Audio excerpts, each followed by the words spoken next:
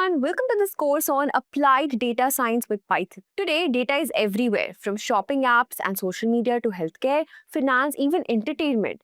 Data help businesses make smarter decisions every single day. But raw data alone is not enough. What really matters is knowing how to clean it, analyze it, visualize it, and use it to solve real world problems.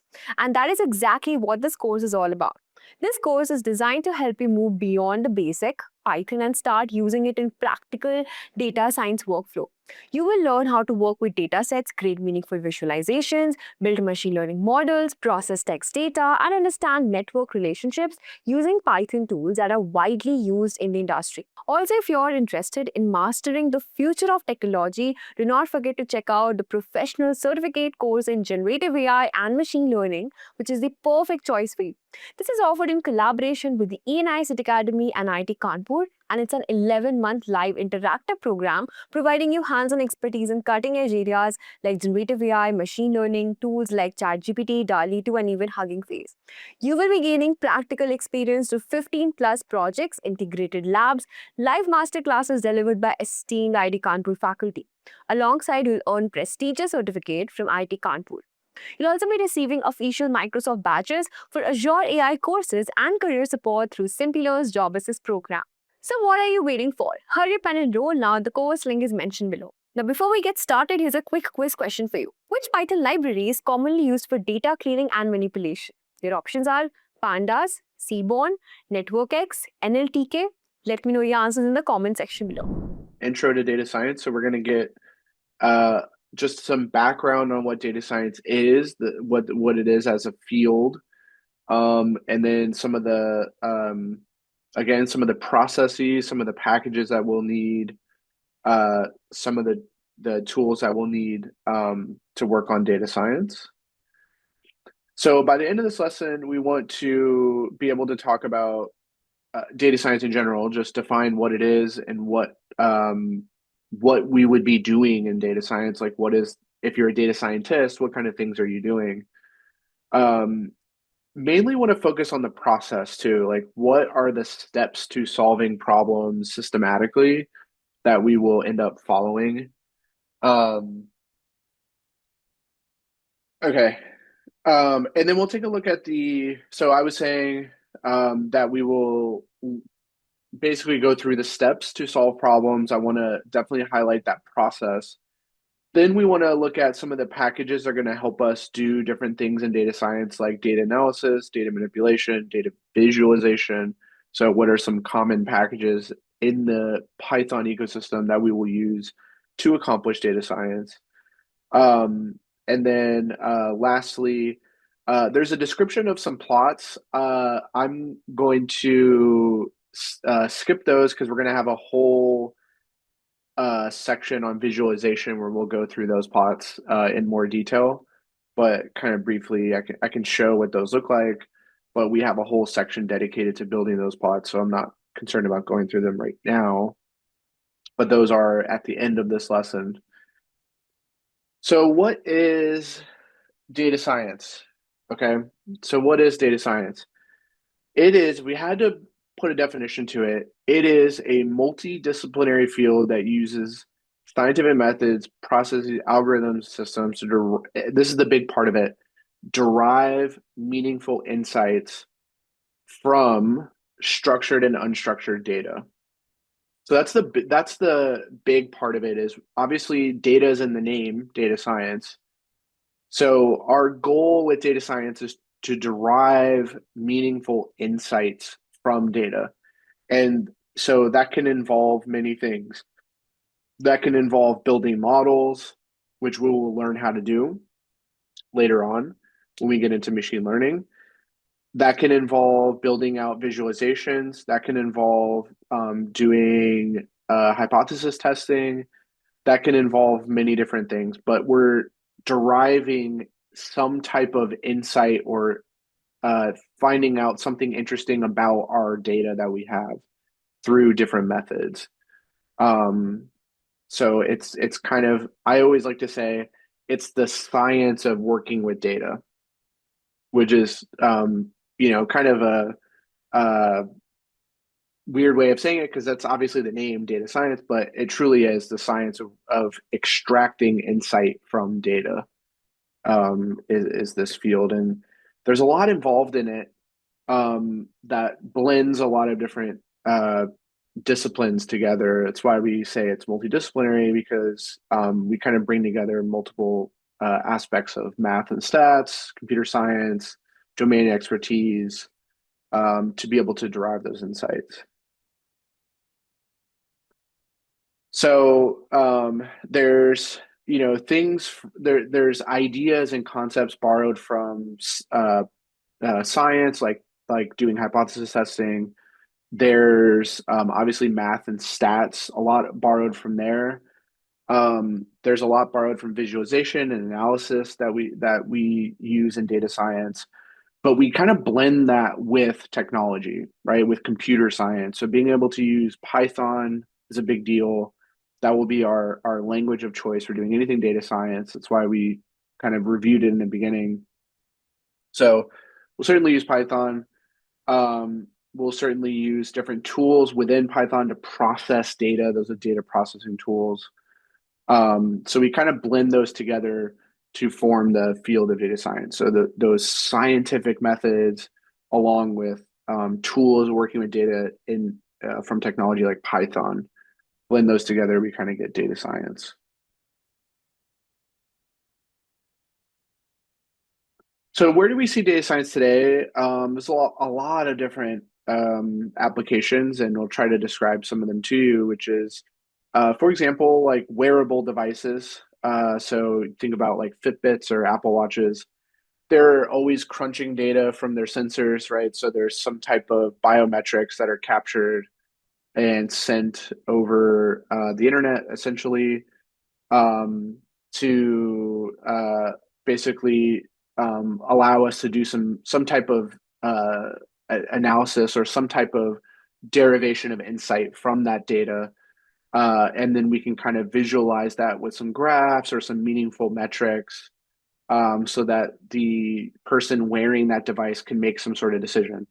So there's some type of insight derived, and usually some type of algorithm being applied to that. Maybe a model's being built, working with the data that's captured from the wearable device, or we're just plotting that data, or we're summarizing it in some way, but making it really useful to the end user to make a decision off of. So we're deriving insights there, from all of the data collected in the wearable device. So that's kind of one application. Search engines use data science to personalize results or offer recommendations as people type in their queries. So essentially, like, you have suggestions, right? Like, and these could be based on your previous browser history, all kinds of data, like your cookies or your what's trending in the world, or like your region. Though you probably have noticed this, right? When you're searching on search engines, you get these suggestions.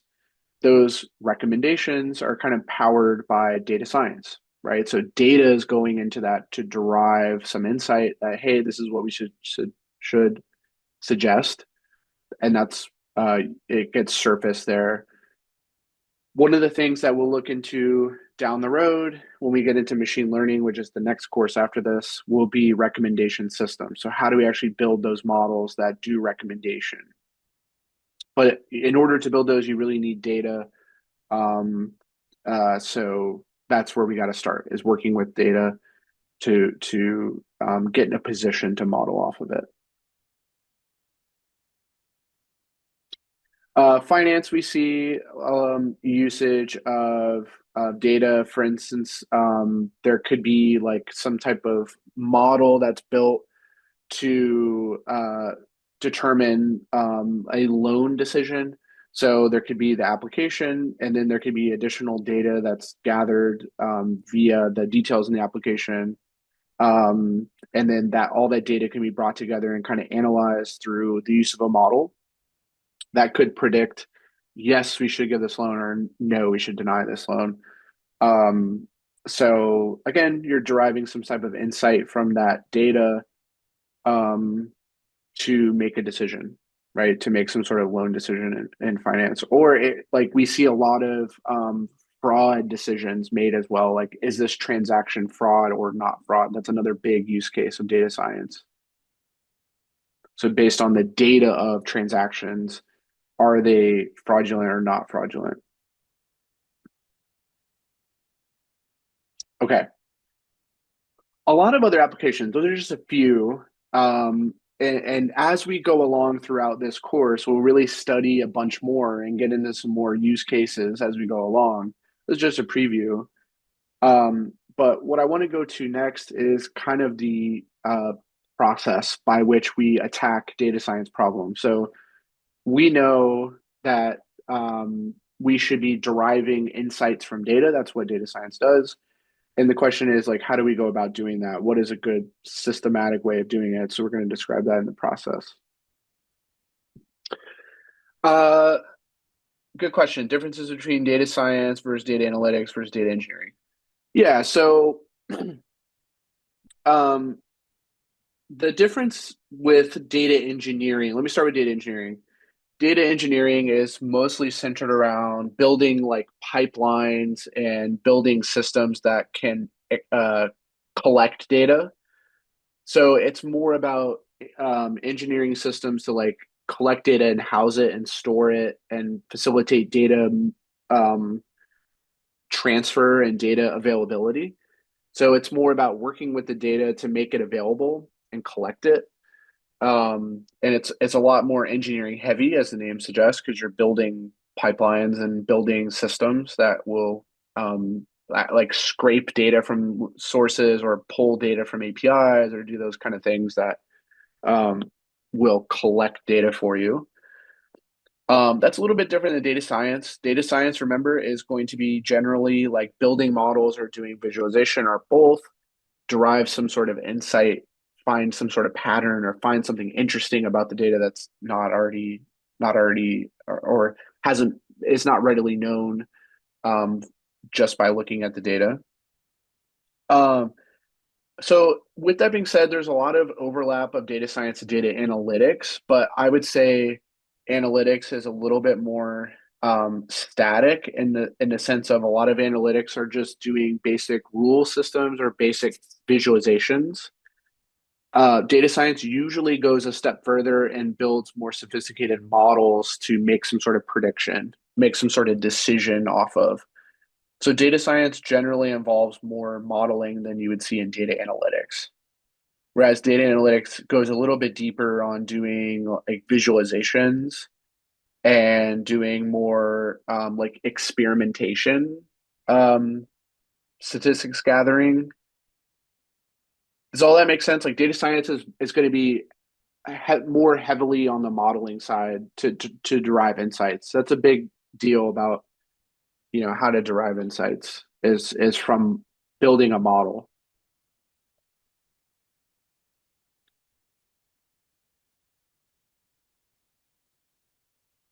Yeah, that's a great question. I know there's a lot of those overlapping terms. This is a really good question. Any other questions?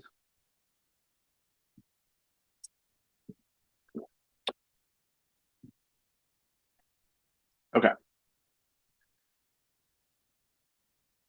All right, let's talk about the process. Okay, so the process is outlined roughly here, but I'm going to take us through every single step. But if I had to break this down into basically a handful of key steps, it mostly starts at here, which is kind of initial problem formulation, which involves collecting data. So usually you have problem formulation. So you need to know like do we want to build a recommendation system for movies? Do we want to figure out if transactions are fraud or not fraud? Like we're coming up with some problem that we want to solve and then going out and collecting data that might help us analyze that problem further. So we'll talk about that. Then comes the kind of data preparation phase, I would call it. So data prep. meaning that we are preparing our data for modeling with that goal in mind. Is our goal is to actually build some sort of model to tell us something, to help us make a decision or derive some insight, right? And so we will do a couple steps. I'll describe what they mean in a moment of doing some data preparation in order to get ready for modeling. Then comes the actual modeling phase. The actual modeling phase, which involves building, training, evaluating, all of that. Um, and so then comes the modeling phase, and then comes the actual deployment of the model, meaning that we use it in the real world uh, to bring our insights into an actual system, integrated into actual systems, so that those decisions can actually be made and used by an end user, let's say. I believe you can call a data science process even if no model is built. Step 4, 5. Um, you can, but so I think that's fair is to say, like, if even if you're not building a model, so you're thinking just steps 1, 2, 3, 4. Yeah, that's true. Um, or even just 1, 2, 3. I think that's fair, but most of the time in this course or in this program, we're really going to be building models. So I want us to have this in mind is like even if we stop here and don't do any model building, this is what we have our eyes to is the ability to model if we want to. Okay. But I think it's a fair point is that it could be um, it's a fair point that you could just imagine getting your data together as really like um, kind of a data science process. Is feature engineering the feature that will use the feature? I'm going to describe what feature engineering is in a moment. I'm going to go into that in further detail in the next couple slides. So just hang on when I say feature engineering. We'll talk about it. We'll talk about it. I was thinking for A/B testing and probably where there's no model, would you call this a data science project? Um, it, that's up for debate. A/B testing, sometimes that falls under analytics. Sometimes that falls under data science. I, yeah, sure. We'll talk about doing A/B testing. So even when there is no model, so I think it's fair to say it's part of data science, which would kind of just be steps 1, 2, 3, 4. So yeah, I see where you're coming from. I see where you're coming from. Yeah, traditionally A/B testing is more like experimentation analytics. I agree it's not traditional data science, but we will cover it because it's an important aspect of data science with the idea that the the part of deploying a model and seeing what the results are would be like an experiment, right? It would be we think of it as an experiment where I build some model, see what the results are on a different group than a kind of a baseline control group that's not exposed to that model. So it's important for us to know what it is.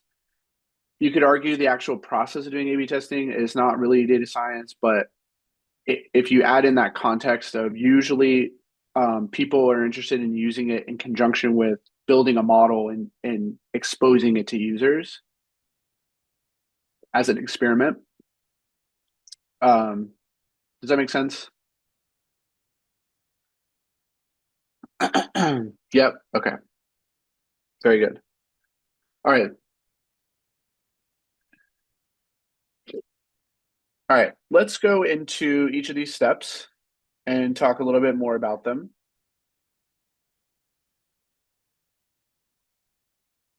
Okay. So, excuse me. Usually things start in the beginning with a problem definition, which is a goal or a question that will be addressed through collecting and analyzing and deriving insight from data. So that's the very first step, and usually this is actually something that you would work together with other uh, colleagues usually to come up with. So usually you may come up with this with like a product manager or with another engineering group or something like that to come up with a problem like, hey, we need to build a recommendation system for our users to get better recommendations for their movies or for their shows or for the products on our website.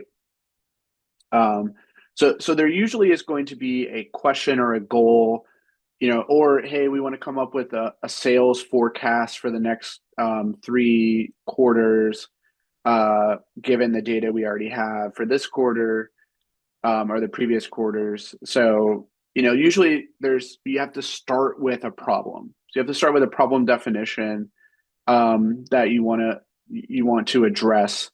And honestly, that goes hand in hand with the next step, which is once you have a problem in mind, you then have to collect data around that problem. So you have to gather the relevant data sets, um, which could also involve working with external partners to do that. So maybe you have to work with data engineers to help you go out and collect that data or make that data accessible. um, you may have to work with, you may have to do it yourself and go and gather historical data that can help answer that problem. So it sometimes is up to you. You have to go and go out and collect that historical data or that data that's relevant to your problem. That is totally possible. But sometimes you're also working with external partners like a data engineer to make that possible to go and collect the data. But of course, the key word here is relevant, right? The data needs to be relevant to the problem that you're solving, and that can be a challenge. So I know these are listed as the first two steps, and they seem pretty straightforward, but they can be the most challenging at times is defining the right problem and collecting the right data, getting that available. It's not always trivial. But in this course, we'll usually assume that we have these two things. We'll usually assume that yes, there's a problem we know we want to address. For practice purposes, we have that. And then we also have data already available for us. We don't have to go out and fish for it and collect it and scrape it from somewhere. We'll assume that's already been done, and we're just using the data that we have available. So in this course, these two steps will usually be done for us, uh, mainly just for so that we can practice all the other steps. But in the real world, that would usually be someone you're working together to formulate a problem with external stakeholders, and you're also gathering data either by yourself or with the help of maybe like a data engineer or someone like that. Okay. So again, these two things we'll usually have uh, in this course, which leads us to the next phase, which is that data preparation phase. So this is where I said we need to clean the data and explore it a little bit. So usually this process can take some time. So it can be a very time-consuming process. But the typical tasks we're doing here are getting a handle on any missing data. So figuring out a strategy to handle missing data, we'll talk about that. How to identify and handle outliers, we'll talk about that. Maybe duplicate data, inconsistent data that doesn't make sense. We can identify that. We can get rid of it or have some strategy to handle it. So getting a handle on cleaning up our data is going to be an important task, and that might take some time. That might take some time to work with our data and kind of do some. We have to learn how to do the proper code, clean it up, get it to a good state. And then once we do that, we can start to explore it a bit to gain insights. And this is where we'll usually use visualization at our disposal. So maybe we'll build some graphs to quickly visualize, get some patterns, see what the data looks like, figure out if there's any relationships in the data. That's what we'll learn about visualization that will really help us. So when we say explore, we're mostly talking about building graphs to help us kind of tell a story about what we see in that data, assuming that it's been cleaned up, right? Assuming that we have it cleaned up, we've removed all our missing values, outliers, inconsistent values. We now have a clean set of data. We can start to explore it. So usually doing visualizations. It could also be, it's not only visualization, but it could also be summaries. So maybe it's really useful to tell a story like what is the average for all these users, or what is the average sales for the last few weeks? What is the median sales? Like those kind of statistics might be really useful summaries to tell a story about the data. Okay. Okay, so we have our steps here: problem definition, data collection, cleaning, exploration, first three steps. Any questions about those first three steps?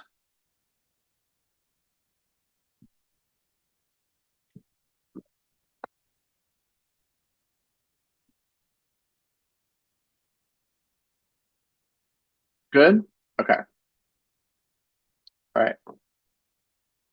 And again, we're gonna like as we go along, we will deal with these problems. We'll have actual examples that will deal with this process. So we'll see this process from end to end many times as we get into our examples later on. Bronze, silver, gold. So usually those are like data engineering terms to refer to this the basically how clean the data is. So like bronze is kind of like the rawest form. It's usually like data that has not been aggregated in any way. It's usually pretty raw. It hasn't been cleaned up in any way. Silver might be cleaned up but not really aggregated. So silver might be like we've removed missing values, we've removed outliers. So silver is a bit cleaned up, but it's still kind of raw. And then gold would usually be like our final transformations have been applied to it. Like maybe we've done some averaging, we've done some transformations. So usually those are terms that you see to refer to the different like stages of quality. Gold being like the highest quality, like the final data set.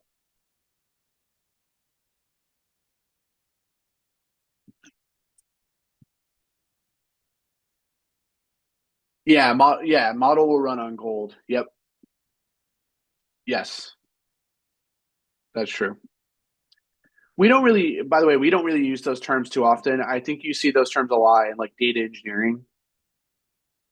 Don't really see them that much here, just because the assumption is that we're always going to clean up, like our models aren't going to be good unless we get to a gold state, right? And unless we clean up our data, unless we do the right transformations that make sense, like our models really aren't going to be useful until we reach that state. So we're always going to be pushing to like clean up and get to a good state.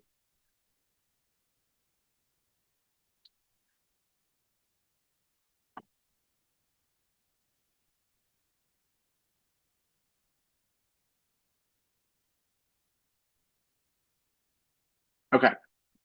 So we have one, two, three. Let's look at the next few steps. So once our data is clean and we've explored it a little bit, this is step four, which is feature engineering. So this is the other kind of data preparation step that I talked about. So feature engineering, what is that? It is a creation or transformation of new features. So you might ask, what is a feature? A feature is just a variable that is an input to a model. Okay. A feature is just an input. So I want you to think of like in an Excel spreadsheet, a feature is something like a column. It's an independent variable, like a column that we would use to build a model off of. Like that will be one input. We would call it a feature that's going into the model as an input. Okay. So feature engineering is the process of kind of building new features. And those can be by doing simple transformations. Like maybe we do some scaling, like dividing by 10, multiplying by 10. Those are simple scaling we can do to features. We could do more complex transformations, like doing a linear transformation to it. We could take a square root, we could take a logarithm, we could take an exponential. Many different transforms we can do to our data to create new features. And sometimes that makes sense to do that. Sometimes we don't need to do that much feature engineering, but that's something we will get a feel for as we start to do examples. Is like, when does it make sense to do feature engineering, and when do we not have to? So feature engineering will be more of an art than a science, honestly. And we're going to do plenty of examples where we do feature engineering to see what kinds of transformations we typically will do.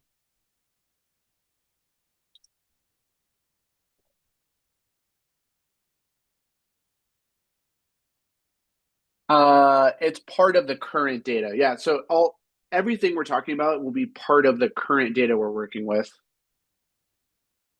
Is it always performed? No. We don't necessarily always do feature engineering, but it is a step. Like, we can and we should evaluate if we should. Okay. So will we always do it? No, but we have the ability to do it. And it's a step worth calling out because it can be very valuable to do. So again, we haven't learned how to do that yet, so it may not make that much sense to us, but I'm calling it out as a very important step in the process. And as we start to do examples later down the road, we're going to come back and spend some time on feature engineering because it is an important step. It is an important step often to do it.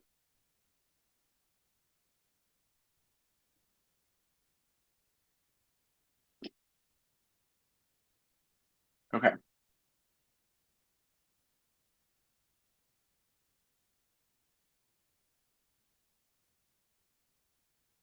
Yeah, I see how it can be a little confusing. Yeah, feature is in data science, feature is just a variable. It's like an independent variable that's an input to the model. Yeah. It's a little bit different of a meaning than like a feature, which is kind of a new piece of software you're adding to existing software, right? A little bit of different um, terminology there. Okay. So this was step 4, and this was data prep. So draw a line here because this is all like the data prep, and then these couple of steps here are all modeling oriented. So once we have our data prepared, we've cleaned it up, we've done exploration to determine what we should keep. We've done some engineering to do some scaling or transform the features that we have. We can now build a model. And so this will all be something we will learn in our next, we will learn how to build models in our next course on ML, but just calling it out as, that would be the next natural step is once we have our data cleaned up to derive an insight from it, we may want to build a model off of it. And so that will involve kind of defining a model, training it on this data that we've prepared as step number 5. And then step number 6 will be kind of an evaluation step of determining if we have a good enough model by evaluating it. This, by the way, this process isn't necessarily linear in the sense that we may iterate here and go back and repeat these steps. So we may go back and forth and keep repeating these by building a new model, determining if it's good enough, repeating and repeating and repeating that process. And we may even go all the way back up to here and build some new features if the model isn't doing that well either. That may be possible. So by no means is this process always linear. We may repeat, especially this model training and building and evaluation steps. We definitely can repeat these back and forth until we kind of converge on a good enough model.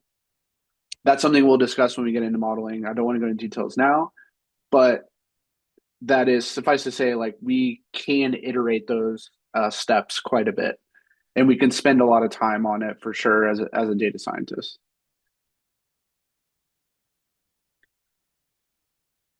Okay.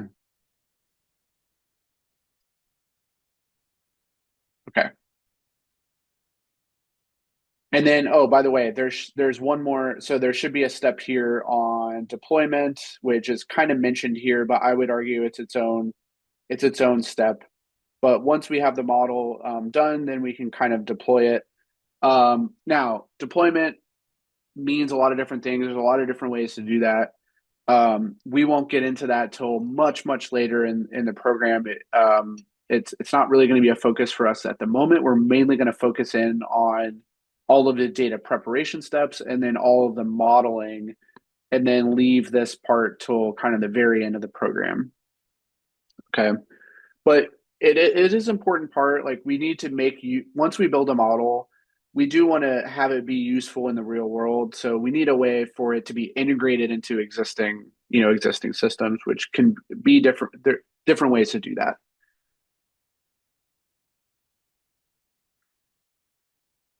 Um, what is the percentage of the model has to see for?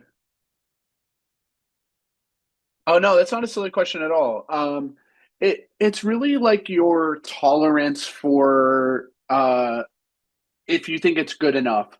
So for instance, I've worked with people where we've deployed models that have been like 70% accurate, and that's okay because we just want to get something out there to test with and to have results.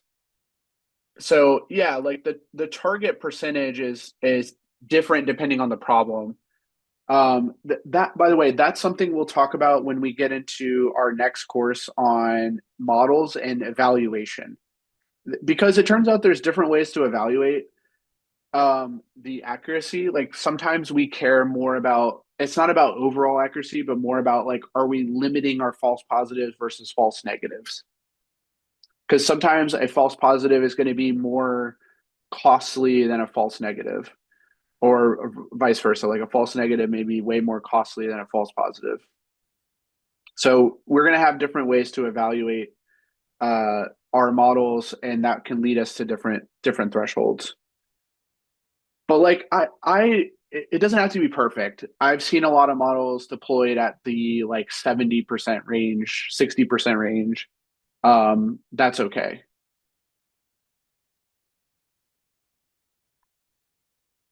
Mainly the reason to do that, by the way, is to get something out there so that you can iterate on it, right? You get something into production and then you can iterate on it after the fact. So you don't want to spend forever waiting for it to be perfect.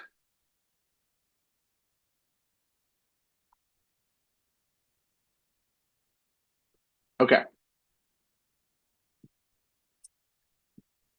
All right. Any questions about that process? I know we haven't covered all the details of it, but just remember right now it's, we formulate a problem, gather data, we do data prep, then we do modeling. And the data prep is going to be something we will focus heavily on in this course. Okay, for the moment, the data prep will be something we really key in on in our last couple of lessons. Okay, things like data cleaning, things like feature engineering. Any questions? Will we cover precision recall? Yeah, we will, just not now. We'll cover that later in machine learning when we get to model evaluation. Yeah, really no need to cover it now. So we're not building any models yet.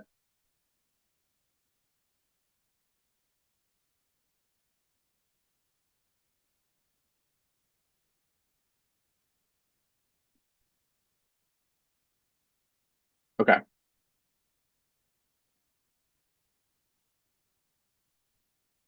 All right, so let's go back and circle around to Python. I know, we spent some time on it already, but just to reiterate that Python will be our friend here when we're doing data science. So it's going to be the preferred programming language for anything data science, and that's true in the industry.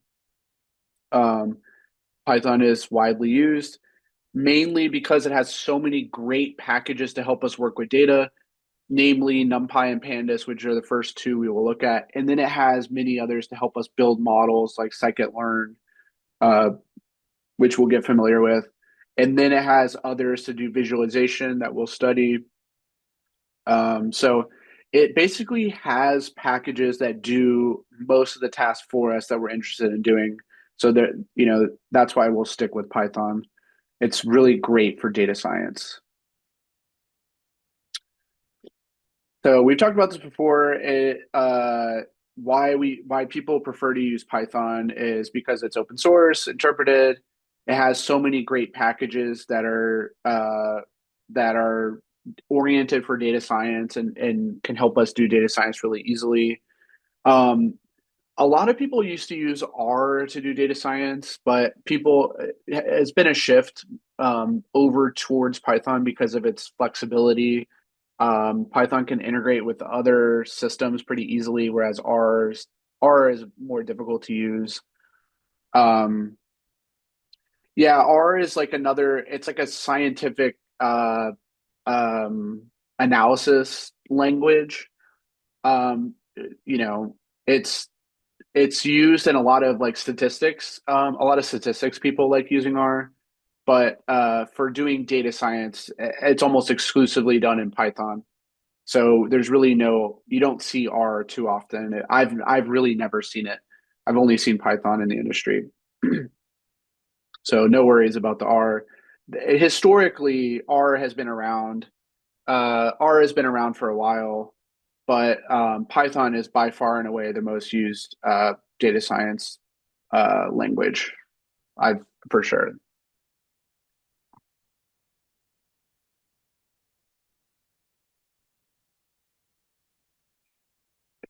Okay.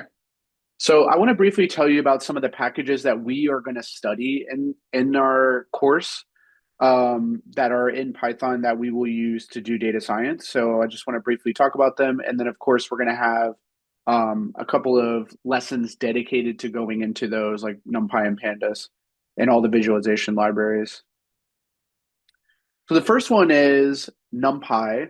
So NumPy is short for numerical Python. So that's why it's called NumPy, the numerical Python.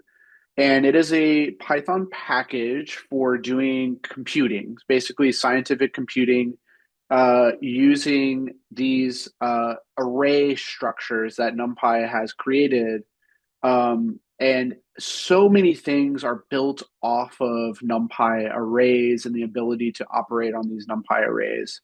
So NumPy came around and created these multi-dimensional arrays, which are essentially like matrices, and also had a lot of different computing tools around the matrices and arrays that so many other packages are built off of. So we're going to learn Pandas.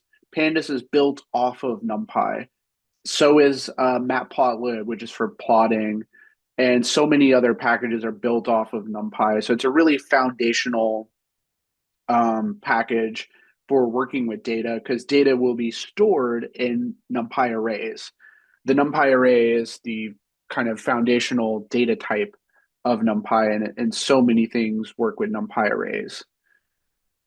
Okay, so NumPy we're gonna have a whole lesson dedicated to NumPy coming up next, but NumPy is going to be the first place we're going to start just because it's so important for working with data. Its multi-dimensional arrays are so useful for storing and manipulating data. Um, so it's pretty important.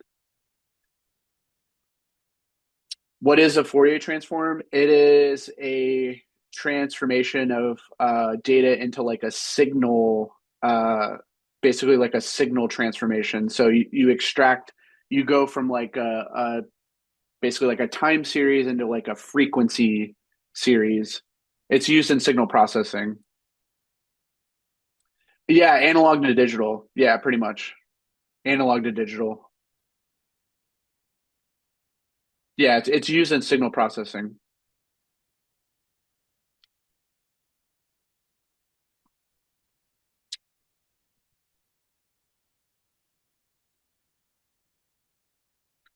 Okay, so the second package that we will study, so we'll start with NumPy. We'll start with that today. So right after this lesson, we'll dive right into NumPy and start working with examples of the NumPy arrays. But right after that is the library Pandas, which we'll spend a lot of time with. Pandas is a library built off of NumPy, so it depends on NumPy, and it basically comes around and provides a more structure to manipulating data. So if you're, like I said earlier, if you're familiar with Excel, Pandas has a lot of functionality that mimics what you would do with a spreadsheet. Basically, like structured row column data is what Pandas excels at. So Pandas is going to be a really fundamental package for us to manipulate data that's structured in kind of a row column matrix format, but it's built off of NumPy. So it uses NumPy under the hood to do all the manipulation, but Pandas provides its own data structures to kind of put data into almost like a spreadsheet format that we can manipulate. Okay. So really, Pandas is going to be really, really powerful for us to manipulate data, and we'll use it all the time. So if anything coming out of this course, you guys will be Pandas experts, if anything else. Yeah, I mean, of course, you'll learn more than that, but I think you'll come away as being really, really good users of Pandas and NumPy for that matter, but certainly Pandas. So we're going to study NumPy first, and then we'll have a lesson dedicated to Pandas right after NumPy. So we'll have a lot more to say about it, but I just wanted to kind of preview that, it's a really important package in the data science ecosystem because it helps us manipulate that structured data that's in like a row column format, like a table. Okay. Then another package is the SciPy package, which is short for Scientific Python. It is another open source library that's built on top of NumPy. So it uses NumPy arrays as its underlying data structures to do the manipulations. SciPy contains a lot of scientific formulas and a lot of scientific computing tools that we'll use, especially when we get into hypothesis testing. So it contains a lot of like z-test, t-test distributions, things like that. So it's tailored for that. It also has things like the Fourier transform as well. It has different linear algebra manipulations as well. So SciPy will be really useful when we get into our hypothesis testing and A/B testing. It has those kind of those distributions that we'll need to do our tests, like a student t-test or a z-test or those kind of things. We'll use SciPy for. So really important package. We'll see later when we do hypothesis testing. Another one that is going to be useful from time to time is the stats models package. So it is one that basically has a lot of statistics oriented things. It has some basic models in there, like linear regression or logistic regression. Um, we will generally favor a different package to do those kind of models, but just calling it out that stats models does have some useful stuff when it comes to doing statistical testing. So there are some like chi-square tests or ANOVA tests that we will borrow from stats models that SciPy doesn't have. We can borrow from stats models. So we will use it when we get into hypothesis testing as well. So these last two, so SciPy and stats models, are two packages that we'll use when we get into A/B hypothesis testing. Okay.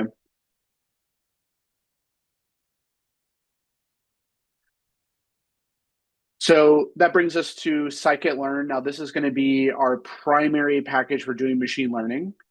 Um, so this will be one that we'll build all of our models and machine learning off of when we get into our machine learning course. So we won't really use scikit-learn in this current course, but when we get into machine learning, it will be our go-to package to do all of our machine learning with. It is a fantastic, fantastic library that's been developed over years to contain all the basic models that we would ever want to build. Scikit-learn is really awesome. So it can build models for so many different use cases. And it's a really easy package to use. It has a really nice interface, really easy interface. So we will see that later on when we get into our next course on machine learning. But just calling it out, that is a very popular data science library, scikit-learn. So when we get into our modeling, we will use scikit-learn. When we do our data prep manipulations, we'll be using NumPy and Pandas.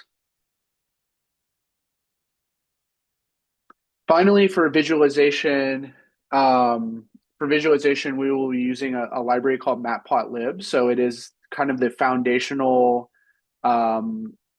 Python plotting library that borrows inspiration from MATLAB. So if you guys have ever used the MATLAB plotting, it's actually very inspired by that, hence the name matplot from MATLAB.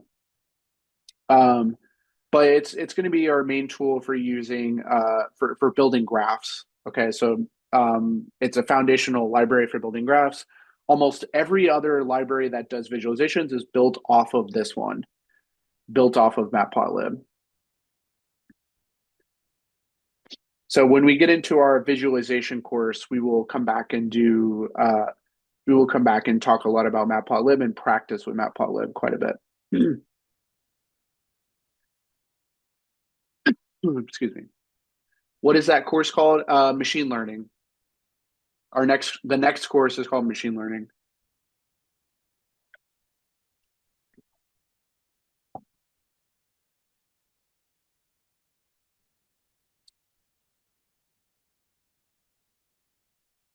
Okay. And then another visualization library that we will lean on heavily is the Seaborn library. This is one that is built on top of Matplotlib. So Matplotlib is kind of like NumPy. It's the foundation, and then a lot of things are built on top of it. Seaborn being one of them. Excuse me. Um, Seaborn being one of them, and it basically has just better aesthetics. It provides better, not only like better aesthetics than just basic Matplotlib. It also has more scientific kind of plots and more interesting plots than the regular ones you get out of the box with Matplotlib. So it has really interesting histograms, file plots, heat maps. It can do statistical error, like confidence interval bars.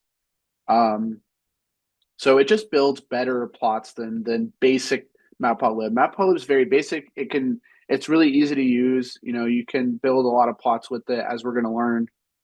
But Seaborn is really nice. It makes things aesthetically pleasing, and so we'll also use Seaborn from time to time.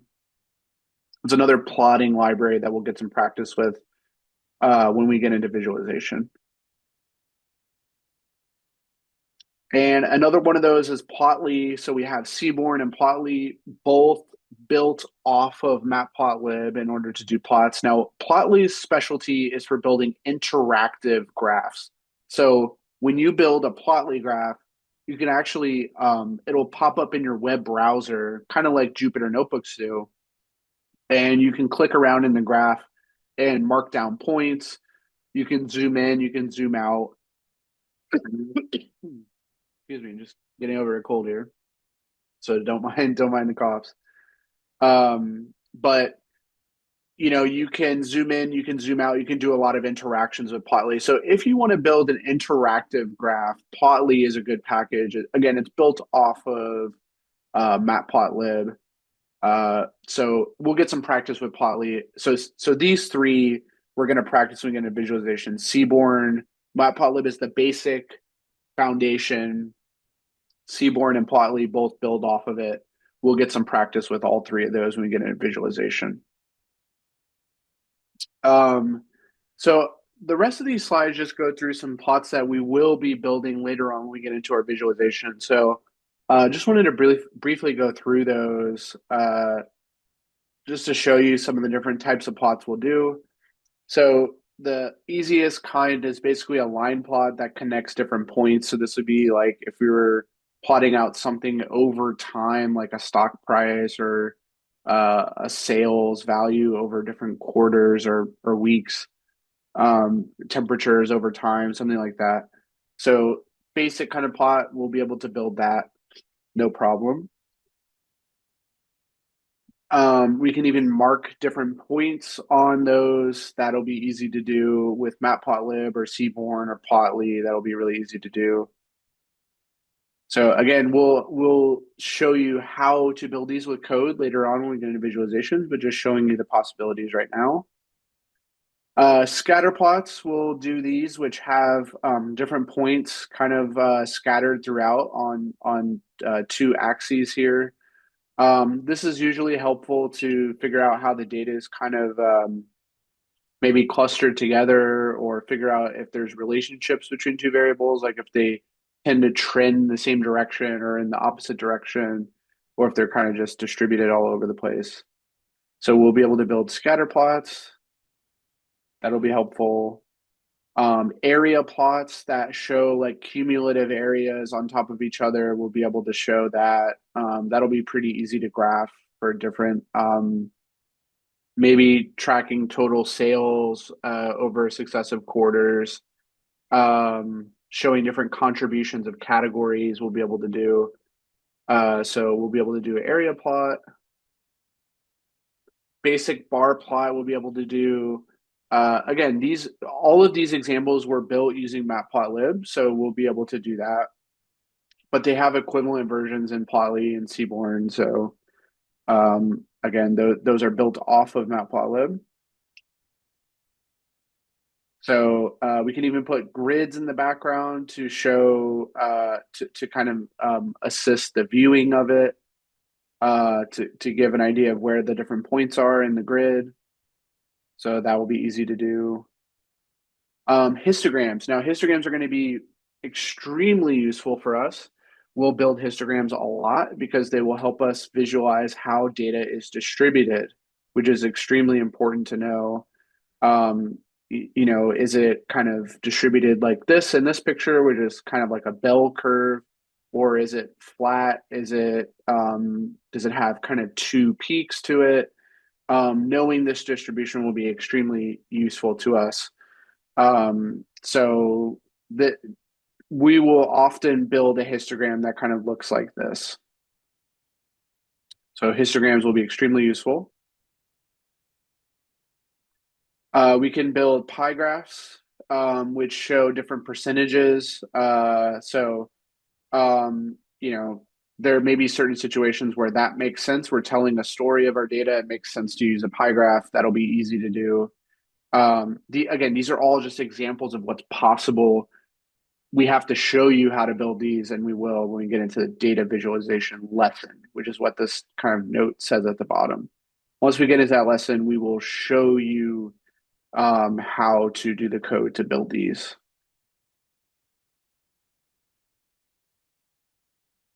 Okay. So just to wrap up this first introductory lesson, we have shown you what data science is, which is kind of the extraction of insight, deriving insight from data. And we have a bunch of different packages that are going to help us do that. We also have a process, which is going to help us do that, which is usually defining a problem, collecting data, doing data preparation, and then doing modeling after that. So, basic foundations at this point. What we're going to do is now go into NumPy. So we're going to start with NumPy and then go into Pandas after that. So we're going to start studying these packages. They're going to help us do some of these different tasks in data science. Any questions at this point?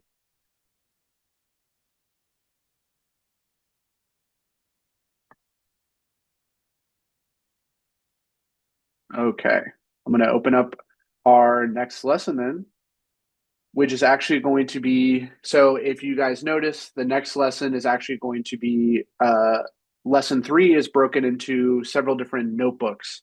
So we're going to be transitioning into notebooks for some of these guys. Do you guys have those notebooks, the lesson 3 notebooks? I can try to share them with you guys if you don't. Or does anybody have the folder and want to share it? for those that don't have it. It should be a collection of several notebooks.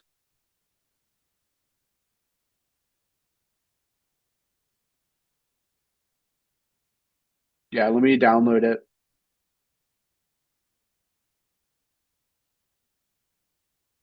Okay, so give me a moment. I will upload it. I have it right here.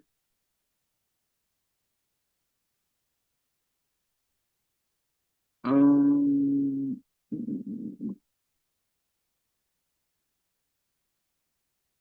okay, I just uploaded it.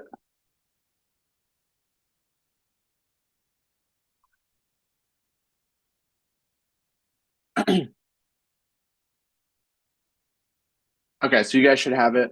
So you want to open those notebooks. Again, you can open it wherever you want. You could do it in your own local Jupyter. You could do it in the lab environment. You could do it in Colab. I recommend Colab just because it's so easy to work with, right? So I recommend opening them up in Colab. That's what I'm going to do. I think it's just so easy to work with. So that's what I'm going to be using.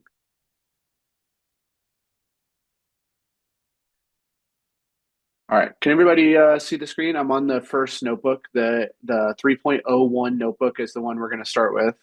The introduction to NumPy.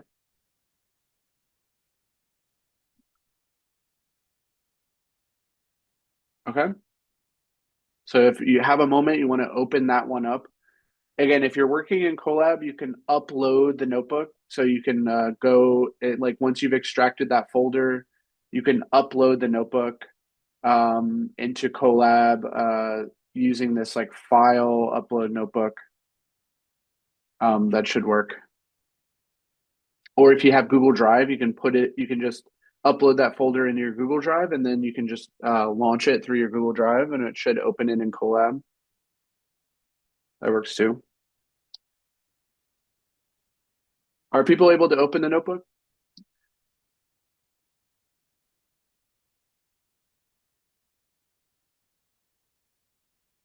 Yeah. Again, it doesn't matter where you open it, just as long as you can, and you can run some of the cells, because that's we're going to be running them.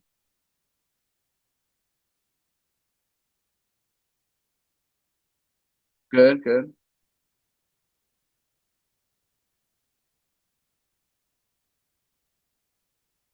good. Okay.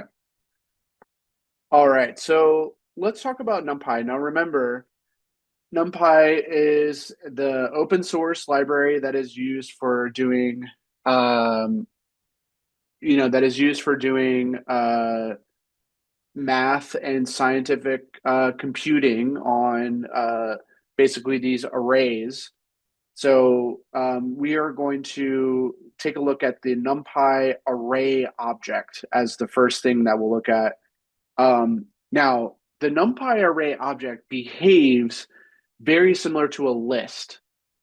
So we learned about lists in our previous course, and the NumPy array is very similar to a list. We can slice it like a list. We can access elements like a list. It's ordered like a list. But it's a lot faster to do mathematics with the array, and it comes with a bunch of built-in functions like mean, median, mode, all these special things on the array that we don't get with a list.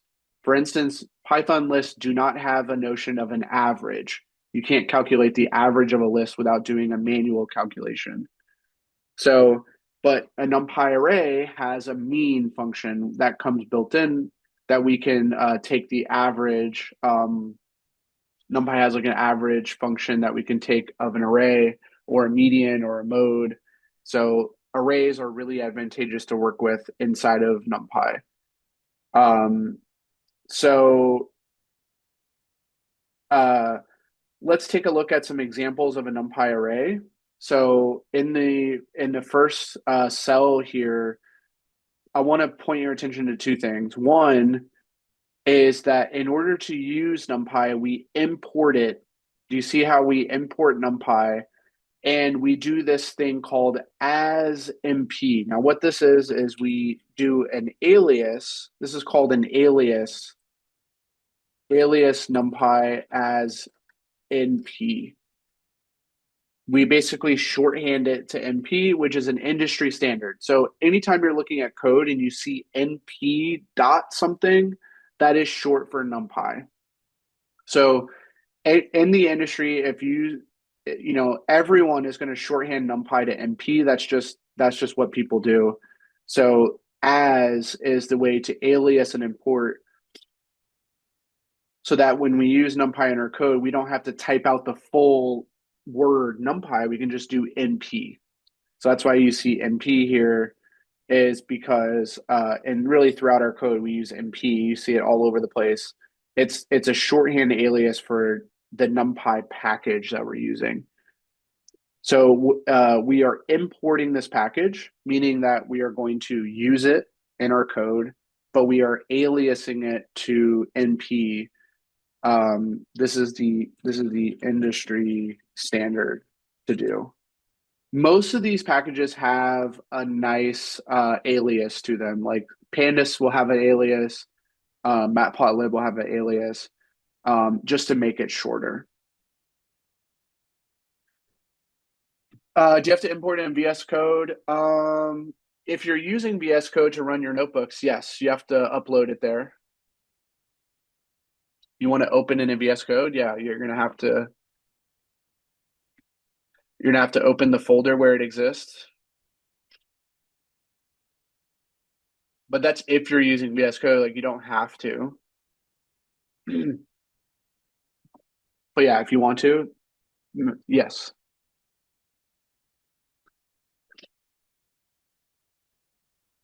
Okay. All right. So the next thing I want to point our attention to is building a NumPy array. So notice that we can build this NumPy array by doing np.array. So np.array builds a NumPy array object. And what we're passing in is just a list of data. Okay, so we have a list of integers that we pass into this NP array, which will build a NumPy array out of this list. So NumPy arrays can be built out of lists, they can be built out of tuples, they can be built out of other NumPy arrays. There's many ways to build a NumPy array, but the most common is to pass in a list, to convert a list into a NumPy array. So here we are building a NumPy array from a list, which is pretty typical. By the way, you guys remember I said that I'm going to be writing a lot of comments. I'll share these notebooks in our Slack after the classes. But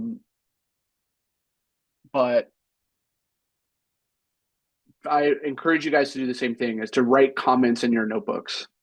Okay, try to write comments in your notebooks to outline what the code's actually doing.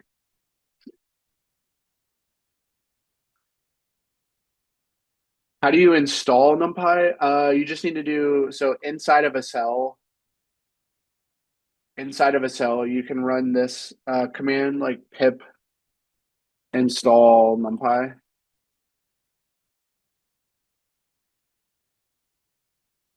Try running that inside of a Jupyter cell.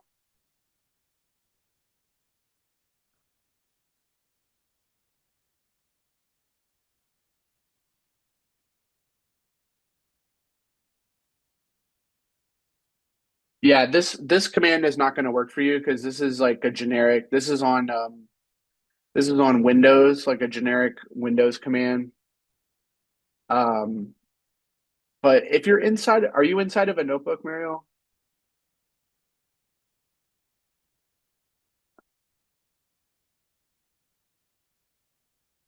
If you're inside of a notebook, just run this inside of a cell. It should install it.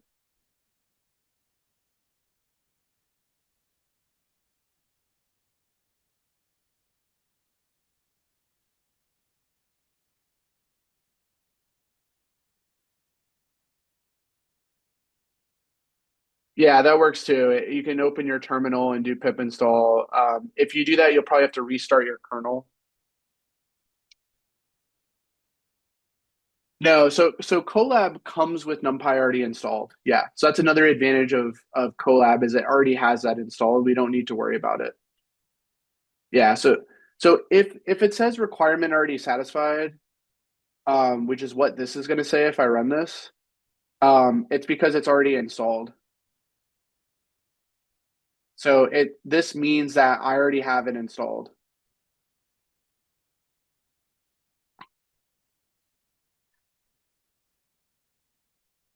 Yeah, you already have it installed. Yep. Yep. So in Colab, it already exists.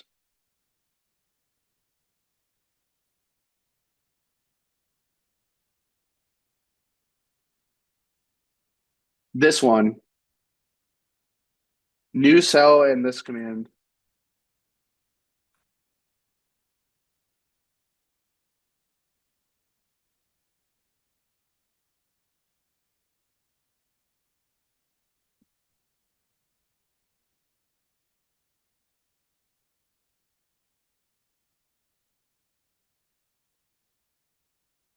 If you can't get it to work in your VS Code, I really encourage you to do Colab as much as you can.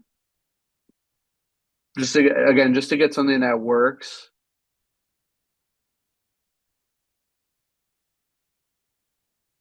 Because NumPy is already installed in Colab, so there's really nothing you need to do extra.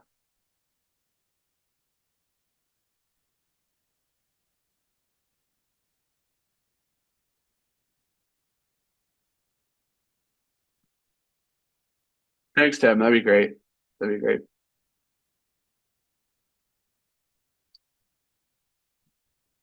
Okay.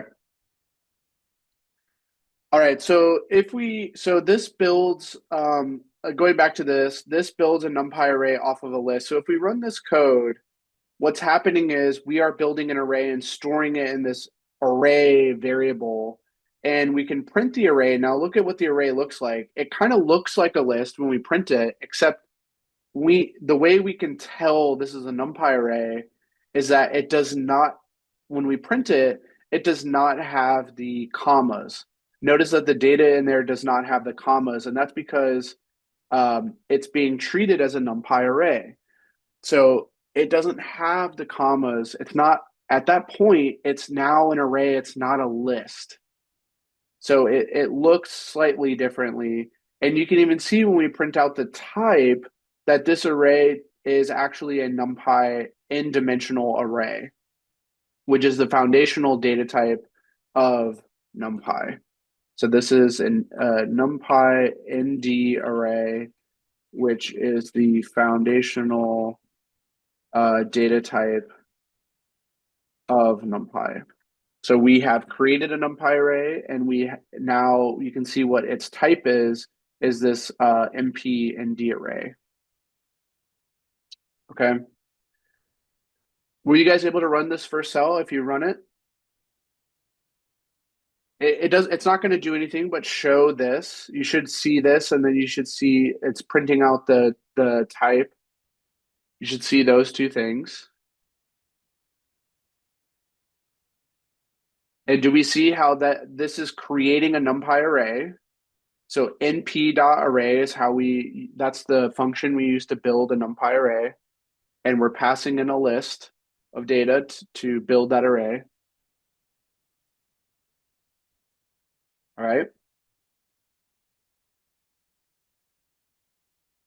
Yeah, it might take a moment to start up the kernel.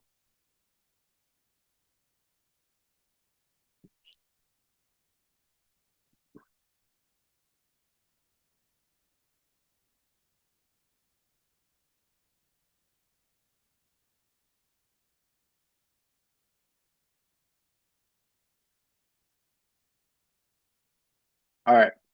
Any questions on this so far?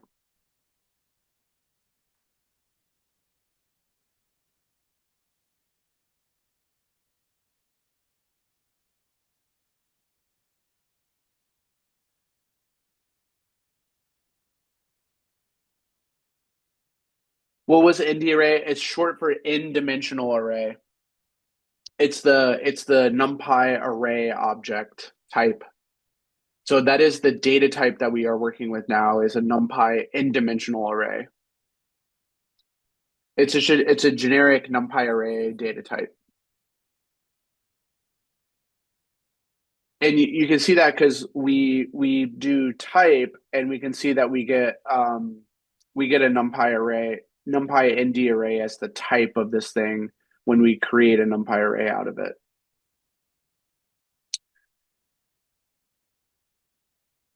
So ND array is short for n-dimensional array.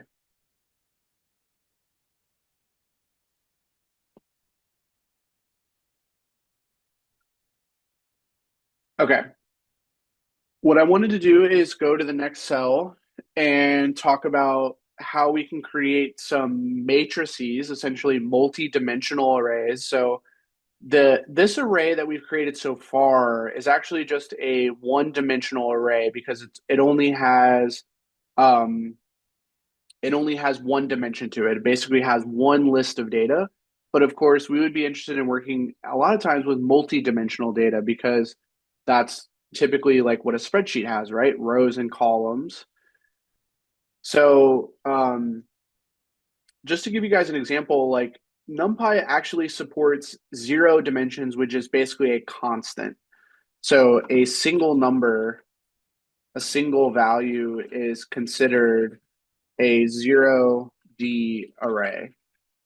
So a single value is considered as 0 dimensions, is just a single value. So if we built a NumPy array and just passed in a single integer, or it doesn't have to be integer, it could be float like 24.6, whatever it is, um, that would be considered a 0 dimensional array. But we've already built a 1D array, which is just a single list, basically a flat list with so just if we use a list with a list of I should say a single list of values is a 1D array. So we've already seen that. It is a scalar. Yeah, we would call that a scalar. Yes. Good. Yes, that's true. Scalar. Perfect.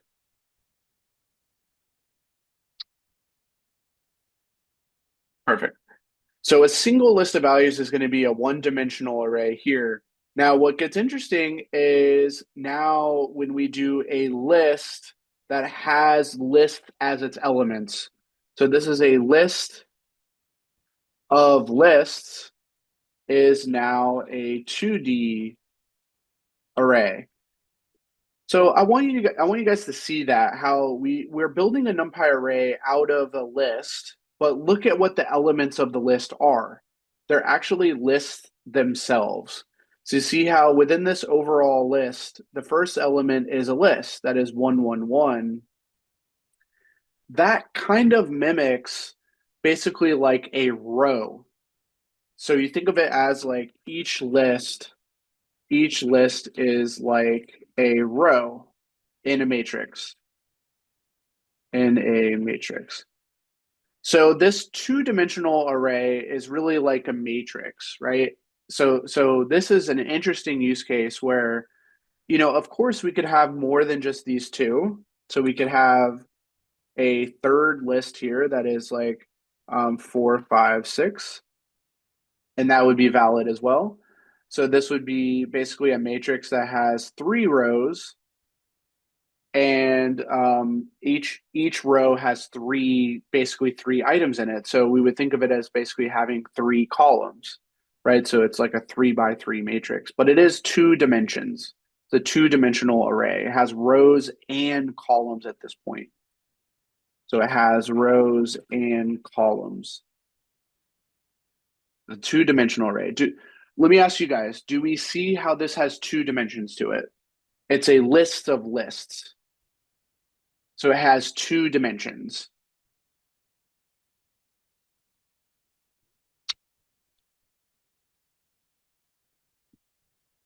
Does all the lists need to have the same rows? What do you think? What do you think would happen if, let's try it. Let's try making this a smaller dimension. Do you think this is going to be allowed? Is this what you're asking? Like if this, can this be a shorter dimension?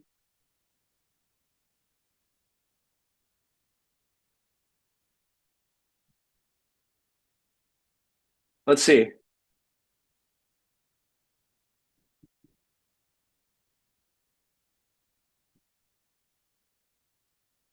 So yeah, this gives us an error. So yeah, you're exactly right. This will give us an error that the dimensions do not match. So this is not allowed, but let's see if I add in the six, this should now be okay. And there it is. This is now okay. No more error. Okay, no more error. So yeah, it's still going to be an error if the shapes do not match. So again, if we made this a smaller one, that's going to be an error, and it's going to tell us that we have one dimension that is inhomogeneous, meaning it doesn't match. It's not the same. They have one dimension that's not the same. Its shape doesn't match. It's not correct. So therefore, we should correct that and make sure it is matching. Okay. So that is a two-dimensional array, list of lists. And by the way, that doesn't have to stop there. We could keep going. So now we have a three-dimensional array, which has lists of lists of lists. So it basically has one of these matrices as each element. So see how this has basically an overall list. So this has it has a list where each element is a 2D array, right? Each element is a matrix. So here is one of those matrices is the first element, and then here is another 2D matrix that is the next element. And this forms a three-dimensional array. So if we print this out, we can see that we get this 3D array where this matrix is the first item, this matrix is the second item, and on and on and on. Didn't understand how 2D is different from 3D. Do you see how, okay, so do you see how with the 2D, basically we take this whole thing and that's just one element of the 3D. This 2D matrix is one element, and then we have another 2D matrix as the next element. So we have matrices are now the elements of the 3D array. Whereas look at what's the elements of the 2D array, they're just lists.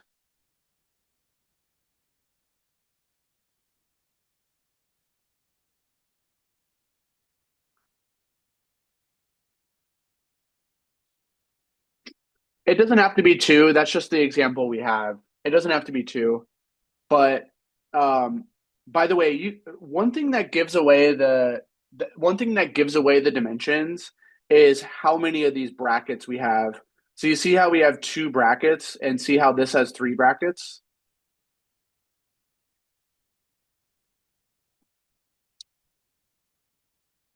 Yeah. Oh, you guys got it. You got it. Roberto, perfect. Yep. You guys got it with the brackets. So what's an example of using a 3D array? Yeah, so something that uses a 3D array would be like a batch of images.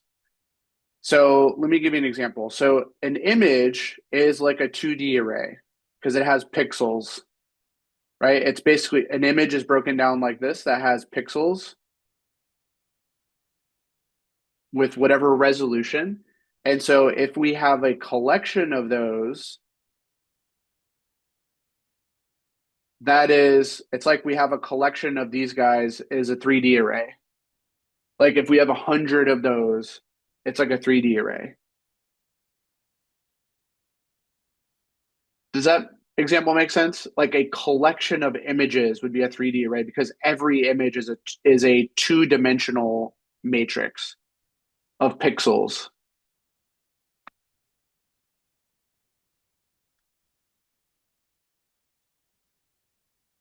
Yeah, a 3D array is a collection of matrices. Yep,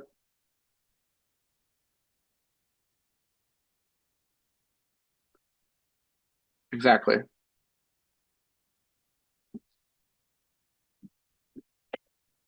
Does this example make sense though? Like this is a good one, I think. I'm glad you asked it because I think it's a good one for thinking about what a 3D array is. Every element is a 2D matrix.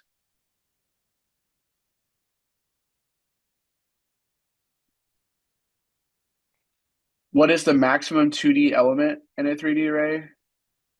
I'm not sure what you mean by that. Maximum 2D element? Oh, how many can you fit in a three? You can have unlimited as much as the memory will allow, basically, as much as your memory will allow. You can have unlimited. You can have as many matrices in a 3D array as you want until you run out of memory, essentially.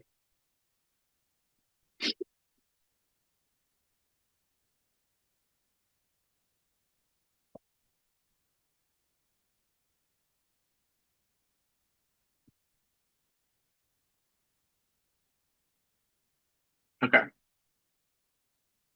perfect. All right, perfect. So just to recap this, we have the NumPy array. So we're able to build NumPy arrays using the np.array, and we're able to take a list of data and populate it into an array. Um, and then what we're going to do is just build off of this to learn how to manipulate that array and do different things with that array. Coming up next. All right, so let's go to the next notebook. Let's go to 3.02. Before I do that, any questions, any other questions about this building an array?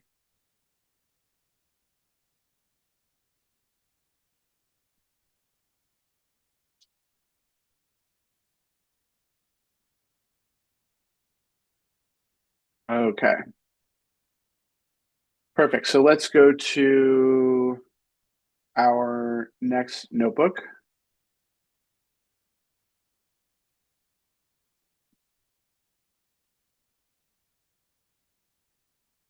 Okay, do you guys have the 3.02 notebook? Do you have it up? That's the next one we're going to do.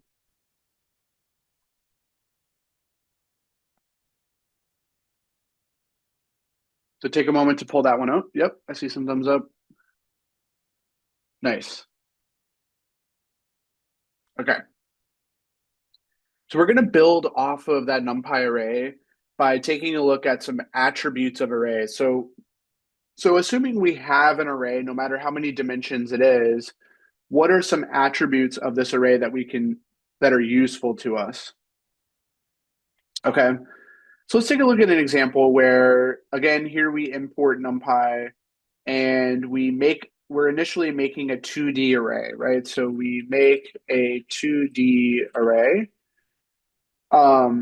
So then what we're going to do is print out a bunch of the attributes about this array, and we're going to explain what they do.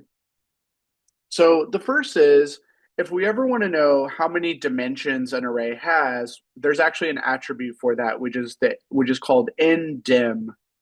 So if we just do dot ndim, by the way, let me call that out here, is we access attributes of an object by using the syntax um, object dot attribute. So in this case, we have our array is our object. So it would be like ie array dot shape would be an attribute. Shape is an attribute of the array. Array is our object here. Okay, so that's our syntax to access different attributes. So the first attribute we're going to learn about is called ndim, which gives us the number of dimensions. And so when we print that out, you can see what it's going to be. It's going to be 2. And that makes sense. It's a two-dimensional array.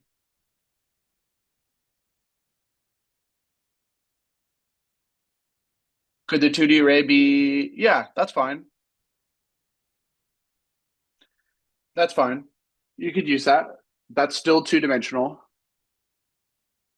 Yep. Okay. Um, so the first is ndim, which gives us the number. This gives us the number of dimensions, which equals two in this case. Okay, and that makes sense. We know it's a two-dimensional array based on the fact that our elements are 1D lists. So it's a we have a list of lists. It's going to be two dimensions. Now shape gives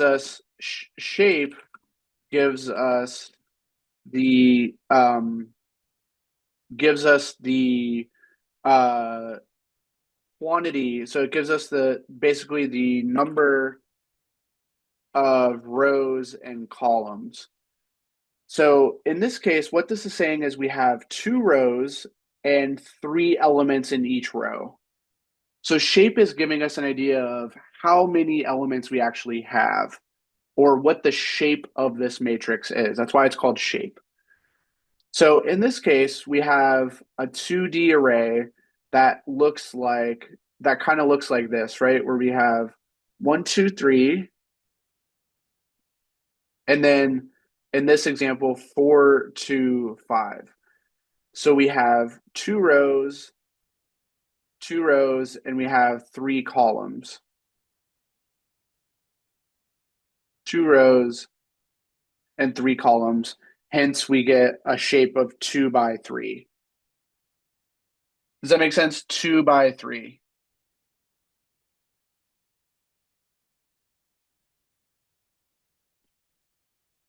Yes, Roberto, that should be true. Yes, that should be true.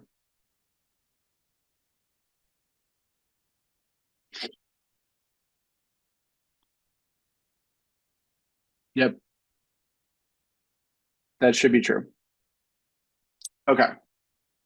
So shape is going to be incredibly useful as we go forward because there's a lot of times where if we have an array, we actually just want to know how many rows and columns it has, which is the shape. So the shape is a good attribute to know.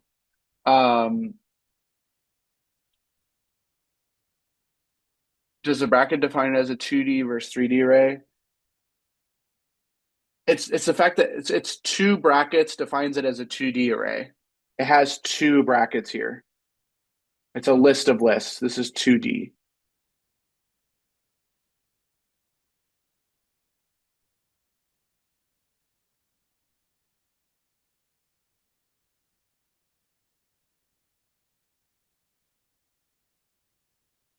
It can. So sorry, yes. A 2D array can have more than two rows. Yes. It's the fact that it has so I meant to say I meant to say that in this shape we're going to see two entries. Sorry, in the shape we're going to see two entries. Yeah, let me correct that. So the dimensions will match how many entries we have here. So if we have two entries because it's two dimensional. That's what the truth. That's the thing that so sorry, Roberto, I was wrong on what I told you. It is when we have two entries here, that's because it's two dimensions, not the fact that this is a two. It's two entries in the shape. By the way, how can we get a third row? We could just add in another list here, right? So if we add in another list that has three elements, like 7, 8, 9, this is still a two-dimensional array. But what I want you to notice is that it's going to turn into this shape is going to turn different and this size is going to turn different, but it should still be 2D.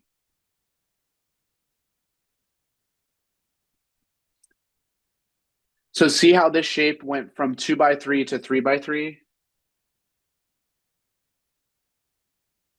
Yeah, the size is going to be the product. That's true. That's true.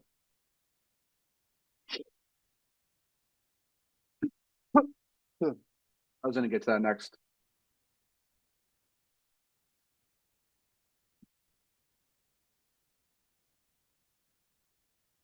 What is the shape with 3 rows? It's just 3 by 3. Do you see that now, Mario? Do you see it? That's 3 by 3. With this has a third row.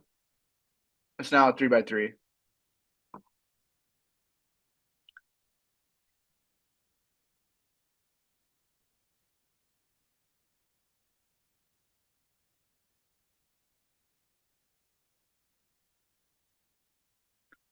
Yep, 3 rows. 3 rows with 3 elements each in a 2D array. Perfect. Yep. So now I want to talk about the size. The size is the total number of elements, in the array. So in this case, we have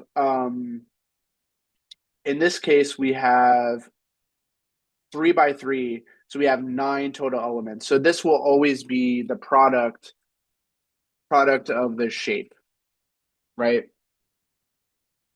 Lots of questions. Let me see. I'm trying to keep up.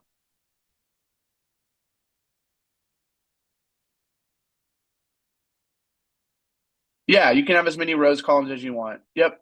No limitation. Do you have a real world example of a 3D array? Yeah, it's the one I gave earlier. It's like a batch of images would be, which we're going to work with images quite a bit when we get into deep learning, is a 3D array because it is an array that has as its elements these matrices that are pixel matrices, right, of different resolutions. That's a 3D array, is a collection of images.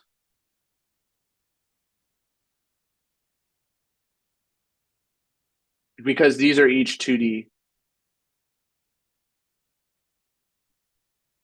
That's a real, so images, these are all images, usually are in a 3D array.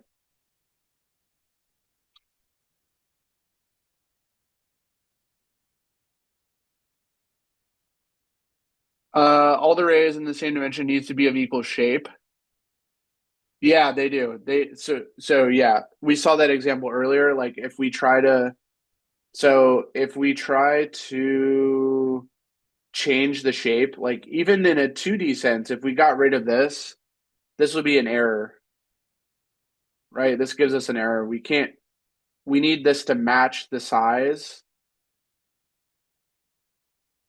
right? We need this to match the size in order to build the array.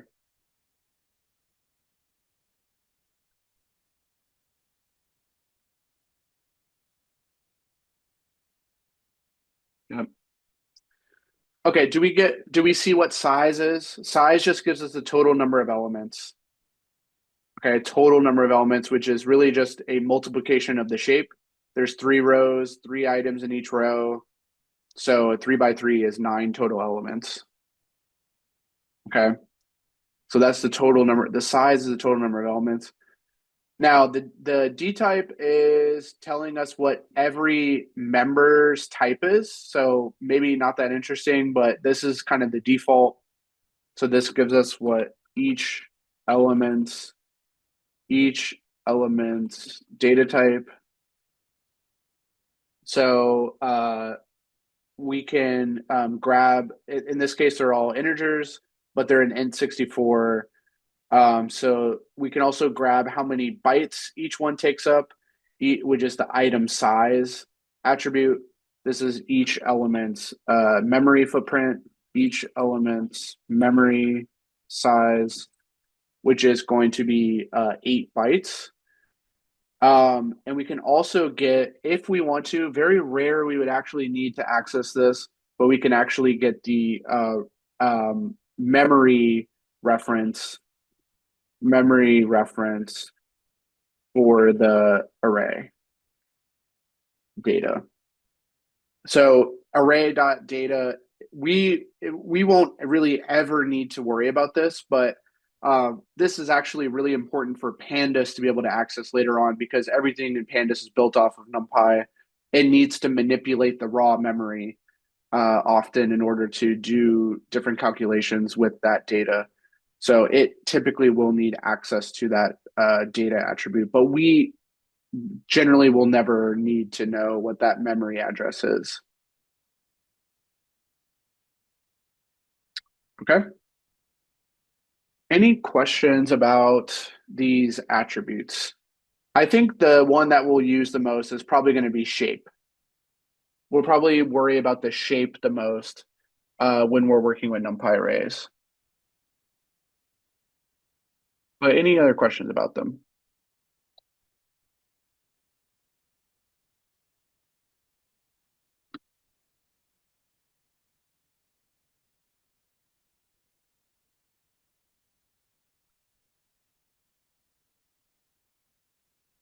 Okay, perfect. Okay, let me show you a couple of functions. All elements in a shady array must have the same data type. No, they don't have to. Just like a list, they don't have to. When we're working with data, they typically will, but they don't have to. Yeah, you can have that. Try it out. Try it out for yourself. Yeah, you can definitely have that.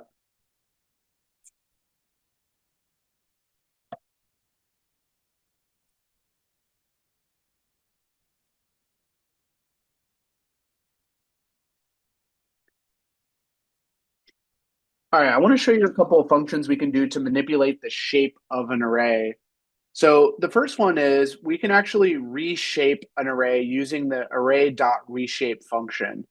So this is a function that we can pass in. So we can do array.reshape, and then we put in the a tuple with the new shape.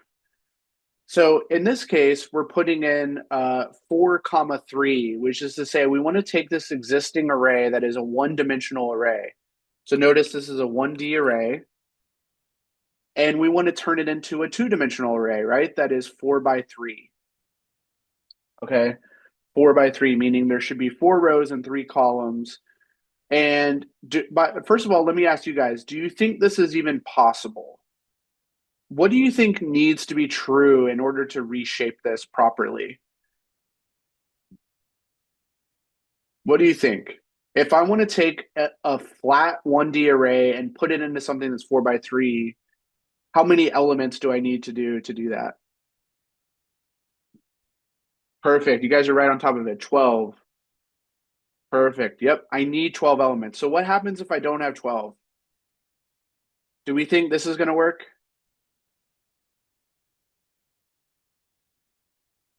Yeah, let's try it. Error. And look at what the error tells us. I cannot reshape something of size 11 into shape 4 by 3. It even tells us directly we can't do that. So yes, that is definitely a prerequisite to using reshape, is that you need this total number of elements to match the number of elements that you start with. And then it will work. So if you're going to use reshape, you can reshape into any shape that you want to. So we could even reshape this into 3 by 4. That would be okay. We could do 3 by 4 because that totals up to 12. We could do 2 by 6. That would be okay. But could we do 2 by 7? No, we don't know how to reshape something that is 14 uh into into a shape 12. We only have 12 items. 2 by 3 by 2? Sure, we could do that. That'd be a three-dimensional. We could do that. And now we have a 3D array because we have each element is 3 by 2, and we have 2 of them. So each matrix is 3 by 2, and we have 2 of those. So we could do that. So that's what reshape does, is reshape can take an existing array and move it into a new shape. assuming that the shapes align properly. So reshape can do that for us. So that's actually incredibly useful. We'll use reshape from time to time. And then we can actually do the reverse of reshape. So we can always take something and flatten it out into a 1D array. Okay, we can always do that as well. So the flatten function can take something and put it into, so this will always give us a 1D array. So no matter what shape we start with, we can flatten it out into a one-dimensional version of it, okay, by using the flatten function. So this does a particular reshape that will completely flatten the array. So you can see it takes this three-dimensional array here and goes ahead and reshapes it, or basically flattens it right into this exactly flat one-dimensional array. So flatten always returns a 1D array. Pretty straightforward. Is there any benefits? Yeah, sometimes we want to take something that is in one shape and move it into another because we're going to manipulate it. We're going to assume it has a particular shape to manipulate it. We'll see that later on when we get into deep learning, especially when we work with images or text. It's going to be important to reshape things from time to time. So maybe not the second, but we get into deep learning, we'll go ahead and reshape.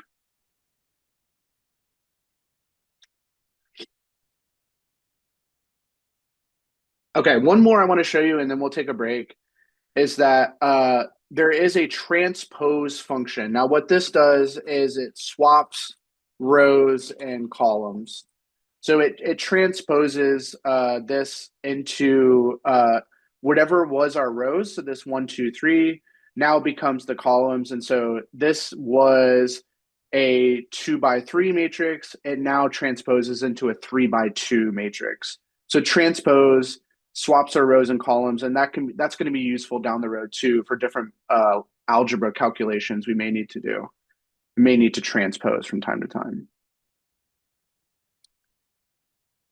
Okay. Any questions on any of these functions? Hopefully they're not too bad. They're straightforward. They're just different reshaping. We have reshape, we have flatten, we have transpose. They just change the shape of the array. So we're going to start with doing some arithmetic operations. So just to show you guys that when you have data in NumPy arrays, you can do element-wise operations, meaning that we can do operations that go element by element, match them up, and do some type of mathematical operation between them. So things like addition, subtraction, multiplication, division, we can do those between elements. So for instance, we have these two arrays of the same size, the same shape, and we can go ahead and add them together, meaning that like this position is going to be added to this position is going to be added to this position is going to be added to this position. Okay, so when we do that, we get basically 40 in every slot because we get 30 plus 10 is 40, 20 plus 20 is 40, and 10 plus 30 is also 40. But look at the syntax of it. There's actually two different ways to do it. You can do the numpy dot add, and then you pass in A and B. So this is one way to do it. One way to add is to use np.add, and then you pass in your array 1 and array 2. So you can do that. And so we add those two and store it in the result. And notice that the result is a same shape array, but just with each element added together from the original arrays. So that's one way to do it. The other is you could just do regular arithmetic. So you could just do A plus B.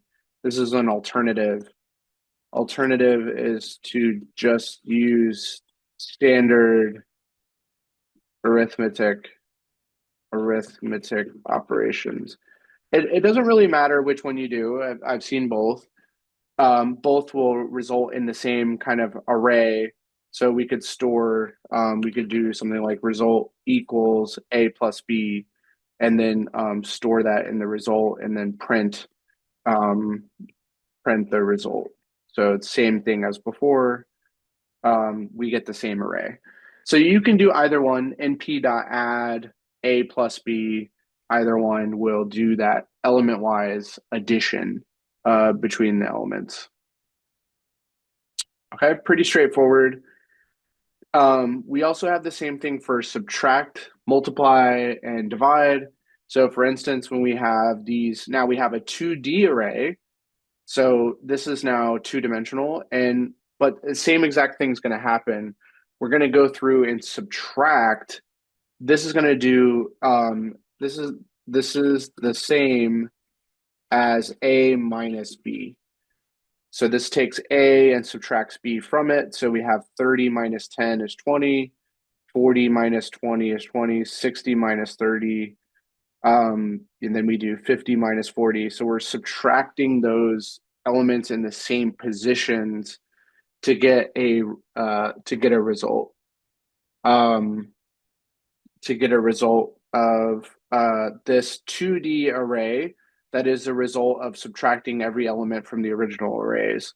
So again, you could do A minus B, you could do np dot subtract. Either way should work. 2D plus 3D, could you do it? Well, you could try it out. So this is a 2D. We could try it out. So let's copy this guy. Let's do this guy, which is going to be a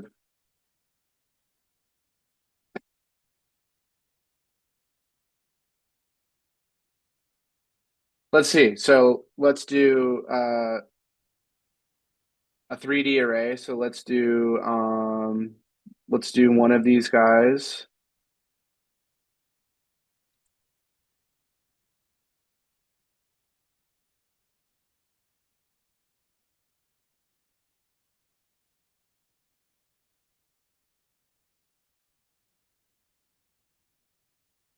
And then let's do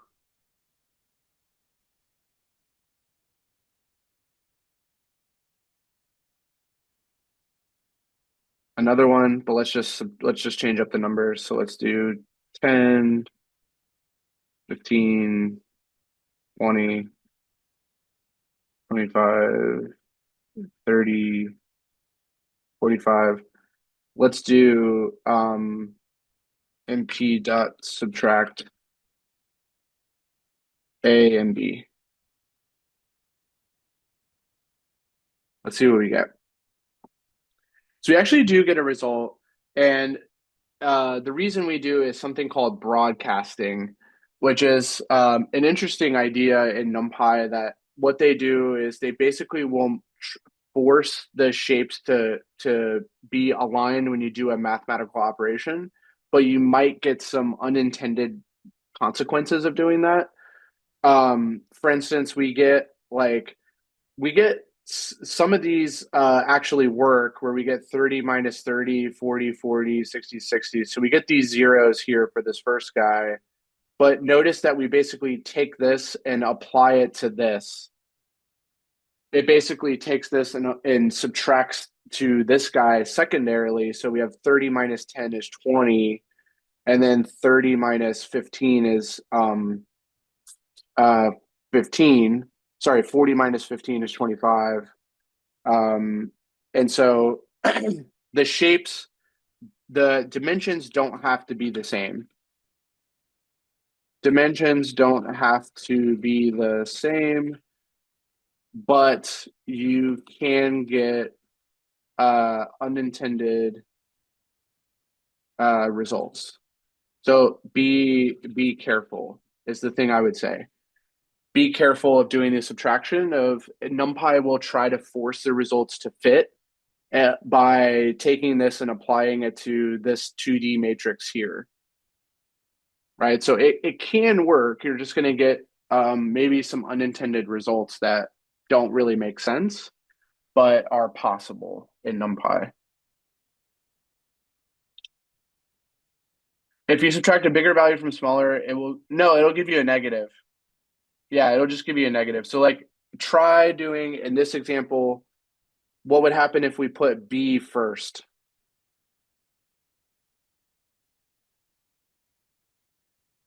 You get negatives. So yeah, it's still possible. You just get negatives there.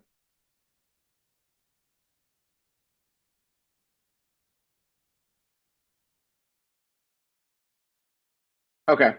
So we can take like 30 times 10, 20 times 20, 10 times 30, and we can get those multiplications. So if we do that, we get this array, which is going to be 300, 400, 300. So these are just element-wise multiplications. Again, the alternative is to do A times B, and that would be the same thing. So we just did result equals A times B. That would be the same thing. But we can do np dot multiply to make it more explicit the operation we're doing, that it's A times B. And this is not to be confused with matrix multiplication. So that's something I should call out here, is that matrix multiplication is a different matrix multiplication is different and will be covered later. So traditional matrix multiplication will be covered later, and that requires the matrices to be compatible, and it's a completely different operation than doing element-wise multiplication. Okay, which is just A star B or asterisk B or np dot multiply. We can do division. So notice that this is again a scenario where the shapes are not the same. We have a 2D array and we're dividing it by a 1D array. Now what happens is we basically take this and divide it by this, and then take this and divide it by this and get this second row. So this size is going to basically match the larger of the two shapes. So this first shape is two-dimensional, 2D. So basically the shape of this is 2 by 3 shape. And this is only basically a 1 by 3. Not even, it's just a 3-element shape. Because it's just a 1D array. So it's a 1D array. So uh, when we do the division, it's going to do that broadcasting thing that I mentioned earlier and try to force this to be able to divide by this. And the way NumPy will do that is say, okay, which is the bigger shape? This is the bigger shape because it has more dimensions. Try to take this and divide it by these guys. What do you think is going to happen if we reduce this size? If we did this, do you think this would work? If I reduce this down to only having 2 elements, do you think this division would work?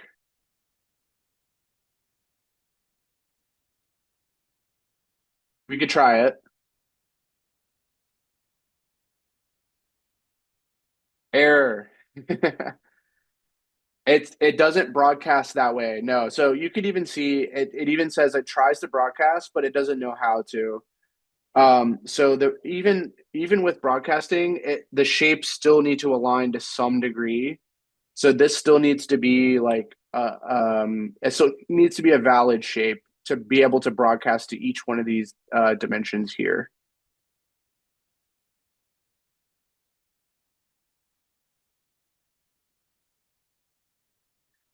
Let's try it.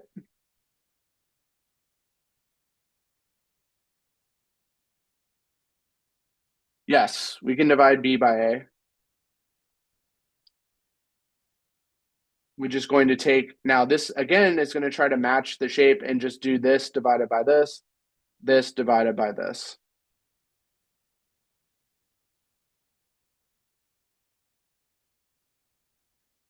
But remember that A divided by B is not the same as B divided by A. They're not the same result.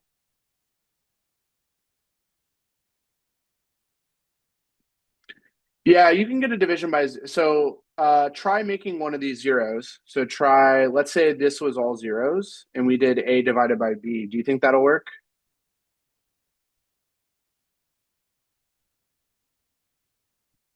Do you think this will work?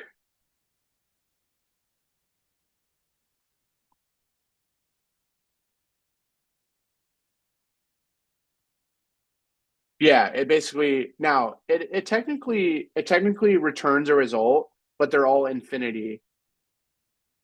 Yeah, it basically says that we have a warning we cannot divide by zero. Um, so it basically says that sure you could do it, but you're going to get infinities all over the place, and it's not you get a warning that you're dividing by zero. So it's kind of like an error there.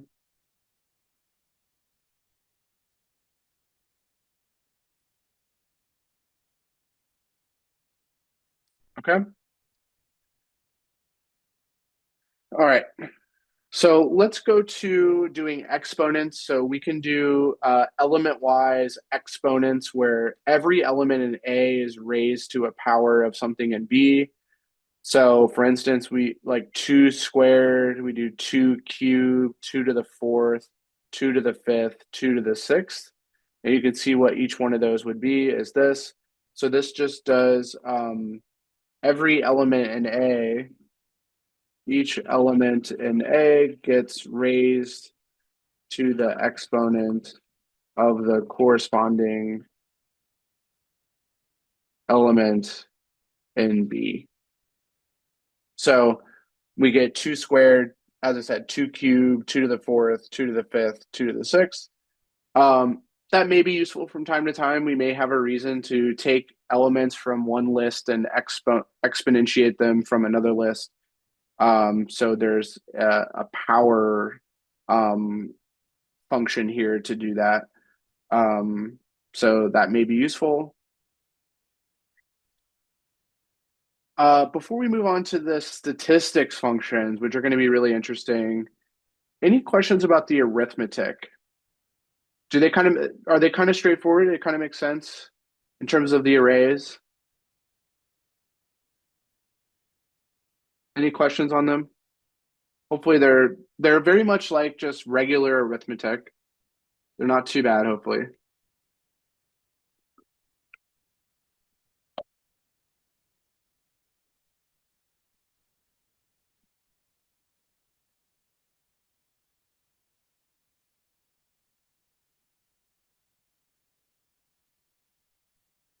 Can you build arrays from set of arrays?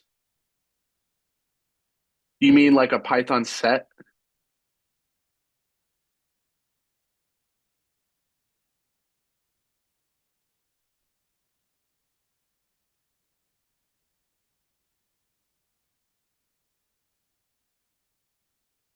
Oh yeah, you can. Yeah, you can build arrays from arrays. Yeah. We haven't done that yet, but I think that's coming up shortly. Yes, but you can. Yeah. Yeah, it's not too hard to do that. So in fact, I can just show you a quick example of that. So we could call a NumPy array uh from an existing uh so we could have inside of a list we could have np dot array and then we could have one, two, three, and then we could have an np dot array, and then we could have four, five, six. So this should make so if we then we let me display x. So this makes a 2D array. Does this make sense? Like I'm defining an array as the input elements to build an array. So yeah, you absolutely can do that.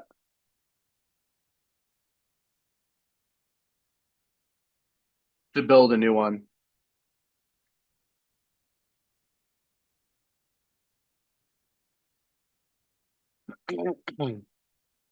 Yep. Okay. Good question. Any others before we go on to the statistics functions?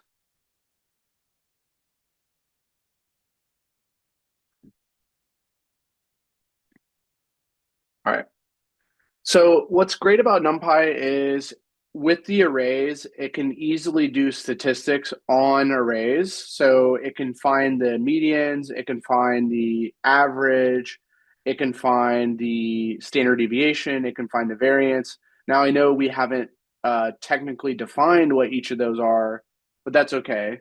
Um, it's useful to know that given the different statistical functions that we may want to do, NumPy can easily compute them on collections of data, collections of arrays, right? Or data that's inside of an array. So for instance, if we have this 2D array here, we can compute the median of all elements in the array, which would be np.median. So there's a built-in function from NumPy, np.median. So we can do np.median finds the median of an array.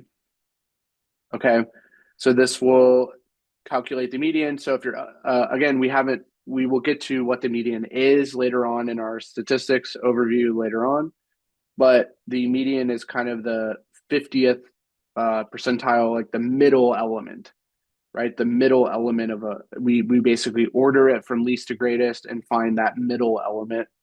So in this case, the middle element is 4 out of all these elements that we have. Okay, np dot median. We can take the average, which is the mean. So that's very nice. We can take the average. So we can do np dot mean, which will take the average of this array. So it'll average all the elements together, and we get an average of 6.3333. So that's very convenient for us that we can compute an average of an array. I want you to, now this seems really straightforward, but I want you to see how powerful this is that lists, for example, do not have this ability. There is no built-in mean function for a list. So that's why this is so useful that NumPy has this ability, and it's really optimized. It's really fast to find the mean, really fast to find the median. It's a really optimized function to do it. Um, if we wanted to find the average, we would have to do it manually on a list. We'd have to total up all the elements and divide by the size of the list. Not that that's hard to do, but it is something manual that we would have to define. It does not automatically exist like what we see here with np.mean as a simple function that we can apply. And we can apply it to NumPy arrays very easily to compute the average.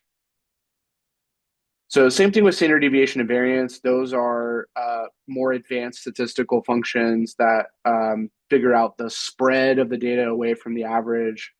Again, we're going to learn about these later on, but np.std does the standard deviation, and then var does the variance. And really the standard deviation is the square root of the variance. So if you took this variance, sorry, if you took the standard deviation and just raised it to the second power, you would get the variance. But you can compute them separately this way. Okay. So pretty convenient that NumPy provides those statistical operations. We're going to be using these quite a bit. Especially when we do like exploration of our data and we want to find an average, we want to find what the standard deviation is. This is going to be really useful to use the NumPy function to compute that on an array of data. Okay, really useful. All right. Any questions about these guys? I mean, they're pretty straightforward, but I know we haven't defined exactly what these are. We will later. So no worries if you're wondering exactly how to calculate these. We'll talk about that later, but Any question about the NumPy functions themselves?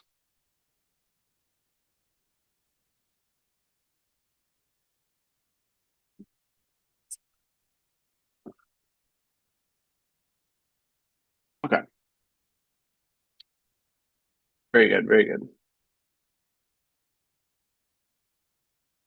Okay, let's talk about percentile then. So NumPy also has a percentile function.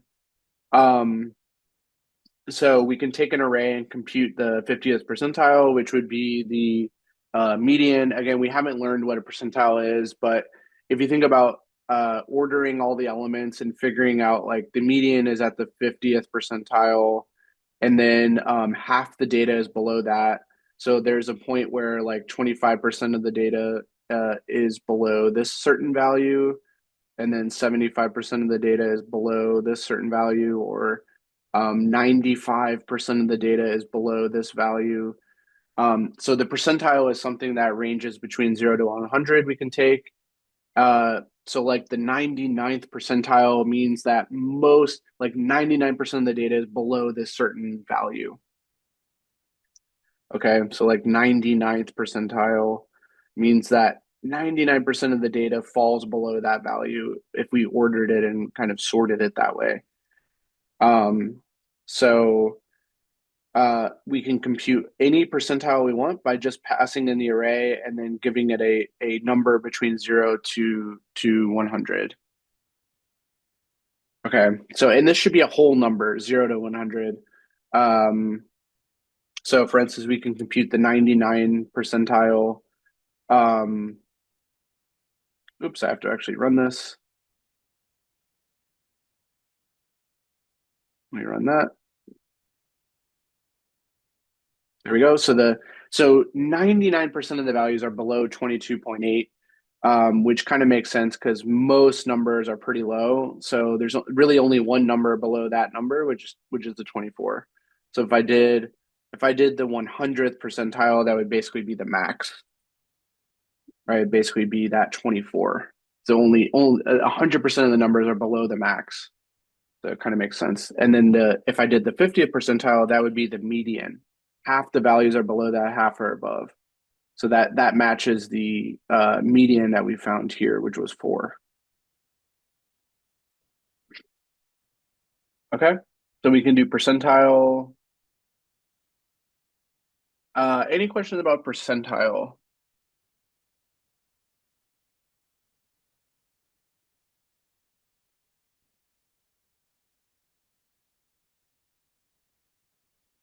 Okay.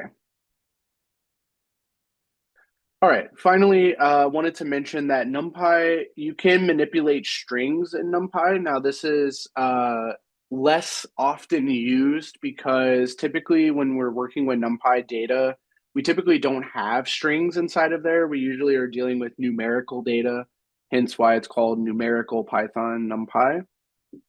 Um, but it is possible to work with strings and do different string manipulations. For instance, if we have a NumPy array that has two strings, hello world, and then another array that has welcome learners, so these are two 1D arrays, we can actually concatenate element-wise strings by using the np dot character module. Um, and instead of doing the reason it's inside of the character module is instead of doing like a numerical addition, so typical arithmetic, it's doing a string addition, which is concatenation. So it's doing um, character addition here, which will concatenate these two strings, hello and welcome. So those end up merged together, concatenated together, and then world learners get concatenated together. So this is the string concatenation, element wise string concatenation. So it's from the np.char or character module within NumPy. Okay. Very rare. It's very rare we would have to do this, but I'm just pointing this out that it does exist. Okay, if for some reason we need to manipulate strings, we will have that ability too. Okay. All right. So um, then we can replace substrings with new strings. So if we have this original string called "Hello, how are you?"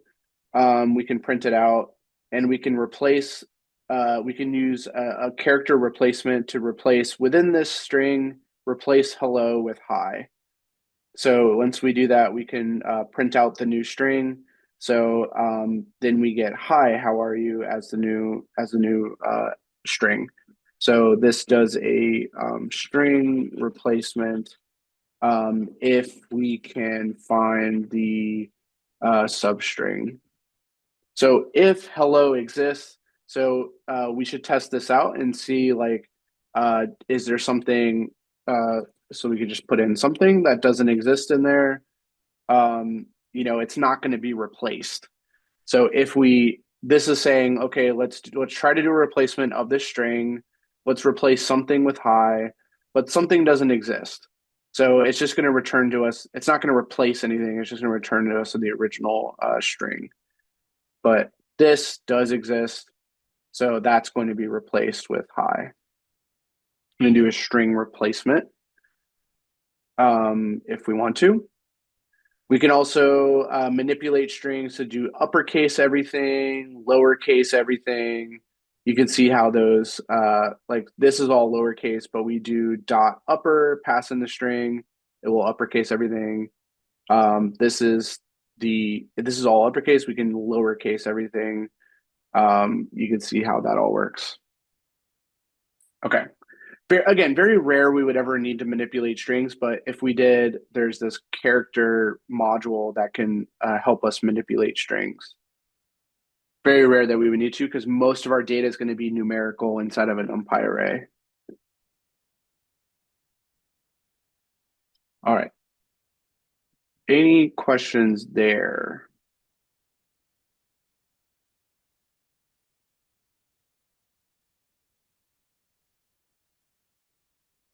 All right. So just to recap, we have our arithmetic operations, basic arithmetic between NumPy arrays we can do, pretty straightforward.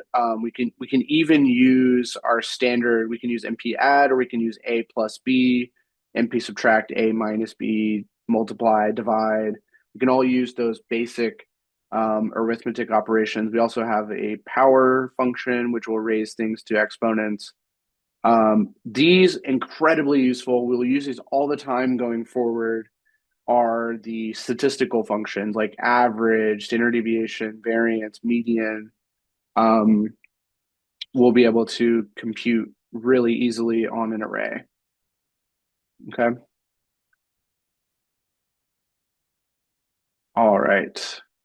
So let's go to our next notebook and continue working with NumPy. So go to the 3.04 notebook.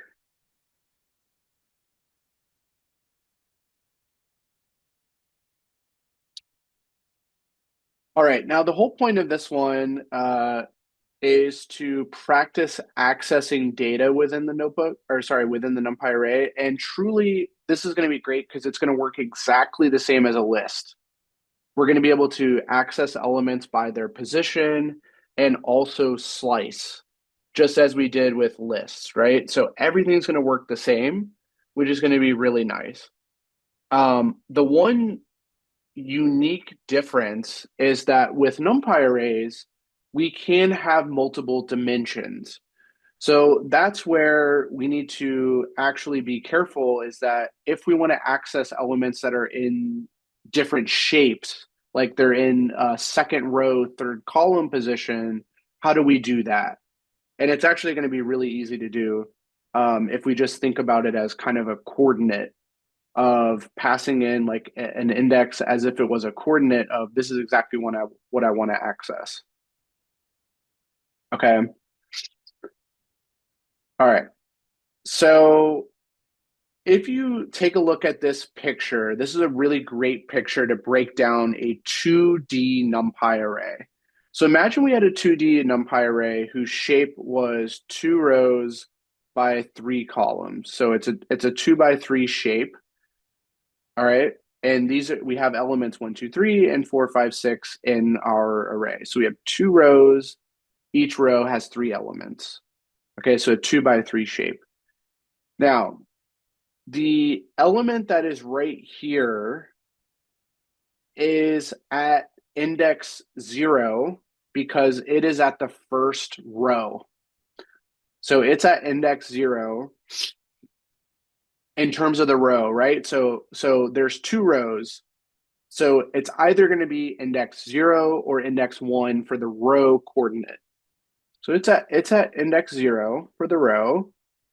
But which column is it in? It's in the first column. So it is at index 0 for the column. So this coordinate for this guy would be like if we passed in 0, comma 0 as the index, right? So if we passed in 0, comma 0 as our index, we could access that element right there because what this is signaling is we are at row 0 and we are at column 0. Column 0. Okay. So with multi-dimensional arrays, we have to be careful about that, is that things can be accessed by their coordinate now, their index coordinate, rather than just a single index like we saw with list, right? With a list, it was just, okay, we can grab something at index 0, index 1, index 2, maybe index -1.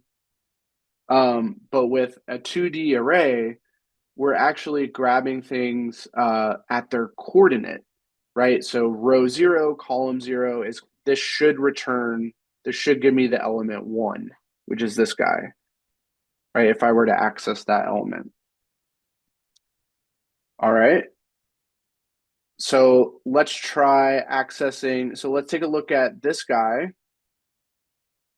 This guy is now going to be at same row. So this guy is still going to be at row 0, but it's going to now be at column 1, right? So it's now here, column 1.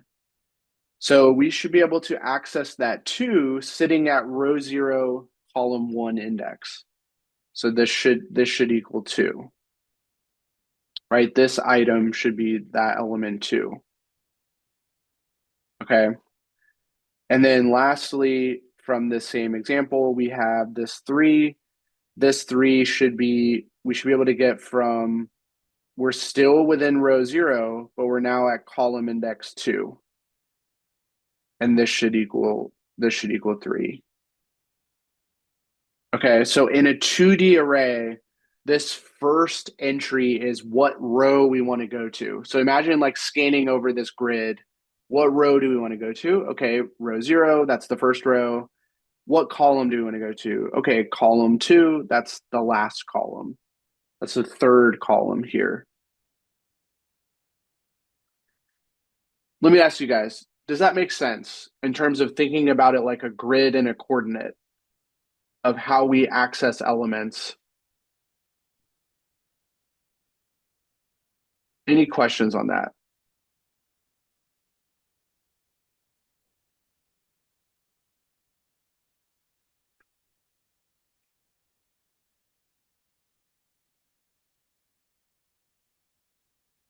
Are the I and J just random? No. Like in this example, it's random. It's just a 2 by 3. But they represent how many rows and columns we have, right? So I represents how many rows we have. J represents how many columns we have.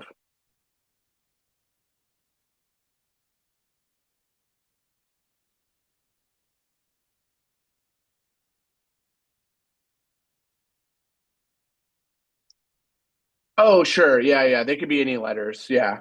No, we're just using I and J because that's the traditional indices for row and column, I and J. That's just kind of like a tradition to do that. But yeah, they could be you could use any letters there.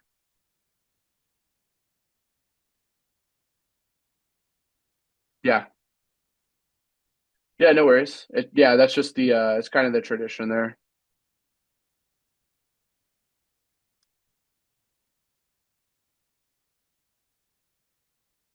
Okay, so let's see how this works inside of code. So if we let's create some arrays. All right, so let's create some arrays to practice with. So we create a 1D array, we create a 2D array, and we're going to create a 3D array so we can practice accessing certain elements. So if we look at the 1D array, this behaves exactly like a list. In fact, I'm going to write that down. This behaves just like a list, the 1D array. We can access like the third element or the first element, or, in this case, we're accessing the fourth element, which is at index 3, and that returns to us the 4. So we're doing that just like a list. In fact, we can also do the very last element, which would be at the -1 index, and that is the 6. So it behaves, a 1D array behaves exactly like a list, not much different in terms of accessing the elements there. We don't need to worry about coordinates because there's no rows and columns. It's just it's basically like a list, right? Very easy to access things. Okay.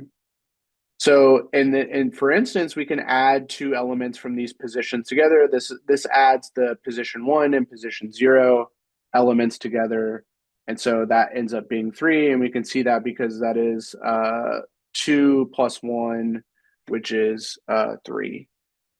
So pretty easy to do. All right. So here is that exact, here's another picture of everything we just drew earlier, where we're thinking of the elements at these positions as coordinates, right? So the element right here in the first row, first column is at coordinate 0, 0. And then the element right here is at coordinate 0, 1, 0, 2.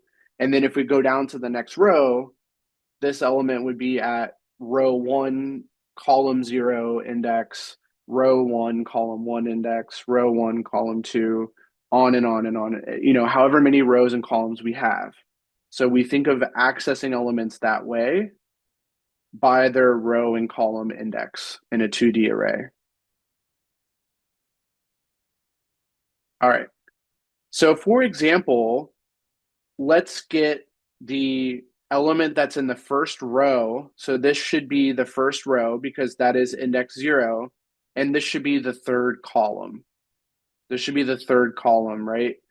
Is the index 2. So if we go back to our 2D array, it should be the first row, which is this guy. And then the third column, it should be a 3. And it is, right? So if we print that out, we get a 3. How do we feel about that example? Do we see how we're accessing it from inside these brackets, just like we would a list, but now it's a coordinate? Do you see that one? Good?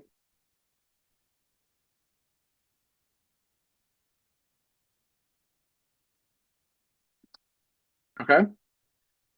And we also have, now we can grab something from the second row and from the second row, and this, because this is now 1 and this is now the second column. So if we go back to our array, second row, second column should be this guy here, right? Second row is this guy, second column is this guy, so this should be the 5. Which it is. We print that out, we get the 5. Okay, that's what that coordinate represents. Second row, second column. All right.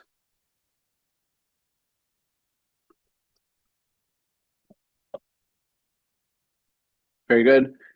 I want to take a look at a 3D array now, which is going to be a little interesting in that we're just going to add an extra coordinate to the mix. So with the 3D array, we basically need to know which matrix are we talking about. So remember, a 3D array is going to look like this. We basically have rows and columns, row, column, row, column, row, column. We basically have an array of matrices as our 3D array. So the first coordinate is going to say, which matrix are we at? Are we at this one? Are we at this one? Are we at this one?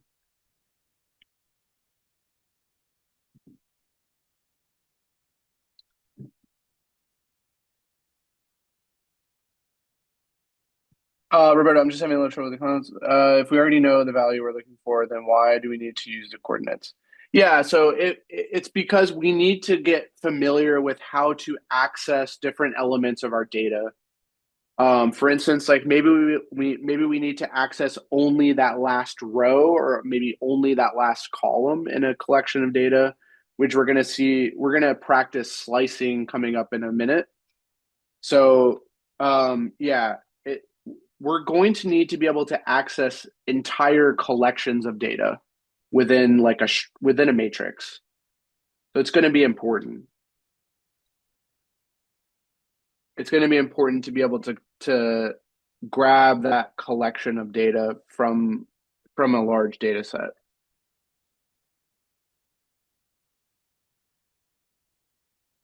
Yeah. So it seems I think I see what you're saying. Is it kind of seems like redundant to do that right now when we can clearly see exactly what value it is. But in a large data set, it wouldn't be that obvious, and we need a programmatic way to select those contents.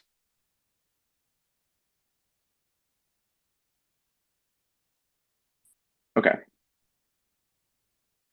All right. So in the 3D example, what I wanted us to see though is that um, notice that like the first coordinate is going to say, are we talking about this matrix or are we talking about this matrix? So we're actually going to have three coordinates. So this first coordinate is relating to which matrix are we talking about? And then once we know what this is, like this 0 would say, okay, we're talking about this first matrix. Then it's the same as usual with these two coordinates are, these two coordinates here are now what row and column within that matrix are we talking about? Okay, so with 3D, that first coordinate is which matrix is it? Is it the first, the second, the third, the fourth? Because remember, in a 3D array, every element is a matrix. Every element is a 2D array. So the first coordinate is saying, which matrix are we talking about? All right. And then once we know which matrix it is, we can use the next two coordinates to figure out what row and column of that matrix are we talking about. So let's see an example. So look at how this 3D has three elements. So if we break this down, this is saying that we want to access within the second matrix. That's what this first coordinate is saying. Within the second matrix, I want to access the element that's at row 0, column 0. Right? This is the second matrix.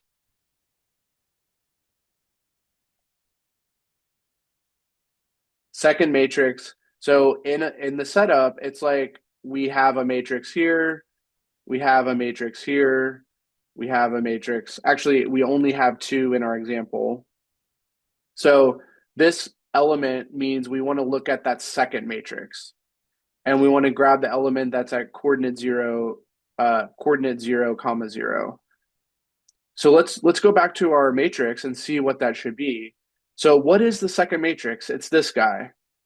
This is the second matrix that is within our array. And then we want to access row 0, column 0. That should be this. It should be this 7, right? So row 0, column 0 of that second matrix should be that 7. And that's exactly what we get if we print out this this coordinate. We get 7.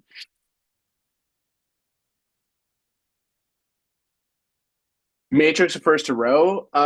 Kind of, yeah. It's because in a 3D array, every element is a matrix, is a 2D matrix, right?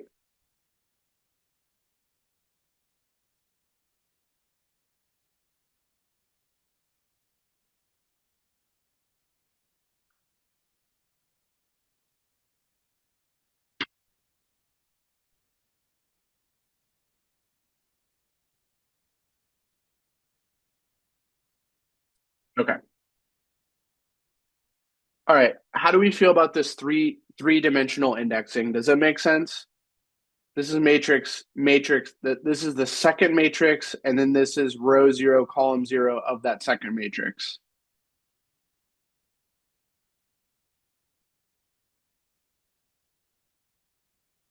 Good.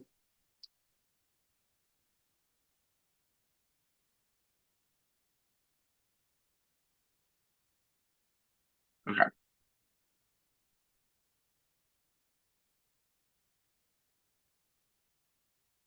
All right. Finally, I want to mention that we could do negative indexing for all of this, right? So that still applies. Like if we did -3, that would be, third from the last. So if we go back to our 1D array, we could do -1, we could do -3. So -1, -2, -3 should be the four here. So we can still use our negative indexing as we would with any list. So that does not change. We could still use minus indexing. We can even use it in the 2D array. So if you imagine there, this is now in terms of the column, because now this is saying in a 2D array, we want to grab the element that's in the second row, but in the last column. That's what the -1 would mean in this case. Second row, but the last column, because we have a -1 index there. So second row, last column. Let's go verify that's a 6. So second row, last column would be this guy. Yep, that would be a 6, right? Because this is our second row, and this is our last column is a 6. So that's a nice thing. That's a convenient thing. We don't need to know exactly how many rows there are. If we just want to grab the last one, it's just a -1. So this is second row, last column. And then if you look at the 3D example, we have in our second matrix, the second row, last column again. So we can grab that. So that should be second matrix, but then the second row and last column. So second matrix would be this guy. Second row is here, and then last column would be the 12. Right, so there it is. There's that coordinate. Gets us to the 12. All right. Okay. Any questions on accessing elements? Any other questions about this stuff?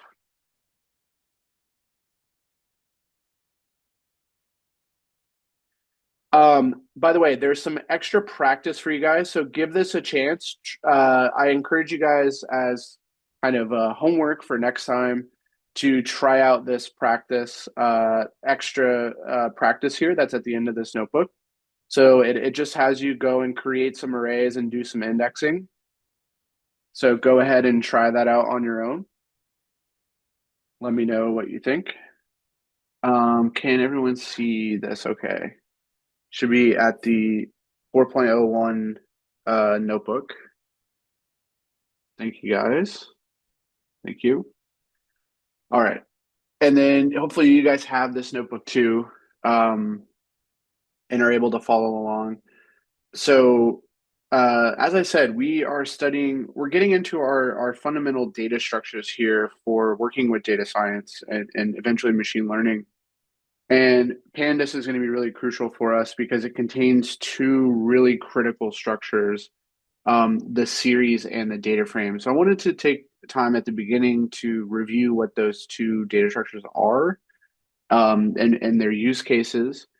And then we'll spend the rest of today going through a bunch of notebooks to get some familiarity with those things like series and data frame. So we'll be doing a bunch of examples of different manipulations and different ways to work with data inside of series, inside of data frame. So we'll be covering the ins and outs of that, as well as some other features of Pandas that we'll use along the way from every now and again. So that'll be all of the beginning of today will be Pandas. If we have enough time, we'll get into lesson 5, which will be around visualization. So we'll start going into, doing things like plotting and using libraries like Matplotlib and Seaborn and those. But mainly want to focus today around Pandas as a really fundamental Python library for us doing anything with data. All right. So where we had left off last week was that I told you guys Pandas was going to be really important for us, and had mentioned that it had these two primary data structures that we will use all the time, which are the series and the data frame. So just to review that, the series is essentially a fancy NumPy array. It has a NumPy array that underlies the series that contains the actual data. So you think of it as kind of a one-dimensional array. What's special about a series, though, is that it also has an index to it that can be customized. So it doesn't have to be just a standard like positional index, like what we've seen with arrays. You know, they have natural order to them. They have a 0, 1, 2, 3, fourth, fifth element. We can actually have a custom index that could be a string, it could be a date, could be really any object we want it to be. So that's what makes a series kind of special is it has the array of data, but with a custom index, which is useful in different situations to customize that, as we'll see. Um, Now, a data frame just takes that into a second dimension. So if you think about a series as being kind of I would think the best example of a series is kind of like a column in a table or a column in like an Excel spreadsheet. Okay, that's probably the best example of a series. It's got a single column has just a bunch of data. It has a bunch of data and it can have like a row label like you see in Excel, right? So every entry can be labeled coming from row A, row B, row C, row D, etc. That's a series, but a data frame is really the whole table. So a data frame is basically a collection of series that a data frame has rows and columns to it. So it's got a bunch of different series. We think of it as kind of a two-dimensional array. Data frame is going to be incredibly useful for us because nearly all the data we work with that has structure to it, especially in machine learning, will be in the form of a data frame. We'll put it into a data frame. We'll manipulate it as a data frame because it will have rows and columns to it. Those columns will represent different attributes of the data. So think of an Excel spreadsheet as that example, right? You have different columns that represent different things. Maybe if you're thinking about a bunch of data that represents different houses, every row is an example of a house, and every column is a different feature of that house, like the number of bedrooms, number of bathrooms, the price, those kind of things. So if I had to draw a picture of these two guys, again, the series is kind of a single array. I think of it like a column, and those entries are inside of the series, and it does support different data types, including different objects. So I see your question, Tim. Yeah, a series can hold different objects. Can it hold a function? In theory, it could. I haven't really seen that, but I don't see why it couldn't use a function inside of there. Um, but yeah, like generally it can hold objects, like any object, which everything in Python is an object. So yeah, haven't really seen a use case for it, but I'm sure that it could. But anyways, the series is going to be this one-dimensional array, and then it's going to have an index like A, B, C, D, etc. That's fully customizable. So it doesn't have to be the standard kind of positional index. Could be fully customizable. Now, that's the one dimensional, that's the series. And then if you extend that into two dimensions, you have a data frame, which is going to be kind of an entire table. So it's going to be many series kind of stacked like this, and you have rows and columns. So and then you may have, just like in Excel, you can have an index here like A, B, C, D, etc. as the index. Okay, so series is one dimensional, data frame, two dimensional rows and columns. Okay. All right. So that being said, let's start with the series and then we'll work our way up to extending that into two dimensions. So we're going to start by looking at the series. So in general, as I said, a series is going to have it's going to have data, which is going to be that one-dimensional array of data, and it's going to have an index. So, and again, that index can be fully customizable. It can be by default just the standard positional index. So just like we would see in a list or in a NumPy array, it would be 0, 1, 2, 3, just like you see in this little picture right here. This would be kind of the standard like positional index of the series. And then this is your data here. That is the underlying data of the series. What's really nice about Pandas is it actually builds on top of NumPy. So this underlying data is actually stored by Pandas as a NumPy array. And so because of that, series kind of inherit all the nice properties of NumPy arrays in the sense that they can do all the same arithmetic. They can be manipulated in a lot of the same ways. They have a lot of the same attributes, like a shape, and a reshape function, and a transpose, and all these things. So that's really nice about really series and data frames. The underlying data is all built on top of NumPy, which is nice. So you can create a series out of a list. You can create it out of a NumPy array.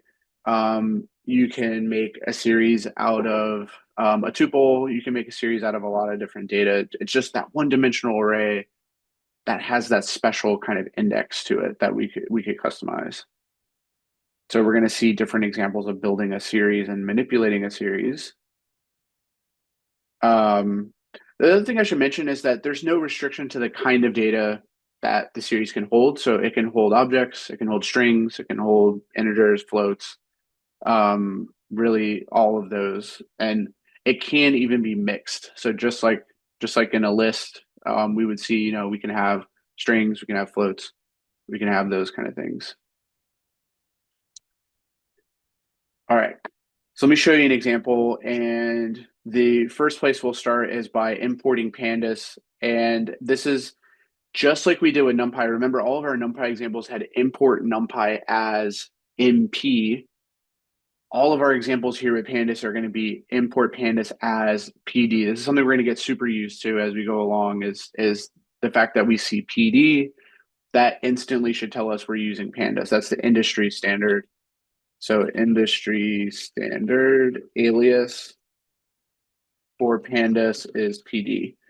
So if you're reading some code and you come across a PD, that is just short for pandas, and that's the standard in the industry. So everyone would understand you if you were using PD there. So we import pandas as PD. Look how easy it is to make a series. We just start with a list. So we just have a regular list of 1, 2, 3, 4, 5, just those 5 numbers.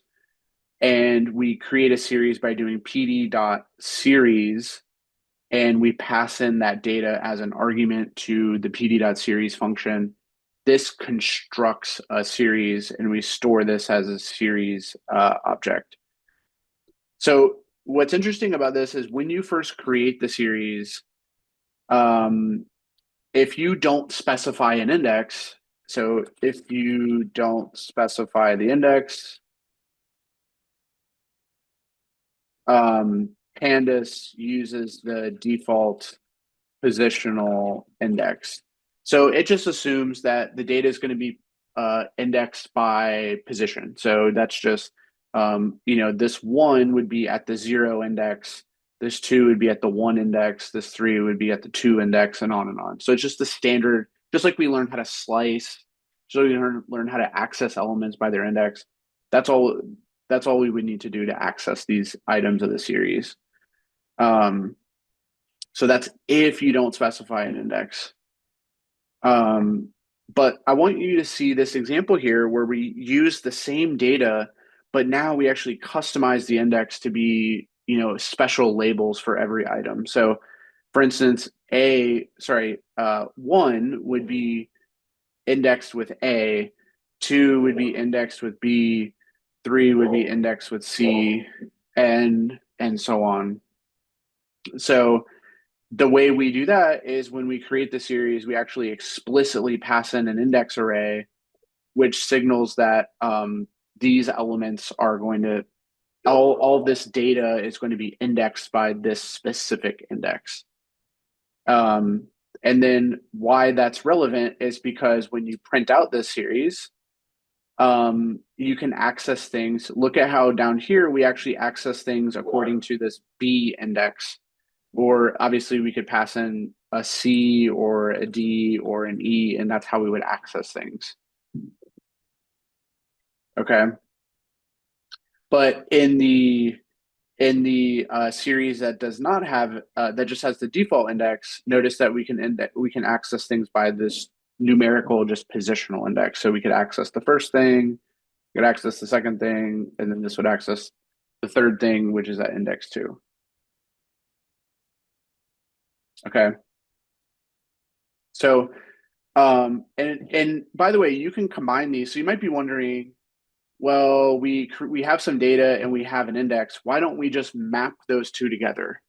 And we can. So if we use a dictionary, we can actually combine those two together and say, okay, A should map to 1, B should map to 2, C should map to 3, D should map to 4, and E should map to 5.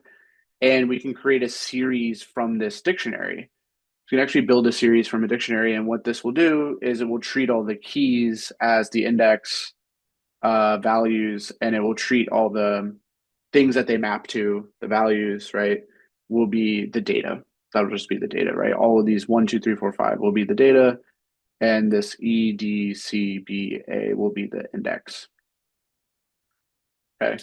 So when you do this, when you use a dictionary, keys become the index and values become the data. Does that make sense when we're creating a series? Any questions on that? We can use a dictionary. We can just use a regular list. You can also use a NumPy array. It doesn't have to be a list. You can use a regular NumPy array to create a series. So all the code here is just creating a series. Nothing that interesting going on so far. Just creating a series. And I want you to see if we were to print out, I'm going to add this in here, just one little cell below this. I'm going to print out the series so you can see it. Let's print the series. You can see that it's going to have, notice how the series prints out with kind of 2 columns. This is indicating that this is the index 0, 1, 2, 3, 4, right? It's the positional index of this regular series. And then here's the data, the 1, 2, 3, 4, 5. Okay. So you see both of those. Let's print out this series with index. And let's print that guy out. And you can see now that the index is A, B, C, D, E. That should make sense. This is kind of like an Excel column, isn't it? Because Excel, if you're familiar with those spreadsheets or even in Google Sheets, right? Every row has this index A, B, C. Like you're dealing with cells that are in row A, B, C, D, and on, right?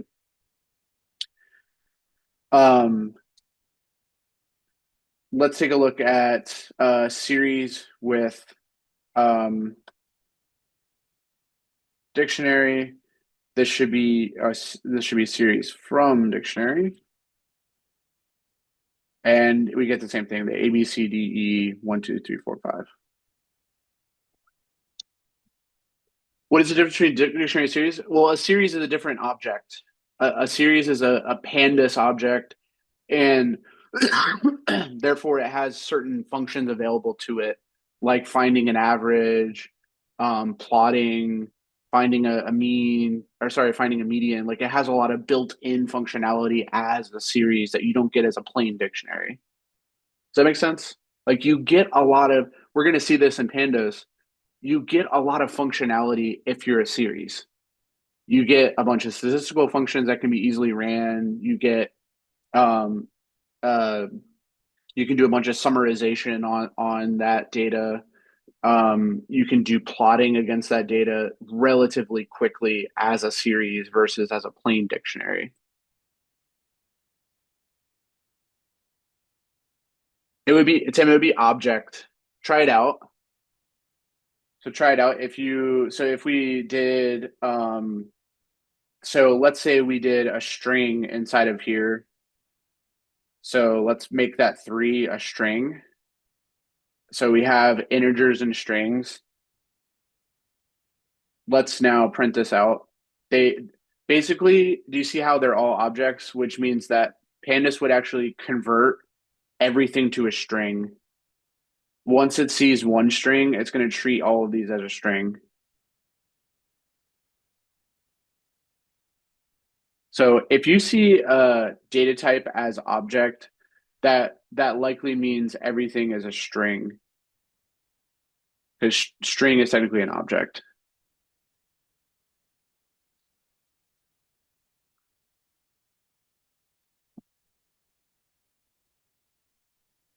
Yeah. So we can convert that back to an integer, rerun that, it goes back to an integer. Okay. Okay.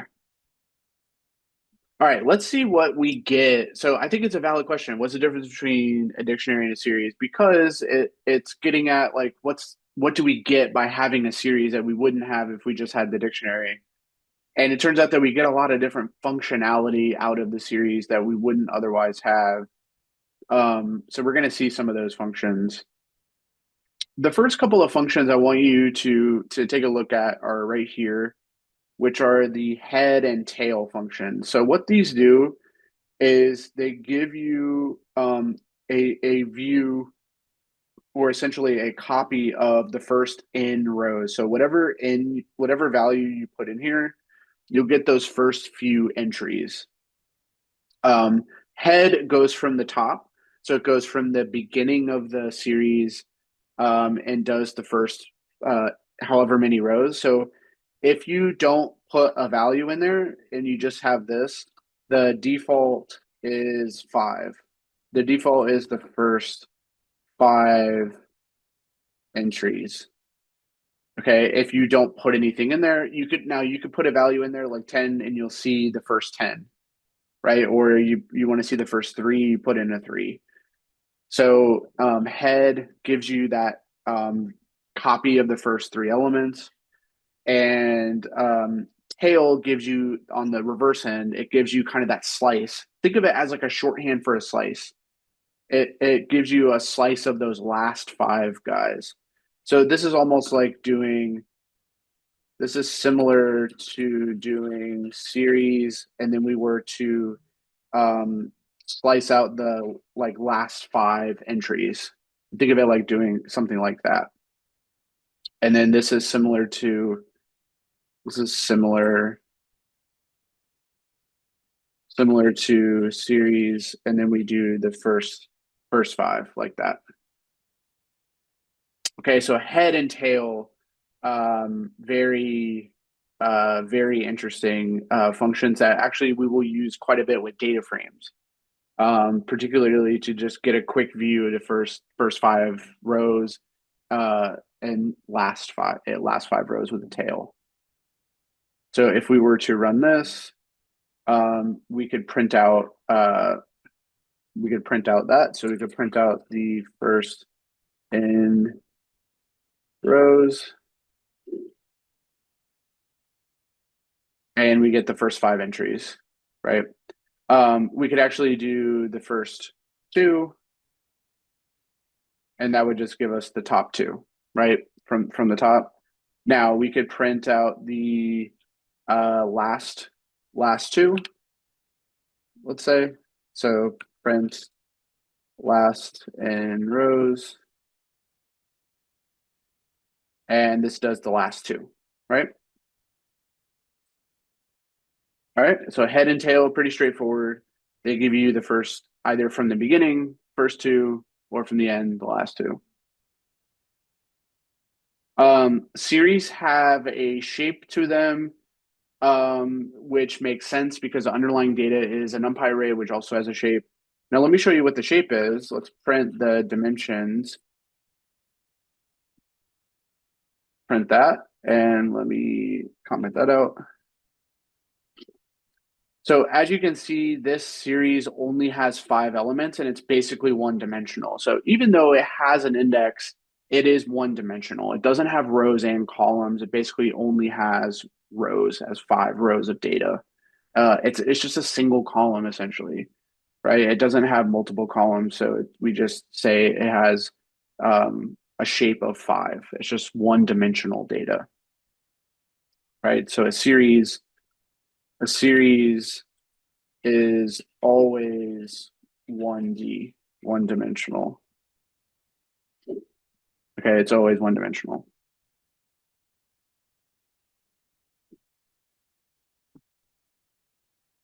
All right.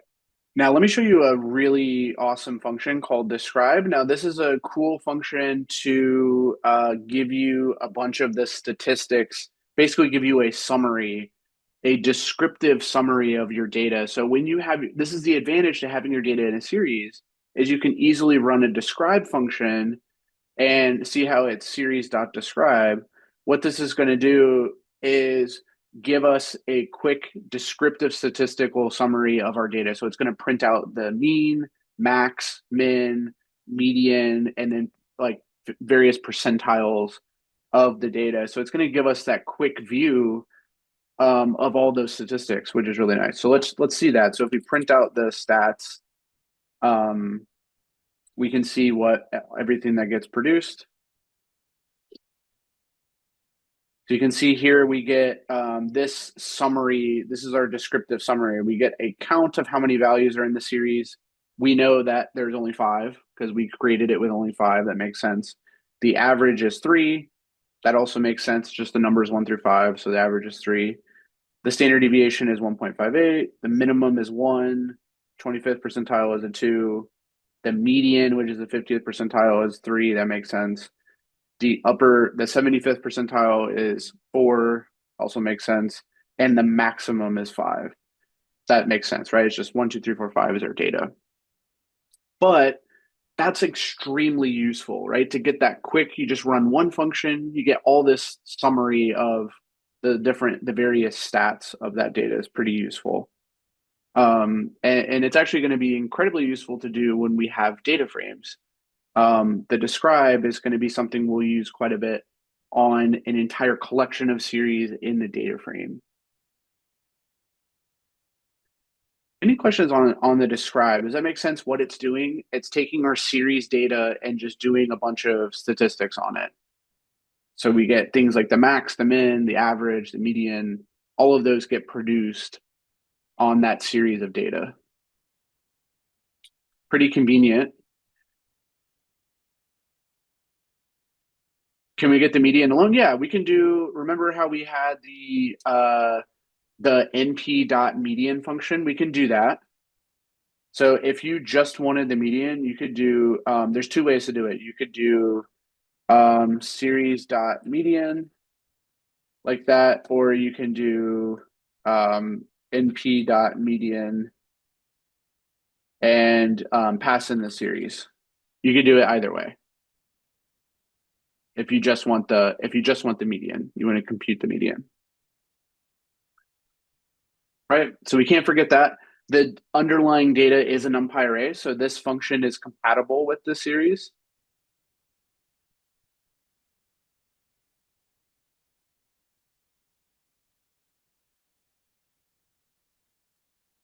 All right.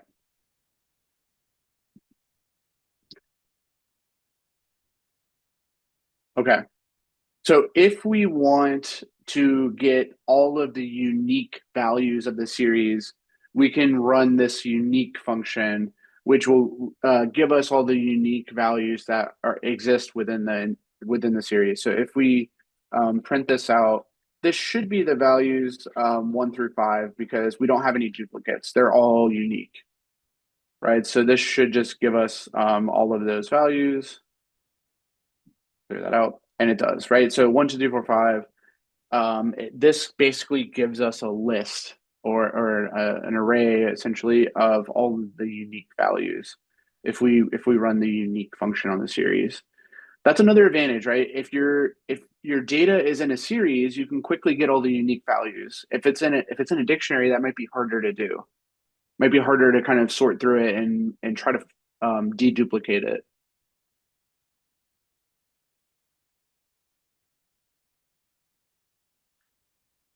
So unique. We can also get the number of unique. So if we just stick an n right in front of that unique, n unique gives us a count. So this should be 5. This should tell us how many unique values there are. We should be able to print this out and see that there are 5 total unique values, right? Just the numbers 1, 2, 3, 4, 5. Pretty straightforward. Any questions on those functions?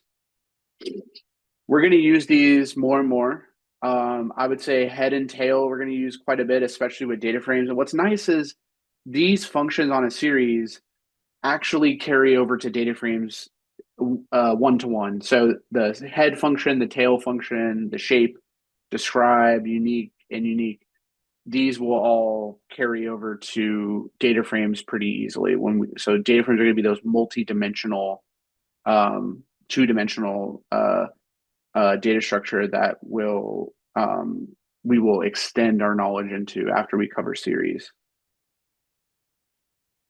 Any questions on these functions?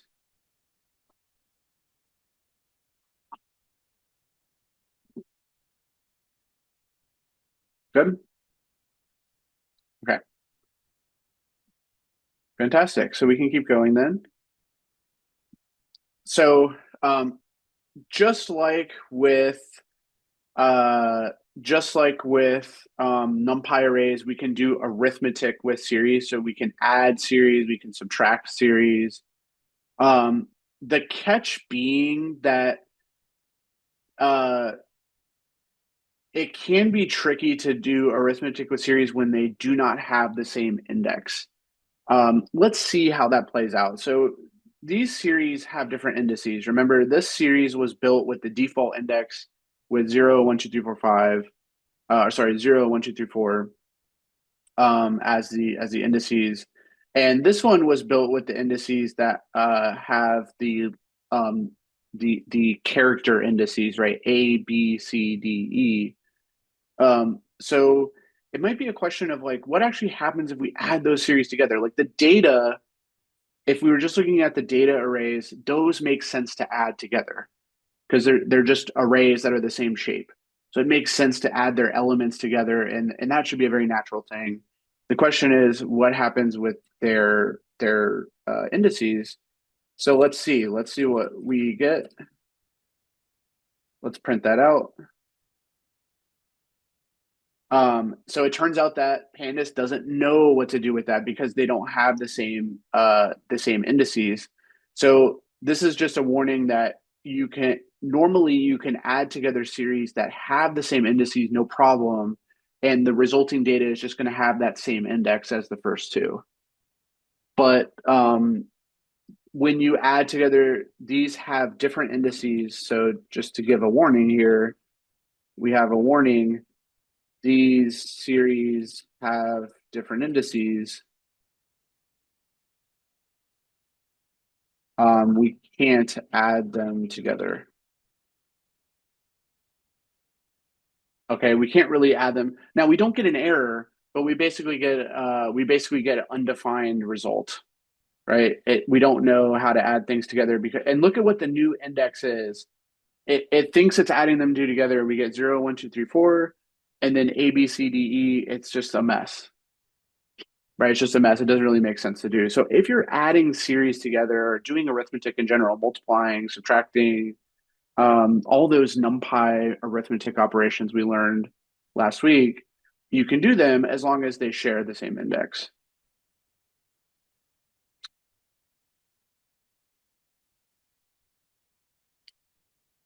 Yes, the order matters. Yeah, for sure. The index order matters because it that dictates the position of elements, right? The relative position of elements is determined by the index.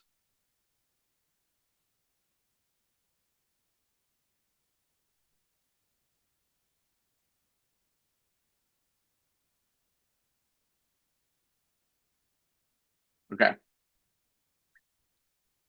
Now, I want to show you something really cool as well, which is the ability to basically apply a function to every element of the series. So if we have a series, we can manipulate every element of it at once by using a special function called apply. So apply does exactly what it sounds like. It applies a function to every single element. So the input to apply is going to be a function. So this is where the input, or I should say the argument to the apply function is a function. And we have a special function here that we have not seen before called a lambda function. So we haven't seen this before. What this is, this notation here actually is declaring a function. Lambda declares a function without having to use def. So it's a shorthand in Python to define a function on one line of code. And what it means is this is defining a function very similar to def, and it's saying we have a function that has one argument, and we take that argument and square it. So that's a function. It's saying take whatever argument is input to this function and square it.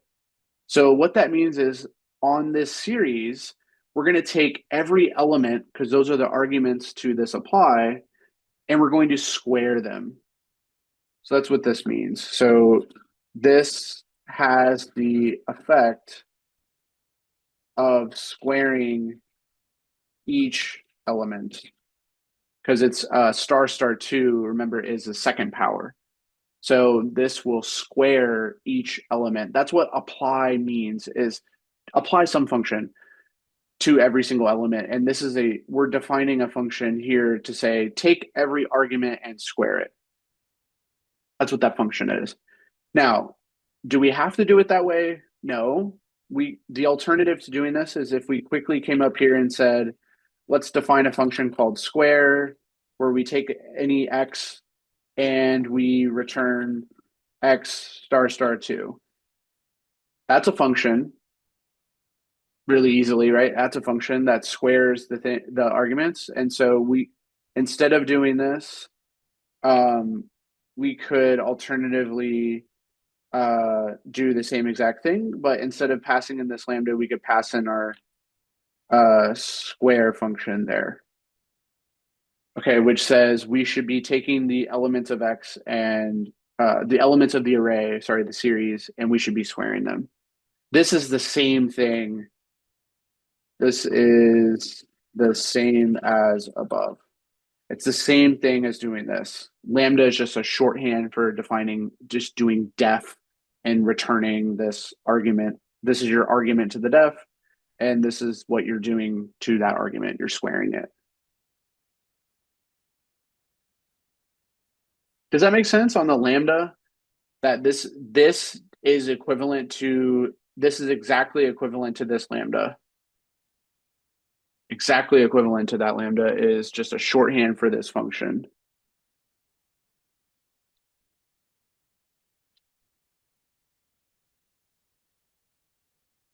Yes, Roberto. Yeah, it's shorthand. So lambda notation is you declare lambda as a keyword, and then you write down your argument. And you can actually have more than one argument. So you could do x comma y comma z if you have 3 arguments, let's say. In the series, we only have one argument, which is every element. That's the intention, is to apply this function to every element. So there's only ever going to be one argument. So we have one argument, and then we have a colon, and then we have our math to say, what are we going to do with the argument to return? So the colon is like shorthand for return. Lambda is like shorthand for def. So yeah, it's always def return.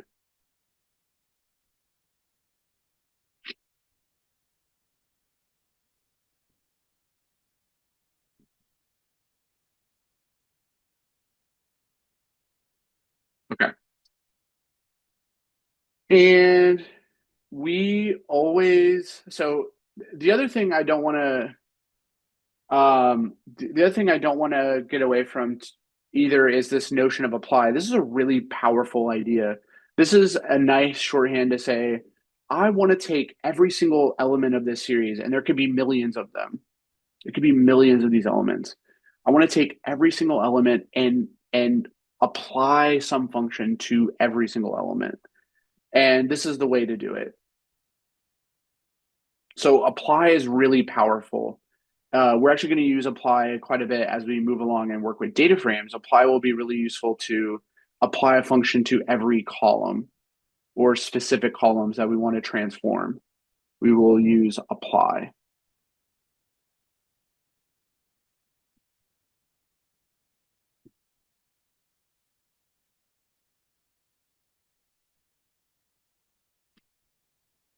Any questions about apply or the input to apply? Remember, the input to apply is a function. Whether you define the function like this, traditionally like a function, or you use a shorthand lambda. Either way, those are functions.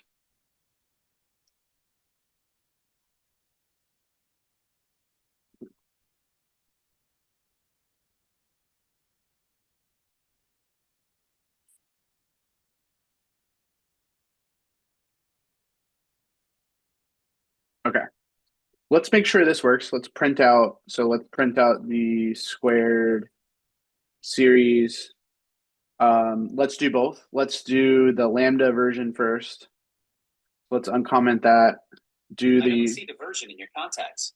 Who do you want? let's do this.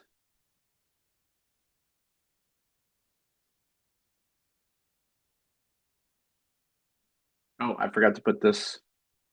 Okay.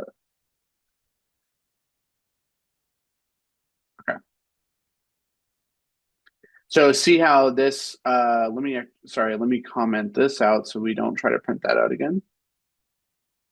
Rerun that. Okay, so see how it ended up squaring everything?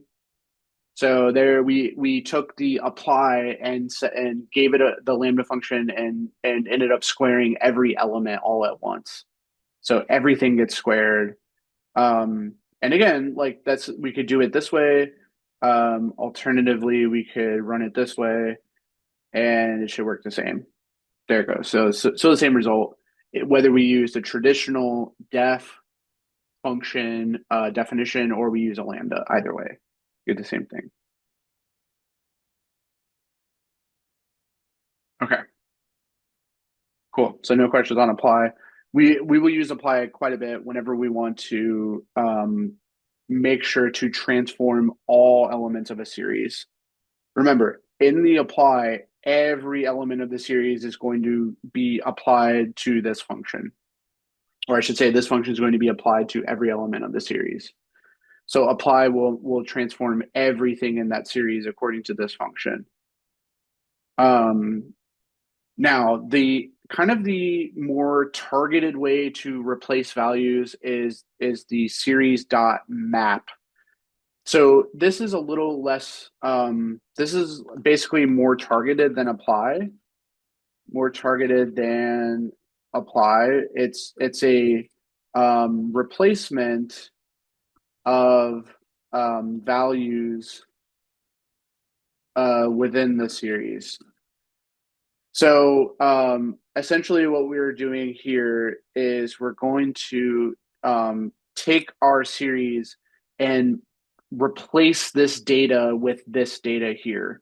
Replace this 2 that's in our series with this data here, and replace this with this data here. And so you can choose which data values you're replacing in the map. You don't get to choose that with apply. Apply is going to apply that transformation to everything in the series. All of it's going to be mapped with this function. Whereas map is going to do a specific replacement. So map can be useful, like if you only want to transform certain data values. So if you want to find out where there's a 0 or a 1 or a 2 and replace those with certain values, you can do this. This kind of does like a find and replace. You think about it like that, find and replace. So let's see what the result of this is if we print the mapped series. So you can see that 1, 2, and 3 get replaced, but we actually don't have any replacement for 3 and 4.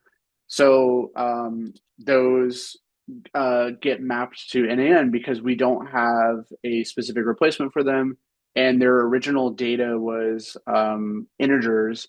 So we now have strings, and we had those integers. We don't know how to replace those, so those get overwritten with NaN. So the thing you have to be careful with a map is you want to make sure you basically cover all the cases that you have within your series. So if you have, 1, 2, 3, we know that the other data members are 4 and a 5. We should probably pick some candidates to replace those with.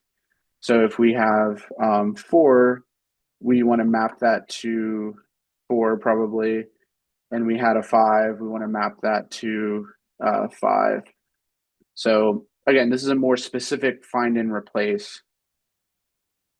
So now all of that data has been replaced, and we actually have those replacements that we can now make. Okay, so map will map these data members to this value, and that will happen for every copy of this. So if we had a bunch of 1s, they all would be replaced with 1. Every instance of 1 would be replaced with 1. Not just like the first one, but every instance.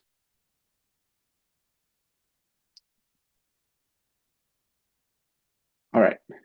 Questions about map.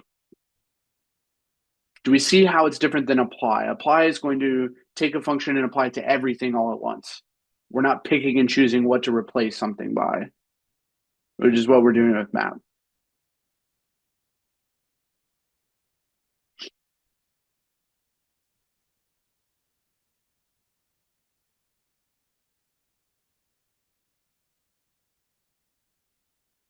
All right. Very good. A couple more examples. So beyond applying transformations or replacing certain values with something, we can also do things like sorting. So this should make sense to us that we can sort. So by the way, the default sorting is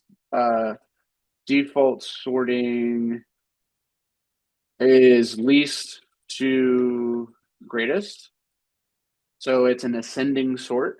If we want to turn that off and do a greatest to least, we have to go into here and turn that.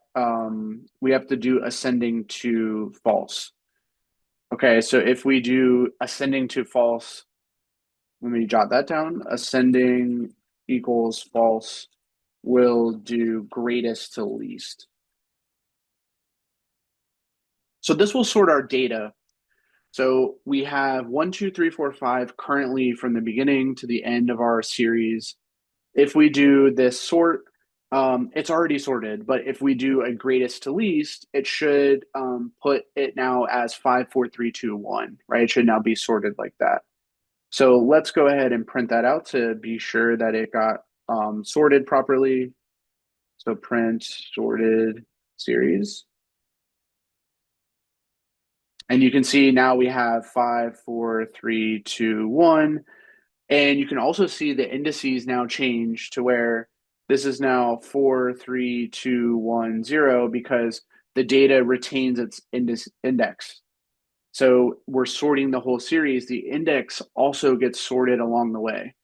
So that's something to be aware of is when you're sorting the series, you're sorting both the data and the label. That label comes along with it. Or I should say the index, not the label, the index. So if we were to keep this as true, which is the default behavior, it would just be how we had it. It was already sorted, right? 1, 2, 3, 4, 5.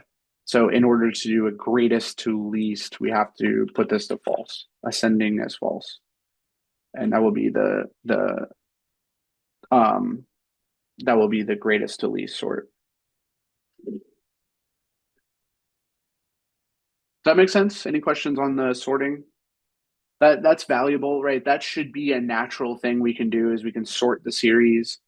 You can do that in any spreadsheet, right? You can sort a column. So we better be able to do that, right? That should make sense as a like a basic operation we should have is the ability to sort a series.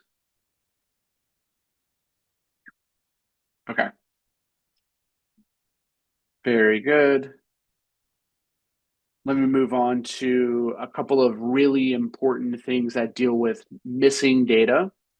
So we have a simple function here to check and see if there's any missing values, which is series dot is null.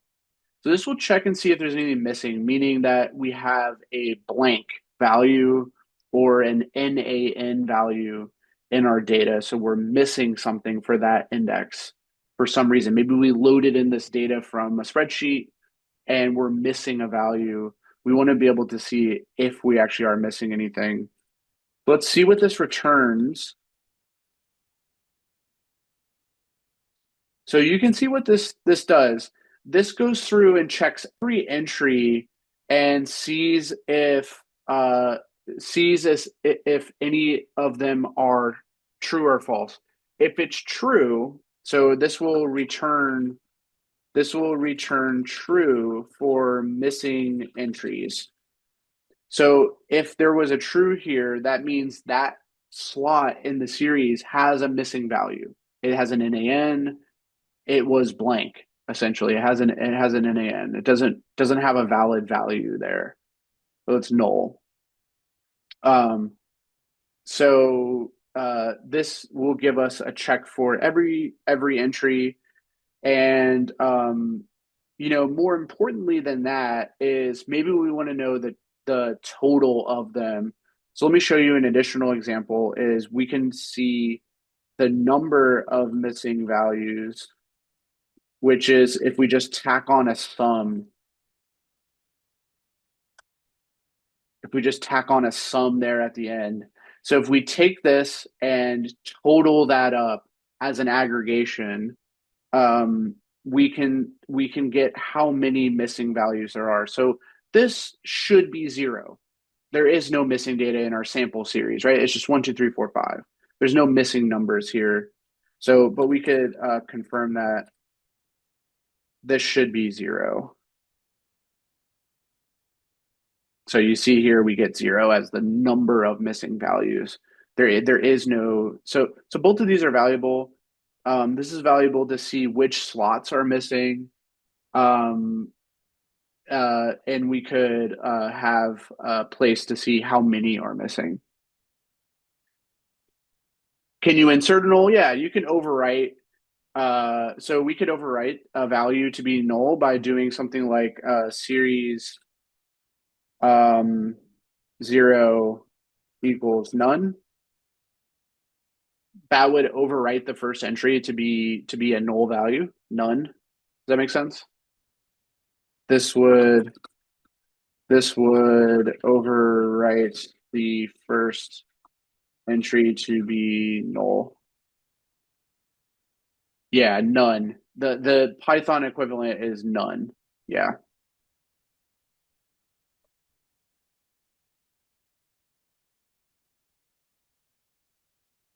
By the way, if we do that, look how many are missing now. After we do that, look how many we get missing now. We get 1, right? So we overwrote that first item. Now when we do this, we actually get 1. That should make some sense to us, right?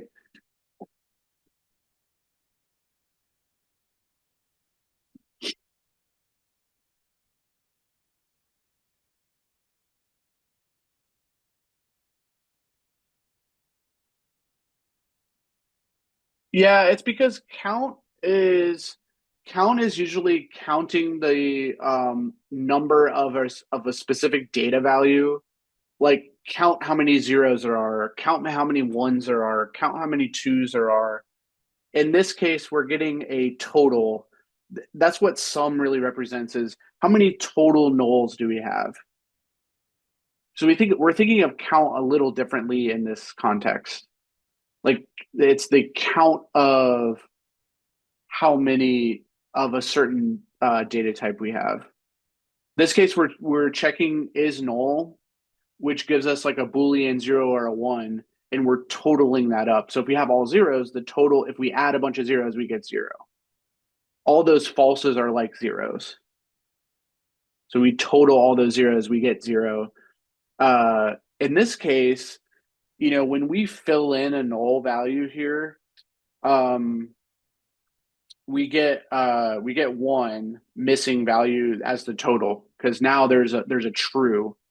There's actually a true sitting here, which we could see if we printed that out again. If we printed series.isNull, there's now a true sitting here, which is a 1, basically. Python tree says 1. So we total that up, we get 1.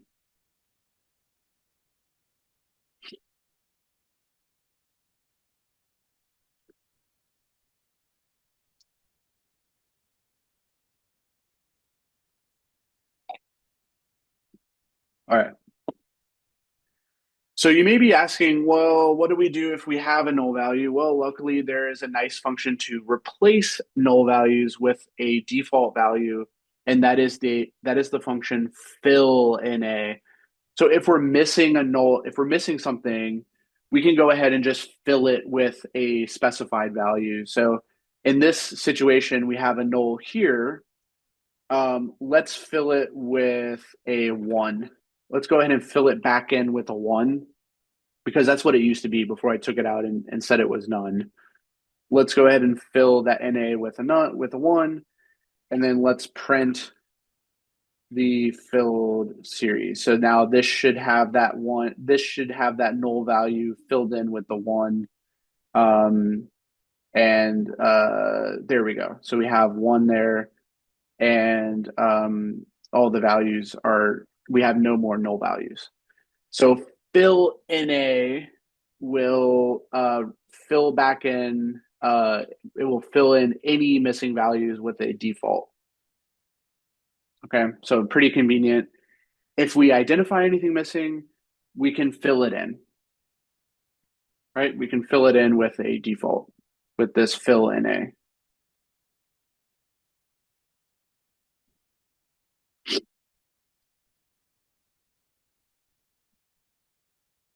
Any questions on this?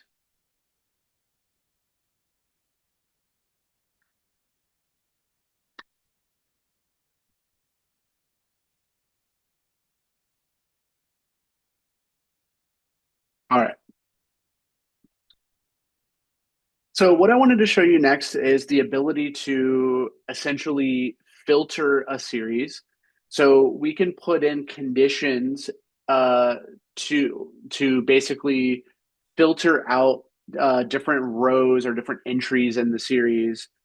And I want to show you how to do that very easily, which are just going to use our comparison operators to basically generate some filters for us. So I want you to see the syntax of that. So we have this sample series that we built from this fake data. We have index A, B, C, D, E, and we have that data mapped. We have those values mapped to this data 10, 20, 30, 40, 50. Okay, so some fake data there, and we build our series. So we have a new series sitting here. I want you to see the syntax of how we can generate a filter. So generally, we can build filters by using the comparison operators and the brackets for value selection. So remember, we typically will use brackets to put an index in there. That's typically what we're used to doing, right? We put in a 0, or we put in an A, or we do a slice. We can grab elements that way. So think of doing that, but with a comparison filter now. So this would, like, for instance, this says we want to pick only elements of the series that are going to be bigger than 30. Excuse me. So we have we pretend like we were going to pass in an index here. So we have series bracket, because what would typically go here would be something like this, right? That would typically select something from the series. It would select the first item, or we could slice it to be something like that, right? We could slice. So that's how we select things. But in this case, we're actually going to do a filter, which is a condition to say, I only want to keep items that meet this criteria. That's the filter. Okay. So inside the brackets is our filter condition. So it's basically we only keep elements that meet the filter. So let me show you what this should be. If we're filtering out to say, only give me items from the series that are bigger than 30, we should only get this part of the series remaining, right? Everything else should be filtered out because 10, 20, and 30 are not bigger than 30. They're all less than or equal to. So these guys should be left out, and we should only be seeing this as the result of that filter, right? We should only see those guys as the result of the filter. So let's make sure we do. Let's print out this selected greater than 30.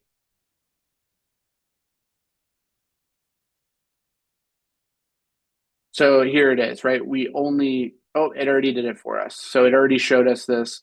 The selected greater than 30 results in only those two parts of the series remaining. So that was an effective filter, right? To only give us the items that are bigger than 30. So that's how we filter. And so all we have to do is, if we want to do other kinds of filters, we just have to do other kinds of comparison operators. So for instance, let's pick all the items of our series that are exactly equal to 20. How many of those do we have? We really only have one. Only this guy exactly equals 20. Right? So when we do this filter, this should ignore everything else and only give us this item out of the series. So our series is going to be filtered down quite a bit to only this element. And we can see that. So when we come down here, the part that gets printed out there is going to be only that part of the series, the index B and the 20, the data 20. Right? So that is that filter. Not equal to 40. Which items of our series are not equal to 40? That's what this filter really is asking. So we go to our data and look at it. We have a 40 here. Which parts of the series are not equal to 40? Well, it's basically everything else, right? This is not equal to 40. This certainly is, this is, and this is as well. It should be everything but that 40 should be filtered out and returned back to us. So if we take a look at that, what is not equal to 40, we get everything else in the series, 10, 20, 30, 50. So that was an effective filter, exactly what we were hoping for. Okay, so greater than 30, equal to 20, not equal to 40, those are all valid filters. And I want you to see that syntax where this is inside of the bracket. It's basically replacing an index. They say, I want to pick something based on a condition, not based on an index. Okay, based on a condition.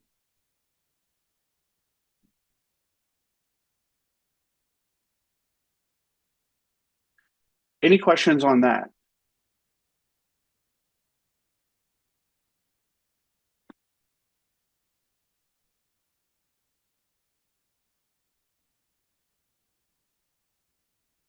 Okay. So I'm going to show you some other examples of conditions. For instance, we can actually combine conditions using logical shorthands. So this is multiple conditions we're combining. It is greater than 20 but less than 50. So this is greater than 20, and this symbol here we haven't seen yet is the shorthand for and. It's the Boolean and symbol. So this um, uh, uh, ampersand symbol is shorthand for and. So this means that we're looking to filter out data that is bigger than 20 and less than 50. So multiple conditions combined. Now we could do or. There's a shorthand for or that we could use in here. And that is the pipe. Basically the pipe symbol is shorthand for the logical or. So we could have a pipe symbol here. Oops, I don't know what happened. Yeah, we could have a pipe symbol here, which would signal that we would be looking at this condition or this condition. So things that are less than 50 or bigger than 20, which would really be everything. So it's kind of a useless condition, but we can have that one. So does that make sense? That those are just shorthands for and or. And so because we can filter on conditions, there's nothing stopping us from filtering on multiple conditions that are logically combined. So greater than 20 and less than 50, well, what should that be? Should really just be these guys here. Those are the only things that are greater than 20 and less than 50. We should just get those two out of it. So if we went down and looked at it, we would get these two guys as the filter, which makes sense. So we can do that. That's a valid way of filtering. You can also, what's really cool is you can also filter based on a specific list. So you could say, I only want to keep values that are inside of a specific list. So this is where we use the is_in function. So this is a function that gives a Boolean true or false if the members of this data are inside of this exact list. So what this means is we should really only be keeping values that are going to be 20, 40, or 60. Only those three numbers should be kept. So if we go back to our data, we only are going to keep only these two. There's no 60. So nothing, 60 wouldn't match to anything. So we're really only going to keep the 20 and the 40.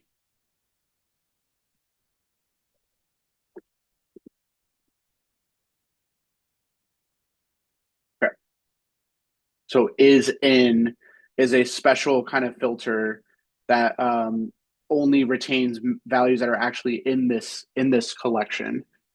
So if we did this by list, we only get those two, only the 20 and the 40 remain.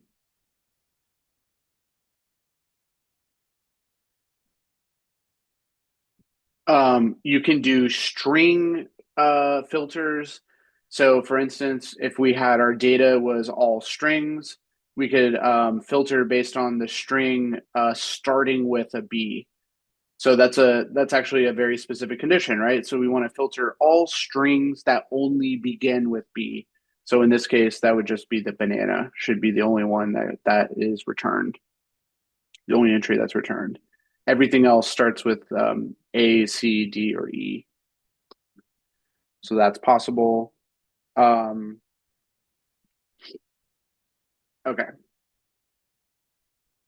Let me pause there. Any questions about these guys?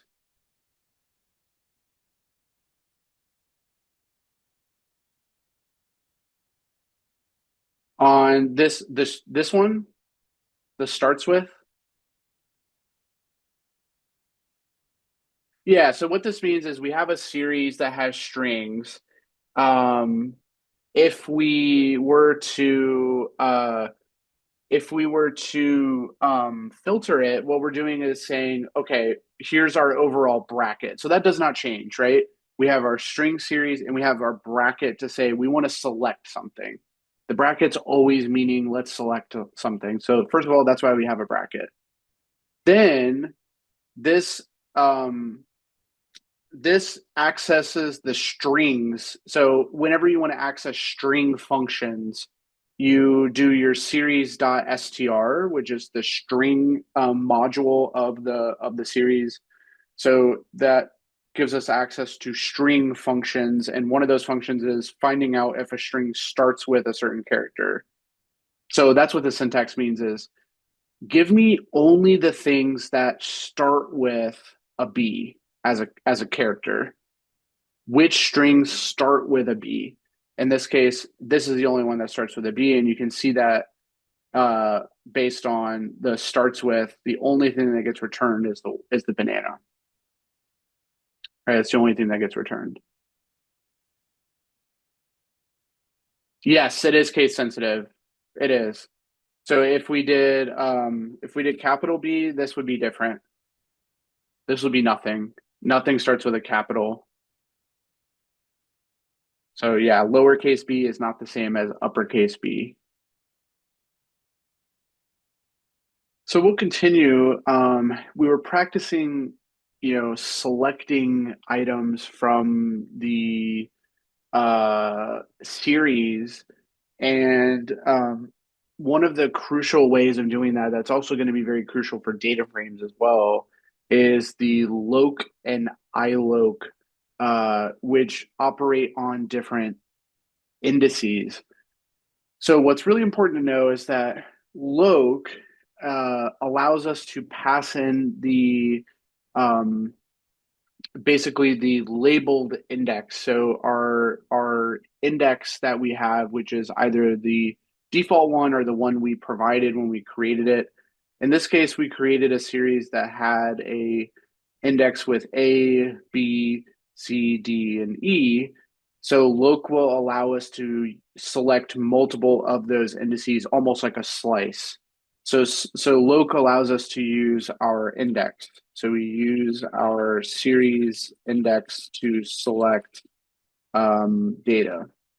So we're selecting A, we're selecting C, and we're selecting E. So we pass those into a list inside of the loc function, and we can pass in as many as we want. We can pass in just a single value. It doesn't need to be inside of a list. But loc is pretty typical for selecting multiple elements using the index. So that's the key thing to remember about loc. It uses the index of the series to select items, and you pass in typically a list of those indices that you want to pick. So we're picking the elements at A, element at C, and the element at E. Let's go back to our data. That should be 10, 30, and 50. So if we go back and look, that should be at those three guys, right? A, C, and E, 10, 30, and 50. Okay, so loc uses our indices. And now, how is that different than iloc? So iloc always uses position. So this always uses position regardless of index. So even if you have a really nice index that you've provided, like a date, or in this case, A, B, C, D, E, we can ignore those and just use their position within the series, which is what iloc does. It just uses the numerical position of the elements. So for instance, if we want to pick the very first item, we know is at index A, but in terms of its position is really just position 0 within the series, right? Position 0 is the very first item, even though it has an index A. In this case, we're picking the positions 1 all the way up to 4. We're doing a slice. We can do that. We can slice based on position. So that's okay with iloc. So remember, iloc is different than loc. Loc uses the index, whatever index we have defined, which is, it can be special, right? It can be dates, it can be strings, it can be objects. That index can be whatever we define it to be. iloc will always use numerical positions, always. So you would never put in, like, this would be invalid to do this. This would give us an error. We can only use this with loc because that is the index of the series.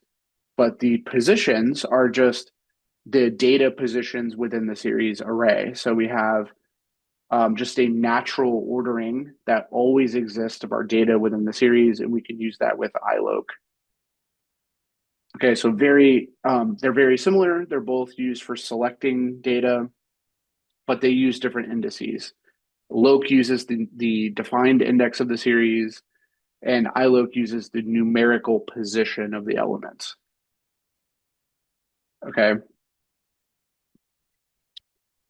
Any questions on those? We see, by the way, this is 1 all the way up to 4. So what is at position 1 would be this guy, even though it's at index B. Even though it's at index B. And what is position 4? Well, this is 0, 1, 2, 3, 4th, the 4th element of our data. So that would be all the way up to 50, but not actually including 50. That's the slice. So it should be 10, 20, 30.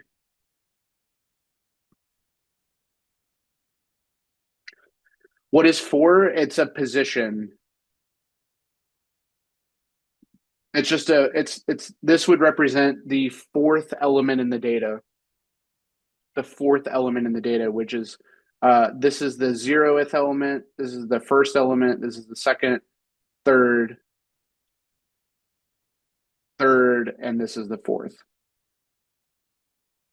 Right? Numerical position. That's what iLoc uses.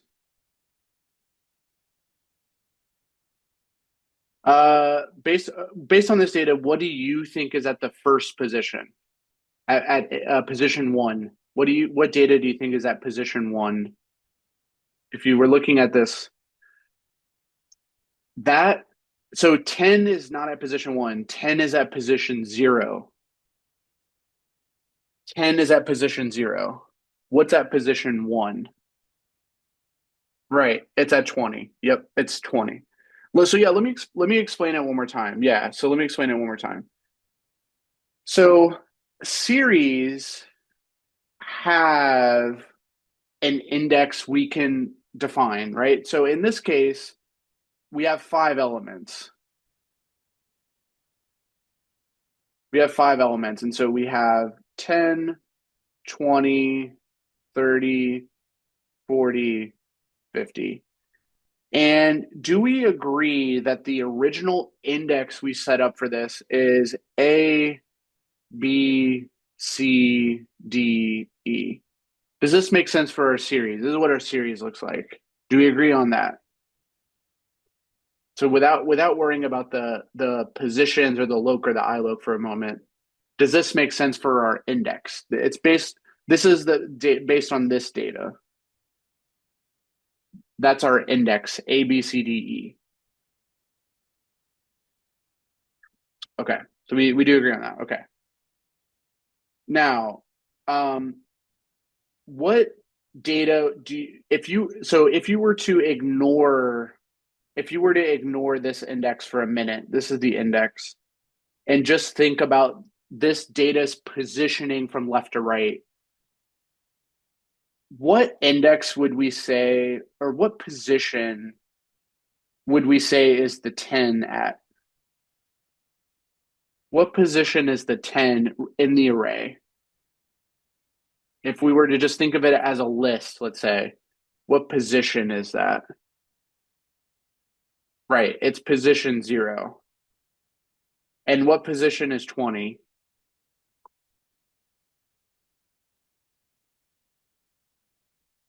It's at position 1, right? And so 30 should be at what should be 30? 2, perfect. 40 should be 3, and 50 should be 4. So what I was saying with those examples is iLoc uses these positions, while loc uses the index. Does that make sense now? When you think of it this way? iLoc uses those positions of the data, the relative positions of them, to select things. So when we say 1 to 4, that's this slice, right? That's this slice of the data. Not including, I should say, not including the 4. So it's really this slice.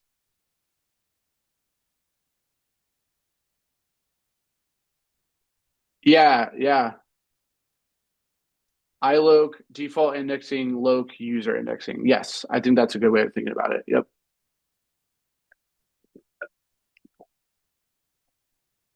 for sure.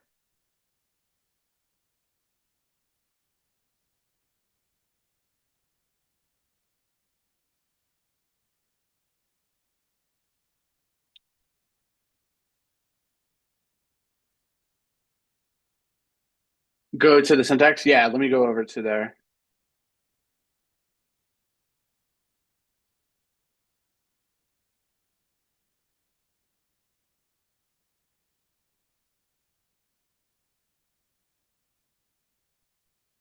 Does it make more sense when you see it with the picture? So you see the code, loc using A, C, and E. It's picking those 3 items using the defined index.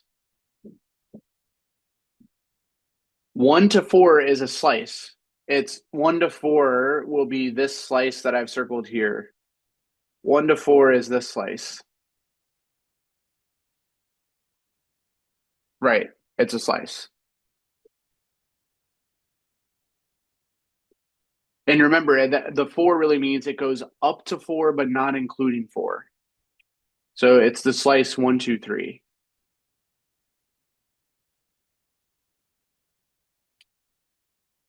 Yeah, no worries.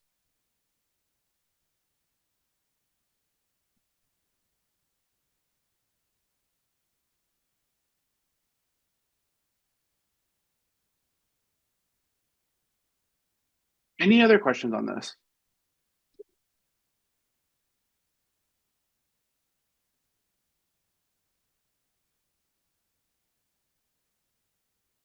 All right.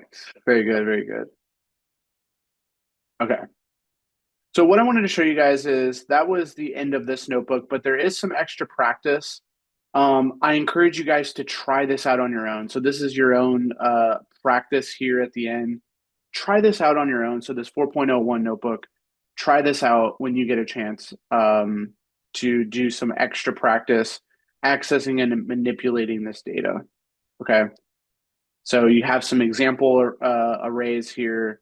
You'll build some series and go through and do some selecting of some data using the different methodologies we just showed with loc and iloc and um, picking different indices and things like that.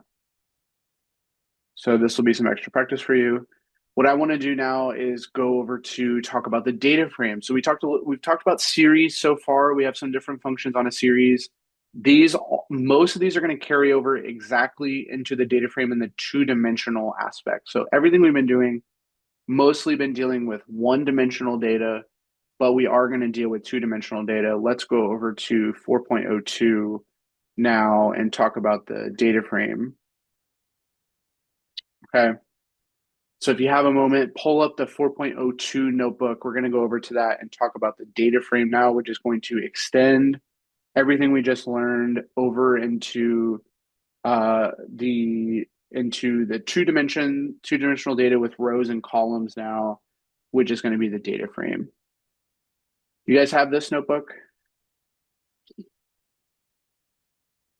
And go over to the 4.02. Yeah, just go over to that one. We're going to do that one next.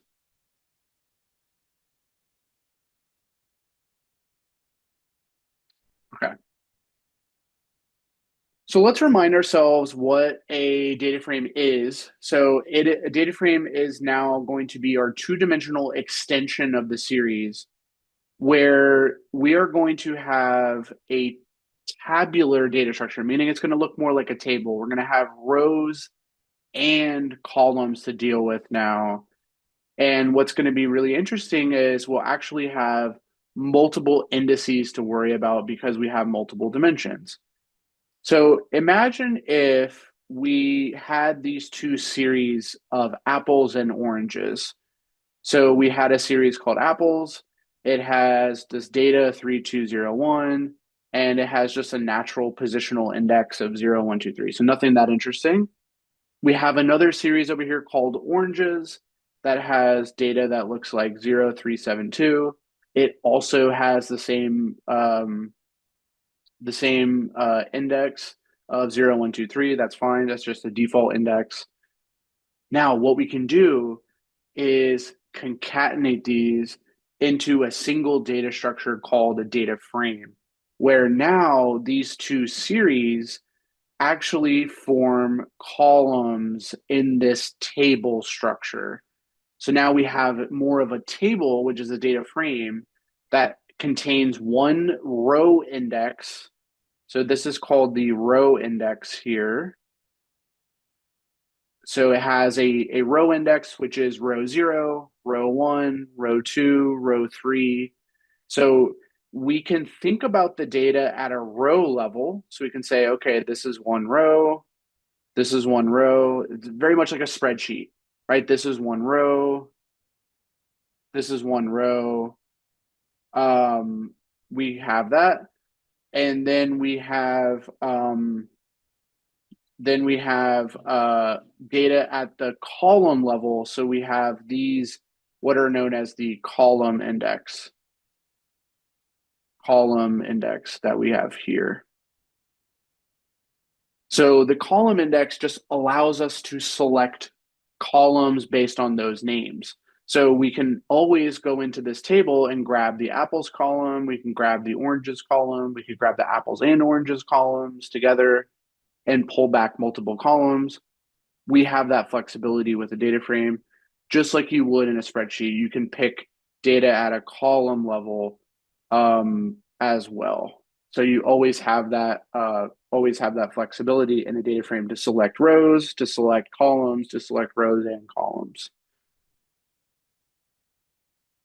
So that's something we're going to learn how to do, is select data based on where it is, what row it's in, what column it's in, select sections of a data frame, or rows and columns. What will be the merge title?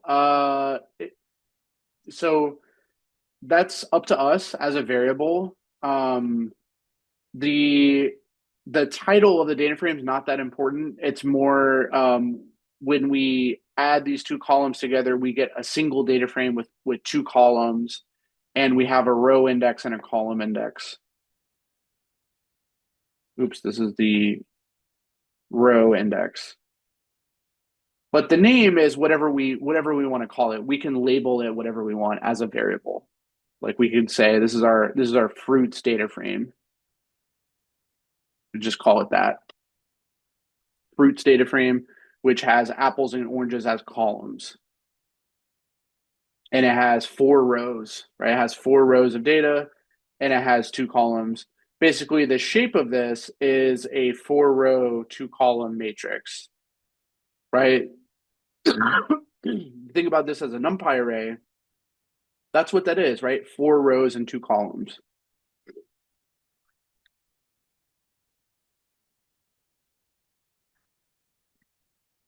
Okay.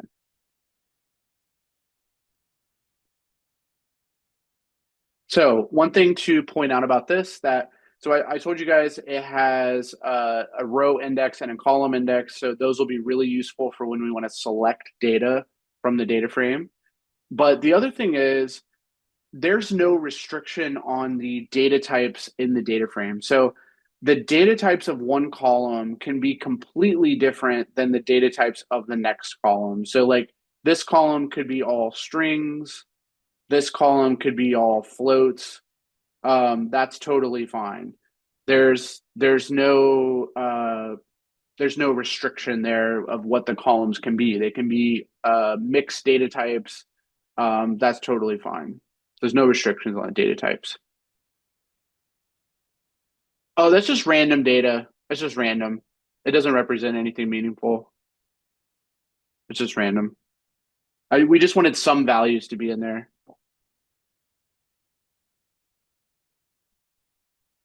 Yeah, they can be different for each row. Yeah, they can certainly be like they generally could be if let's say I had like this data type was a string.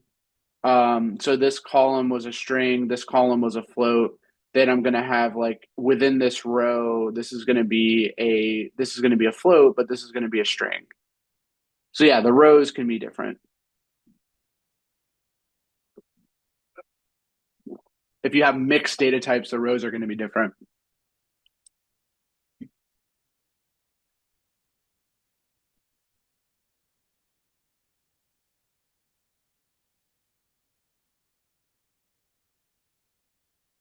Yeah, we're going to have lots of examples. Yeah, they're coming up.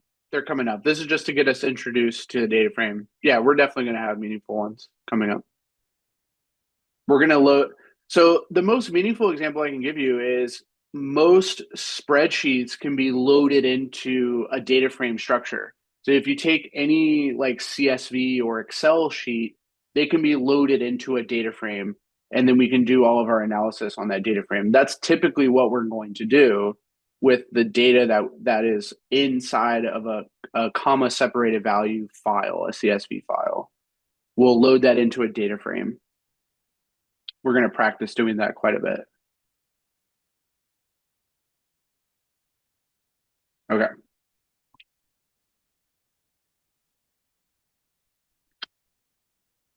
All right. So before we get to those examples, let's talk about how we can create some example data frames using our code. So here we are going to import Pandas as PD. And one of the most common ways of creating a data frame is from a dictionary. That's one of the most common ways of creating a data frame is from a dictionary. Now, why from a dictionary? It's because these keys in the dictionary are actually going to be our column names. These are going to be our columns. The keys are going to be our columns, and then the data within those columns are going to be inside of this list. Okay, inside of each of these lists.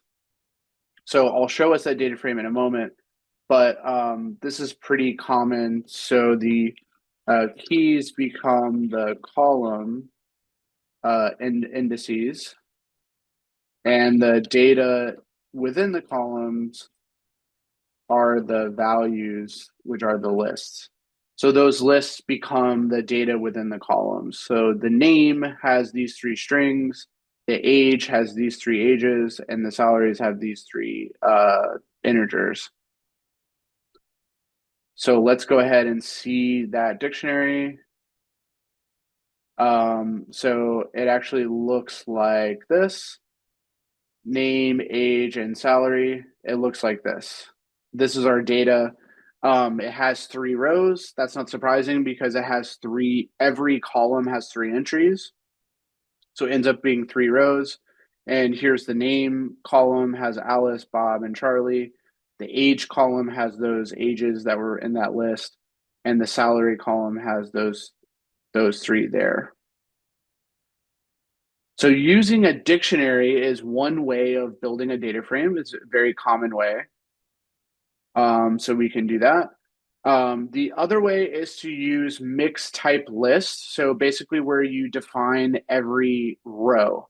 So creating a data frame from lists is possible where we have a list for each row. So we have the first row, we have the second row, we have the third row, and we actually manually supply what the column names should be. So this is all the row level data, and this is the column name. So we can actually build a data frame off of that using pd.dataframe. We pass in our row data, and we say, here's what our column should be labeled. Here's the column indices. So these are the column indices. We say, here's what our column should be. Here's our row data, and that builds the same data frame. Builds the same exact data frame as we had before, just doing it not in a dictionary, but in a list of lists, essentially, right? All of our rows are utilized here as like this. I agree. Yeah, the dictionary is probably the cleanest way to build a data frame. I would agree. Probably the cleanest way. But this does build the uh same exact data frame.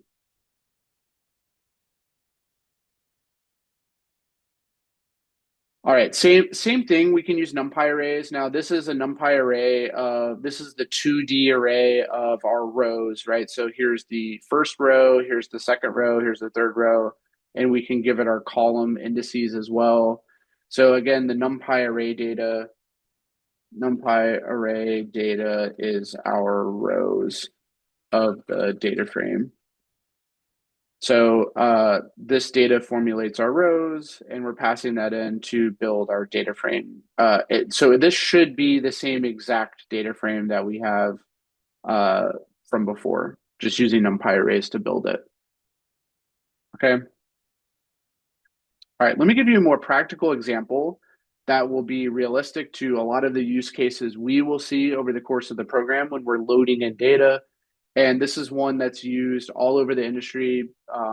People use it all the time. I use this one nearly every day is reading data from a file. So if you want to read a CSV file, you use the pd.read_CSV function.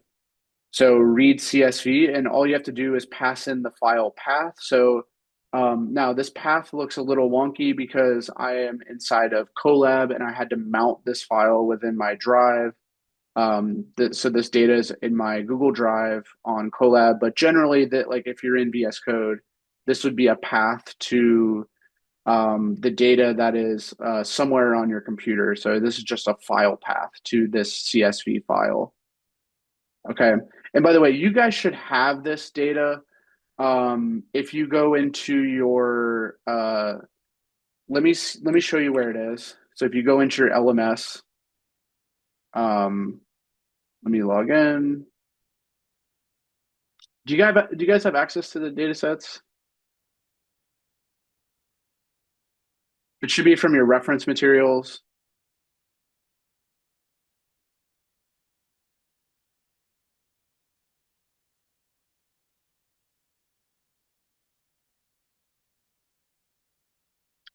It should be in this data sets here. Okay, this data sets. So go to this data sets and the reference materials, and that's where I'm getting this house price CSV from. So if you download that and extract it onto your machine, that's where you can get that. That's where you can get that file from. So house prices.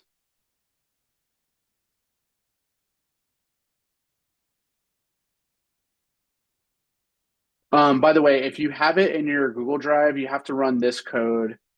You have to run this code first to be able to access files that are stored on your drive in Google. So you want to run that first, and that makes your data accessible within your. So this is if you're running in Colab. If you're running in Colab, you want to run that in a cell so you can. This makes your data accessible. Let me write that down. This makes your Google Drive data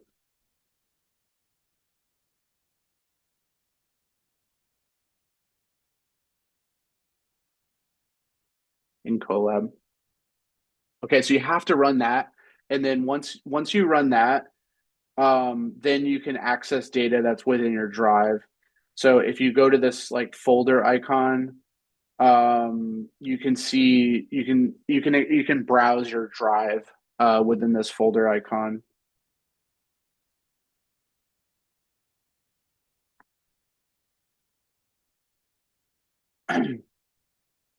This is likely going to fail for me because I didn't mount the drive yet.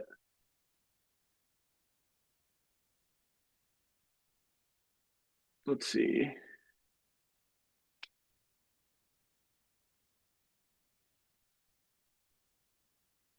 Yep, so it can't find my drive files, but I just run this, permit.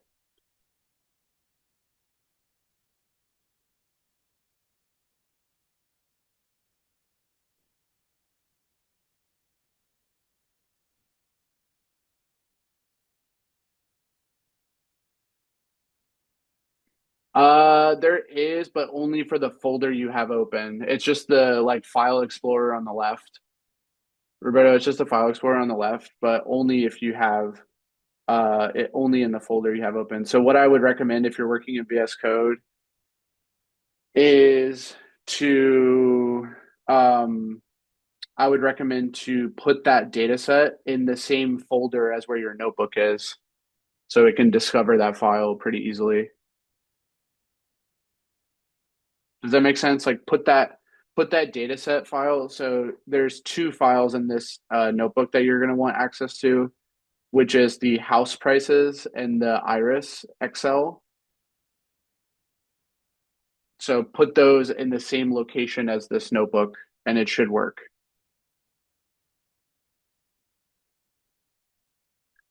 So let me actually put a comment here. So you should be doing pd.read CSV, and then it should be file path to CSV, wherever that is. So I think the easiest thing to do is put it at the same location as where the notebook is saved. Because if it's in the same place, then that should just be pd.read CSV, and then it should be house price .csv. Should just be that. Loads the whole file. Yeah, loads all the data in memory. Yep, that's right, Tim. I don't have import drive command on the. Yeah, this is for Google. This is for Colab. This is only for Colab. You need this to access data on your Google Drive.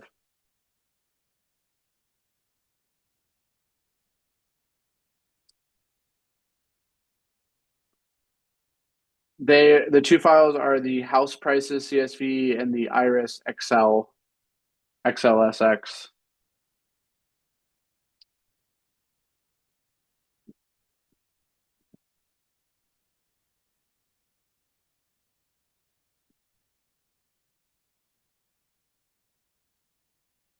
Do you have those two?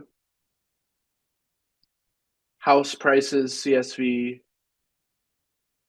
and iris XLSX Excel sheet. So you can build a data frame from here. Now, when you load all this data and you print it out, it's actually quite a big file. It has about 5,000 rows. So it's not going to show you all of that data, but we're going to have some functions we can do that can easily get us some summaries of this data, which will be nice. Okay, so we'll have that coming up shortly. But there are 5,000 rows. So, or sorry, about 4,600 rows. So it's a decent amount of data there, 4,600 rows.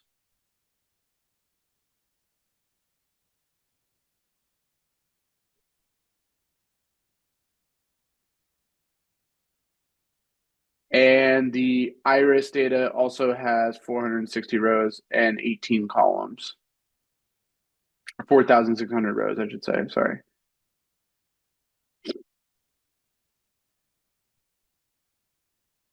All right, were you guys able to run this? Were you able to read the CSV using Pandas? Were you able to run this?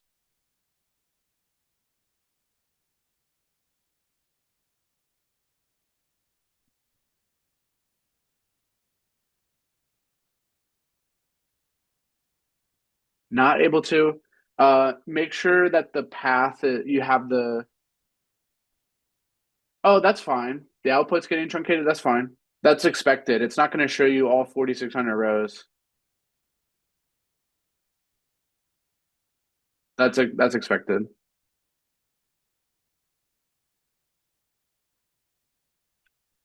Yes.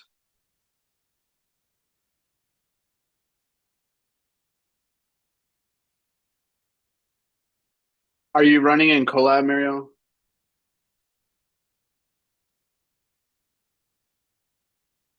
You are? Okay. You have to give permissions. So there should be like a pop-up when you run this code. When you run this, there should be a pop-up to give permissions from your Google account for this notebook to access your files. So make sure that that pop-up actually shows up and you click and you validate it.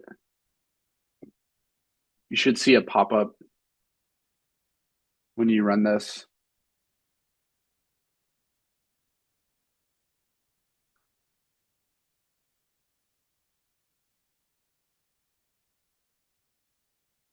Okay.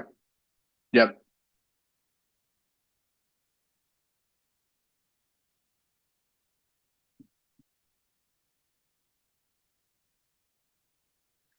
Worst case, by the way, what you could do if your drive isn't mounting, a backup is to go. Do you see this file? Do you see this files on the left? And this is for everyone running Colab. If you're unable to get the drive to mount, what you could do is you could just upload the file into the workspace. So if you go to this files, you can upload. You can hit this upload button to upload data. So you can see this upload here from if you click on this and then you click on this, you can upload the file manually into this workspace, into the notebook workspace. So you could do that too. If you have the file on your computer, just upload it. That works too, without having to mount your whole drive.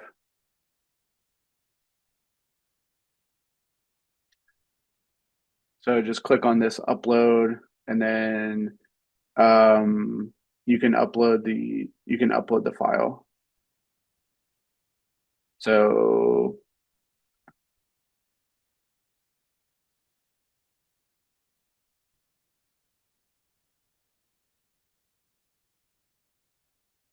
I just uploaded the house price CSV. So now I have it available in the session.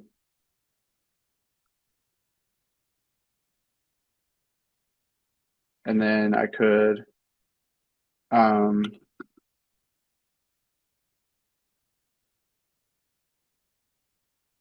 just like that. What should it look like? It should look like this.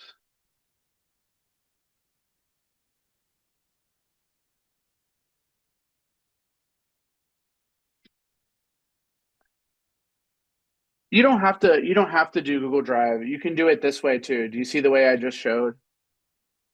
Where you can upload it into the session, into the notebook session. You can do that. You can keep the file on your local and then just upload it to your notebook using this files upload.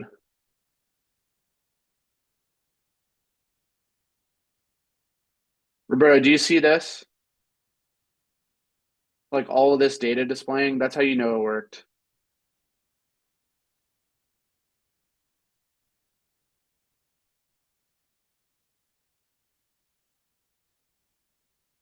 If you rerun the cell, that means it worked. It should display the same thing.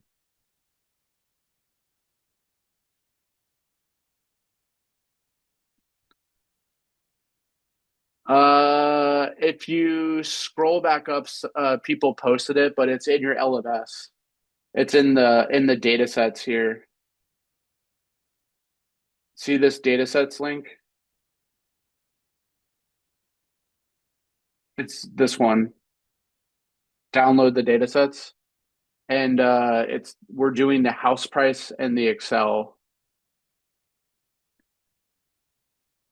and the Iris XLX. Yep.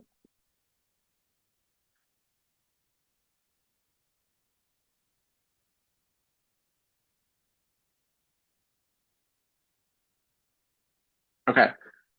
So were people able to run this and get you should see this output that has a bunch of so this is printing out the contents of the CSV.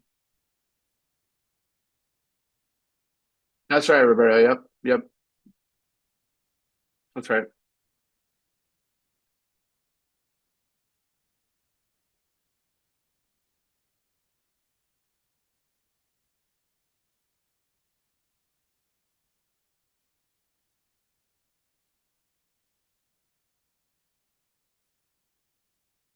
Okay. So you guys should be able to see this. Now, this is loading.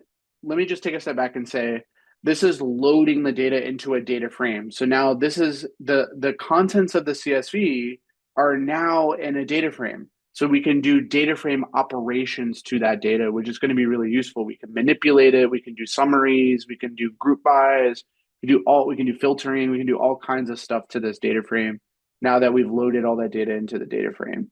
So read CSV, we are going to use a lot during the program. We're going to use a lot to load in data from a file, to load in data from like a spreadsheet style file into a data frame and then manipulate that data frame. Okay. And there's a read Excel. Pandas actually supports a lot of different read functions. So it has read JSON, read Parquet, read um, all read arrow. It has all kinds of different file types that it supports. Okay, so not just CSV and Excel, even though those are very common. Um, we can read all kinds of different files in Pandas to load them into a data frame, as long as they're supported. Okay. All right, so we practice loading in the data, but now what we want to do is practice accessing data from that data frame. Now that we've seen we can load data in, how do we actually access data and then start to manipulate it, summarize it, do all those things we were doing with series, we want to extend into the data frame. So let's get some practice there.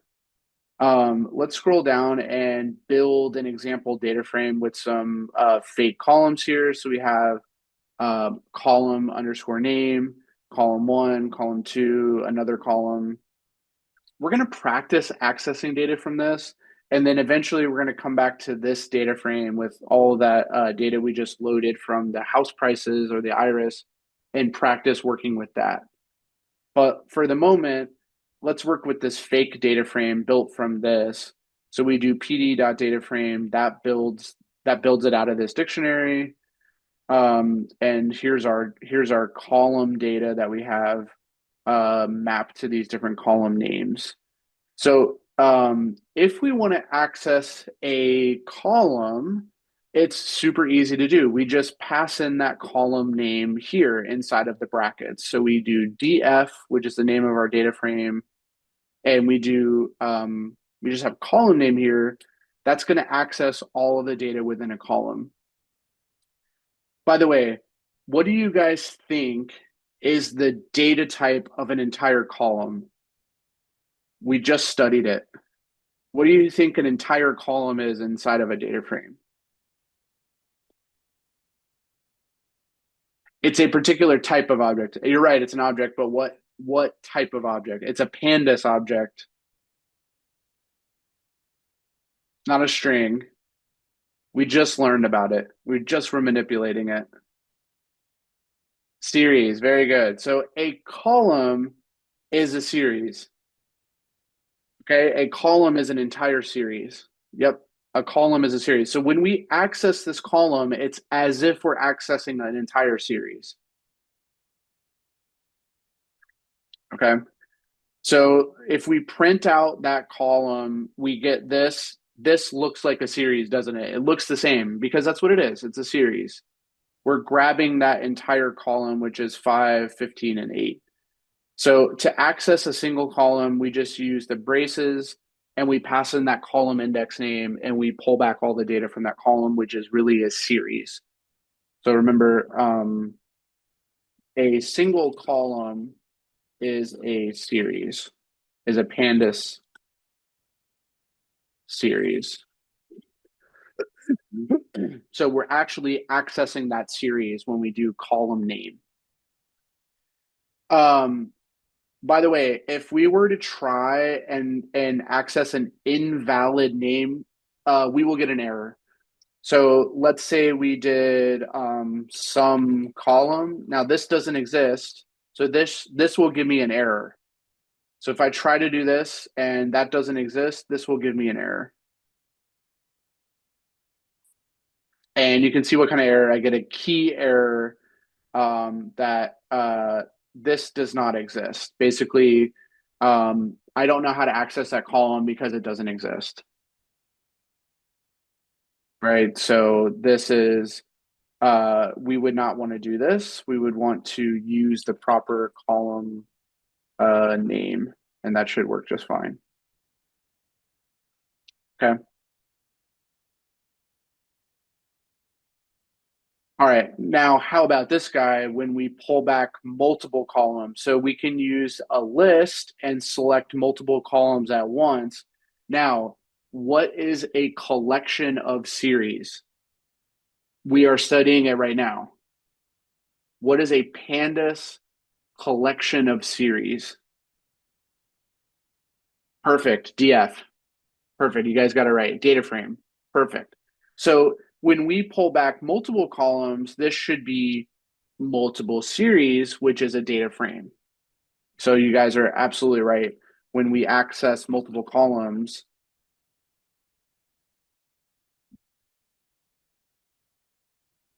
gives us a data frame. So this is actually going to be kind of a miniature data frame. It's only going to be these two columns because we're accessing these two guys, which are these two columns worth of data.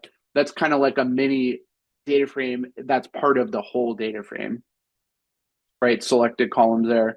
So let's look at that. When we access multiple columns, we get these two guys, which is a data frame. Okay, we get column 1, column 2, and we see the data, and we have 3 different rows from the data frame.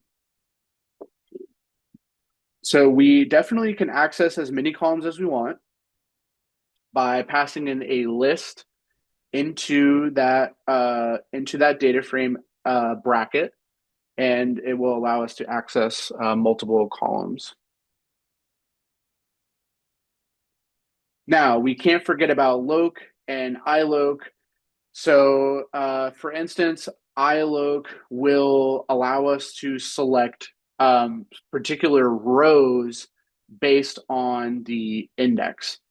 So, iloc of 0 is based on the position. So, this is saying, let's grab the data that is at row 0. So, again, this is using the positional index 0. Regardless of what the actual index is, the user defined index, and data frames can have user defined index. The rows can actually be a custom index as well, because we know a series can have a custom index. So iloc doesn't really care about our custom index. It's going to use the positional index to grab that entire row. It's grabbing the first row. So df.iloc is grabbing this entire row, which has values of 5, 10, and 100, and 25. If you look at it, that makes sense. That should be this row here. That's the row, that first row. We can do filters, just like we did with series. We did filters. We can do, so we can do conditional filters here where, now, how do we do that? It's exactly how we would have done with the series, right? So we do a bracket to signal that I want to access something. And here we give a filter. So what this filter does is this will filter rows of the data frame that meet the condition. Okay. So any row where this condition is occurring, in other words, this column name, it has a value greater than 10, we will keep.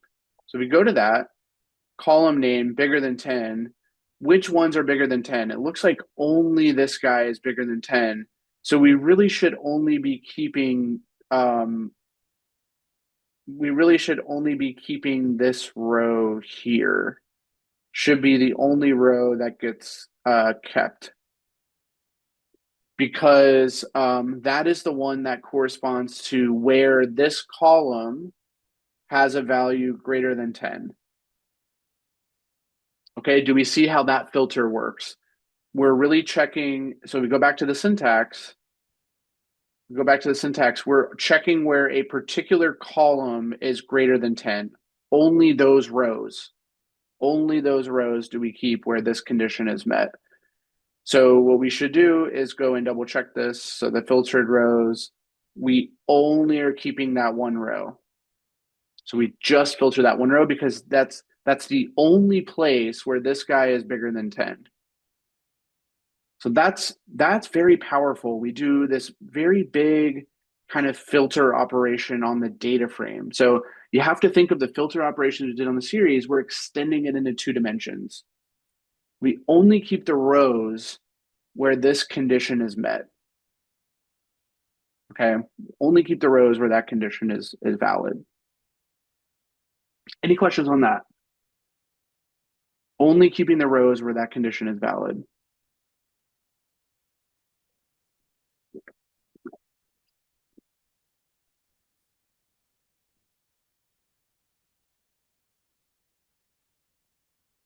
Good. I know that the filters on the data frame can be a little confusing.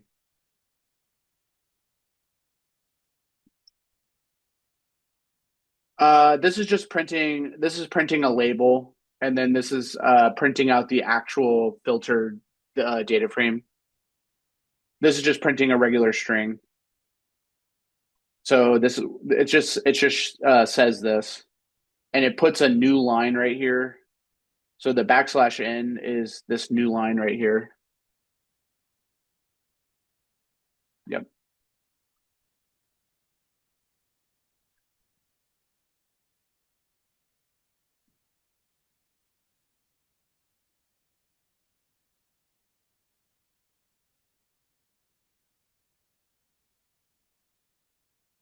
Okay.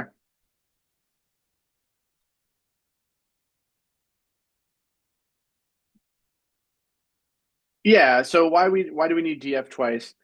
It's because overall we access data by using df and then the bracket, right? So that should be generally accessing data. We saw that with the series too, right? It's a series and we have bracket. We saw that with lists. Usually it's a list and then a bracket and we pass in an index. So we generally have the first df with the bracket to signal we're accessing something. Okay, just generally we're accessing something. Now, the reason we have df twice is because inside of here is a filter condition. And the condition says, I want to look at this column. So the reason we have the data frame twice is you see that we're accessing that column, which is df bracket the column. This accesses this column and says, I want to check where this column is bigger than 10. All the rows where this column is bigger than 10. That's why we see df twice. We see it once on the outside to signal that I want to access something from this data frame. What do I want to access? Only the rows where this condition is being met. Only the rows where that condition is true.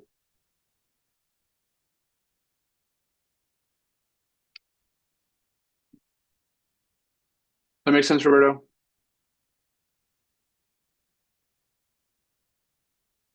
Yes, we're going to study that coming up.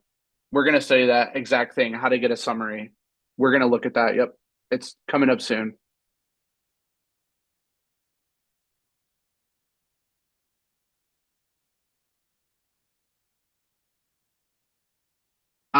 That's correct. Yeah. So if we had multiple conditions we were checking, we would be using df multiple times. Yes, that's true.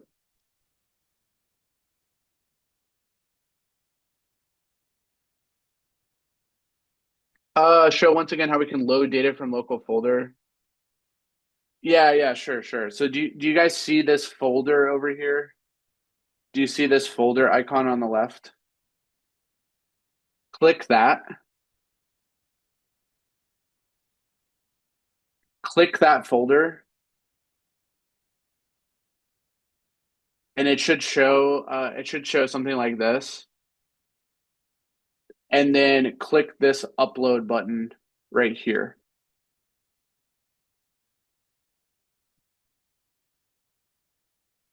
That's how you load data into your notebook session.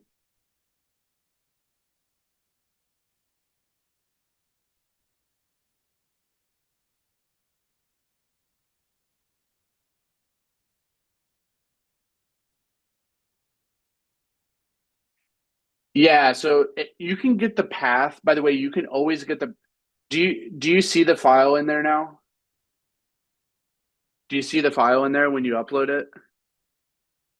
You can get the path of it by clicking to the right of it, these three dots. You see how there's three dots? If you click that, you can copy the path. Click on copy path, and then you can. It's the same code. It's the read CSV. Read CSV, and then you put in your path inside the string. Like this.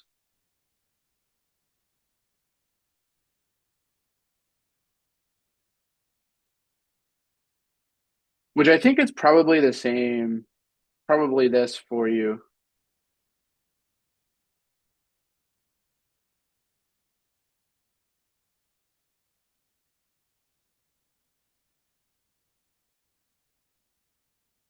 It's not from your computer. No, if you're in Colab, no, it's not going to be from your computer. It's going to be from the uploaded file.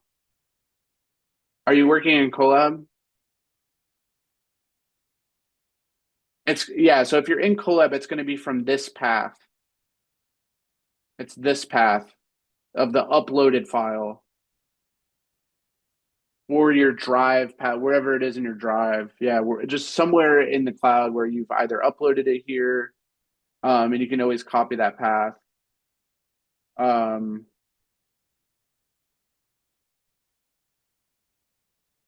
oops. Oh,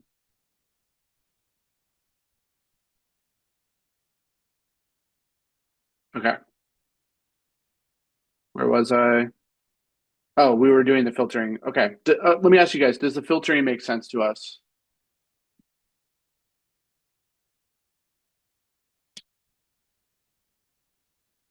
It does? Okay, perfect. All right, I have one more thing I want to talk to you about on the filtering, and then we'll take another little bit of a longer break. So we've been going for a couple hours now. Um, so once we filter like this, we're basically picking all the rows that we want out of the original data frame, right? Because that's what this does. It selects rows based on meeting this condition. But there's nothing stopping us from accessing a particular column after we do that filter. So that's what this, I'm going to scroll down to the bottom of this cell and go to this example, and I'll come back and talk about IAD, and loc in a minute. Once we come back, once we come back from a break, I'll cover those. But do you guys see how we are accessing? This is the filter again, same exact filter. This is bringing back, so let me copy this and make a comment here that this part of it gives us the DF rows that meet the condition. And then we access a particular column of these rows. So that's what this does. Do we agree on that? So this is saying I've already filtered my data frame to be filtered to this set of rows, but it's still all columns. So if I were to draw this, right, if I were to draw this, we've basically filtered it out to this selection of rows. Just imagine that, right? We've filtered it down to this selection of rows. But what this thing does is says, let's zoom in on this column, right? Let's zoom in on that column. That's what that does. So we are allowed to do that in the syntax. Once we filter, we can select a column from the filtered result. We can basically chain those together, which is what that's doing. That code is doing.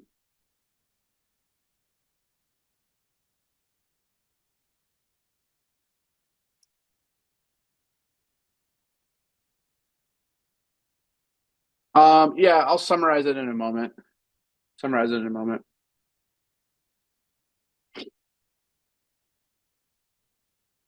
Okay. All right. So let me just summarize the things that we've done in this cell. Let me move that. So all we did was we created a data frame with some example data. We didn't even use that data yet. We'll come back to it. But we're just using this example data from this dictionary, and we were just practicing some different things, like accessing a single column. All you have to do is put the brackets and then the column string, which corresponds to whatever column you're selecting. That is going to retrieve the series of data, in this case, like the column, right? 5, 15, 8. So it's doing that. You can select multiple columns if you pass those names inside of a list. So column 1 and column 2. This is actually going to give us a data frame result, right? Because now we have multiple series being pulled back. Multiple series equals a data frame. Okay, multiple series equals a data frame. So we have a data frame result that is giving us only these 2 columns out of the 4 columns that exist. We can use iloc to grab a row based on the positional index of that row. Like this is the first row. We can do the second row. We could do the third row, the fourth row, etc. So that's just the first row. We did a filter. So this is just a basic filter. We were just talking about this where this is the condition. And so this is saying, let's grab all of the rows out of this data frame where this condition is being met. Okay, all of the rows where that condition is being met. All right. Then, yeah, different from a slice. Different. This is a filter, different than a slice. This is because this is conditional, right? A slice is more positional based. It's not conditional. This only selects data that meets this condition. This is conditional. And then what we said is based on this condition, we can actually select another column right after that, which kind of chains it together. Yes, Roberto, it's like a bidirectional. Yep. So while you try that, let's continue talking about on this set of examples here. We had the at. We had just gotten to the at. Now, the at is like the equivalent of loc for accessing a single entry in the data frame. So this is the equivalent of df dot loc for a single value.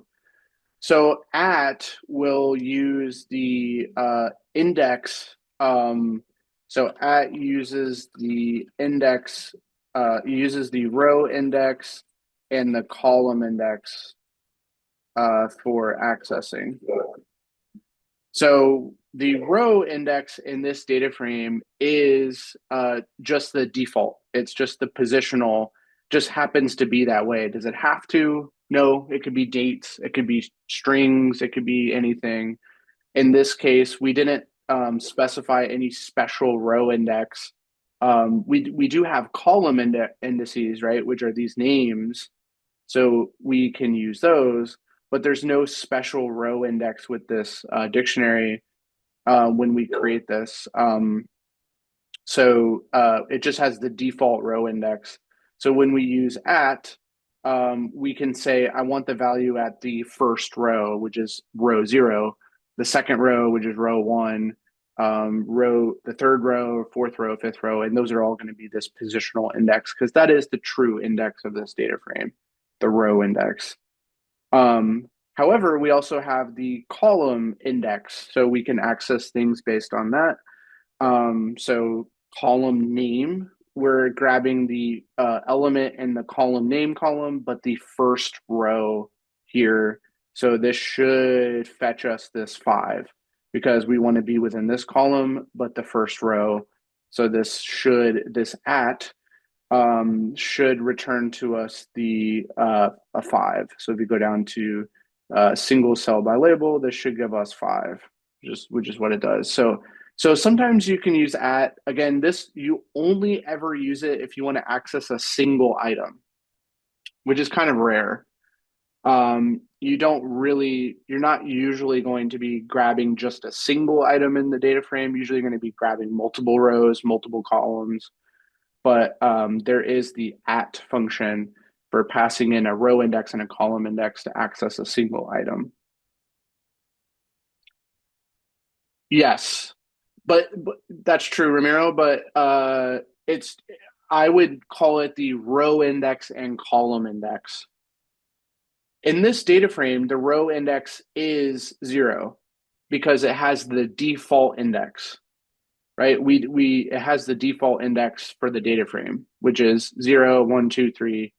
It's this. This is the row index, right? This is the row index.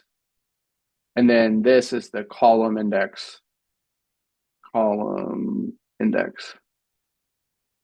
All right, so with at, we have the equivalent of loc, but for accessing a single item. We also have I at, which is this is the equivalent of iloc. So this is the equivalent of iloc for accessing a single element. And so this one we use. So this one uses the positional index for row and column. So we do not use the name for the column. We only use its positional index as far as which column are we in, going from left to right. Are we in the first column? Are we in the second column? Are we in the third? This would signal that we are in the second column because that is the column that is at index 1. So if you use the positions with I at or iloc, for example, we would be like, this is column position 0. This is column position 1, column position 2, 3, regardless of the actual column index, right? It has a position within the data frame going left to right. Every column has a position. So I at uses this column position. It also uses the row position regardless of what this is. It just happens to be the same because the data frame uses the default row index. But so 0, 1, if we did I at and then we did 0, 1 would be the first row, second column, right? First row, second column. So that should be this guy. So we look into our data that we have, which is this data frame right here. It should be first row, second column. It should be 15. So we want to make sure that we get 15. So if we run that single cell by position, don't know why it's saying. Finally, we have df loc. So if you guys remember, loc uses the we've kind of already talked about this, but loc uses the indices, right? So it uses the row index and the column index. In this case, we're selecting the first row, but all of this column named column name.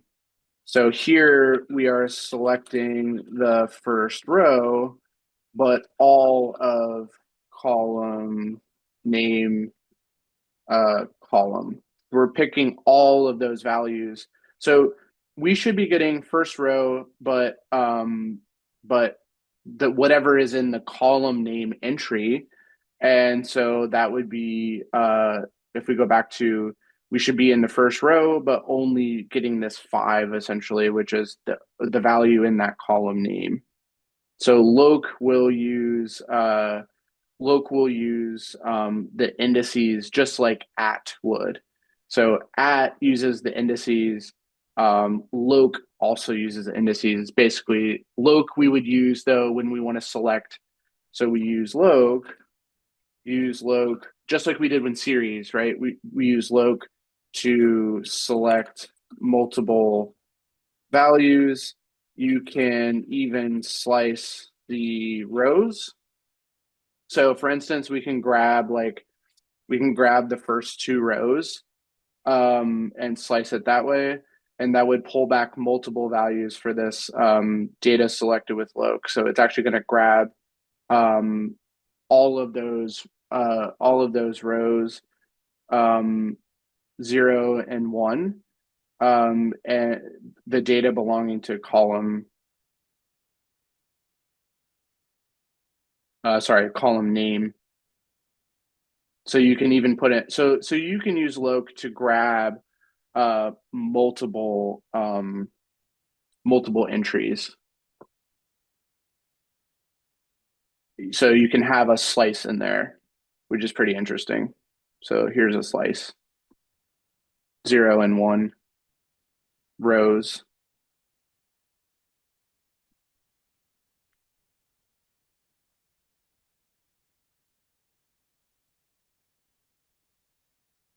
All right. Any questions about these? We're going to get to some really important summarization functions coming up, but any questions about these, like accessing patterns? I think the most common way we will access data will likely be from picking columns like this, or honestly doing filters like this.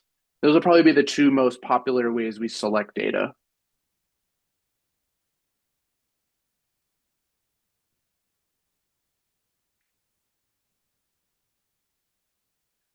JD, they do for the rows. Yes, because most people use the default row indices, but the columns usually have a label, right? They usually have a name, like this example up here. The columns usually always have a header. They usually have a name, right?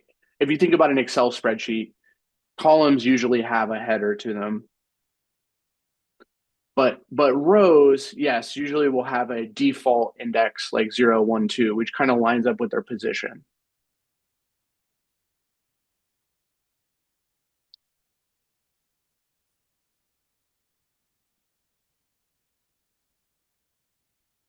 Okay, very good. All right, let me get to some exciting summary functions that we will cover next. So I want to go through some basic data frame functions now that we've seen how to access data. Let's look at some other convenient functions, and some of them are going to be really familiar from basically from series. They're going to be the exact same, like head and tail and sort and is null. Those are all going to be the same that we have, except now it's going to be in multiple dimensions. Um, so let's take a look at some of those examples, but some of them are going to be pretty unique. But some of them are going to be basic multi-dimensional extensions of the functions we've already seen for series. So let me walk you through some of the functions that we are going to do some examples with. The first couple we've already seen, which are head and tail. So just like in series, we have a head and tail function which shows us the first few rows of the data frame. If you don't put anything in the head and tail argument, like if you leave this blank, it will just do by default the first 5 or the last 5 rows for head and tail. Now, why is that helpful? It's actually really helpful often when we load in a data frame. The first thing we typically do is run a head or a tail so we can sanity check what we just loaded without having to print out the entire data frame. Printing out the entire data frame is usually inefficient, and we don't like it's going to get truncated anyway. So a very standard thing to do is to just print out the head or just print out the tail so we can get that view of the first 5 or last 5 rows to sanity check what we just loaded in. So that's a very common thing to do. We're going to see examples of that, and we're going to use head and tail quite a bit as we move along. And as we load in data, that'll be usually the first thing we do is head or tail. just to take a look at the data we just loaded in. Yes, it's going to include the header. Let me show you an example. So if we go back to the data we loaded earlier, so the house prices, let's print out the head. So df.head. It shows you the header, but it just shows you the first 5 rows. See how it's just the first 5 rows, but we can see all of the contents of the data pretty nicely and succinctly. So it's a very useful thing to do, right? When you load in this data, this is very useful to do to sanity check, what did we just load? What does it look like? df.head, we can get a sanity check of what the data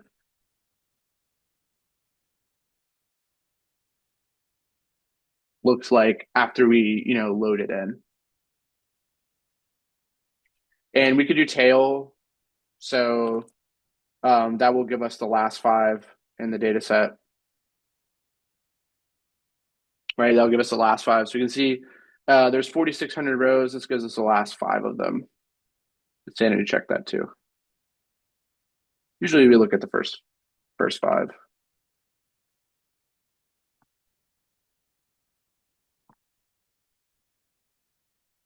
Okay.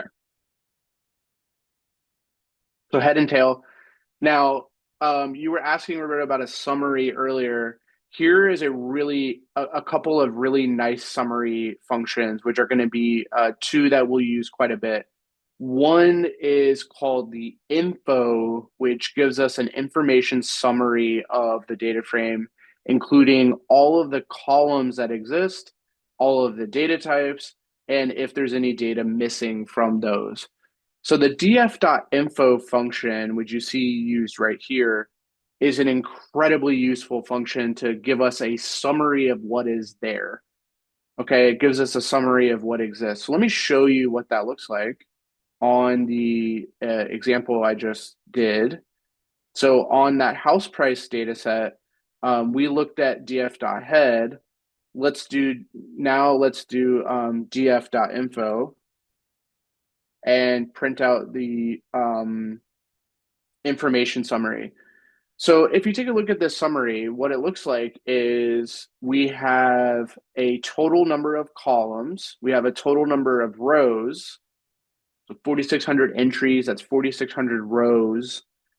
We have a listing of all of those columns and how many non-null values they have. So you can quickly eyeball and see which columns are missing data, because we're expecting to have 4,600 entries in every column. Those are the rows. And this tells us how many were not null. So 4,600, that's a good number. That means we have full amount of data not missing. Right, that's pretty good. Not only that, but we get the data type. So what this would tell me is anytime I see object, I'm thinking of that as a string. So the date is just a string of the date. The price is a float, bedrooms is a float, bathrooms is a float, square footage in the living room is an integer, square footage of the lot is an integer, floors is a float, waterfront is an integer, view, all of these things. You could see exactly what year that it was built was an integer, year that it was renovated. So you could see what all of these columns are about these houses. It's all different attributes of the houses. These are all strings, so they're related to like street, city, zip, country. They're all address related things. Are all strings. That's not surprising. So you can see that we have a bunch of float columns, a bunch of integer columns, about 5 string columns, and this is how much memory our data frame takes up.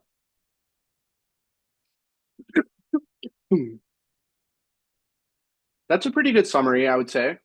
Is this the summary you were looking for earlier? Oh, yeah, that's a pretty good summary of all the columns and their data types and not null. This is a great summary. Yeah, so this is df.info. df.info gives us that information summary about this data frame.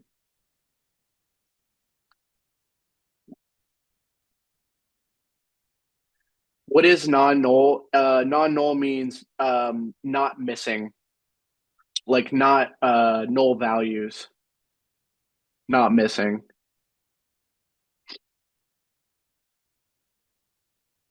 right? Meaning it's like not empty.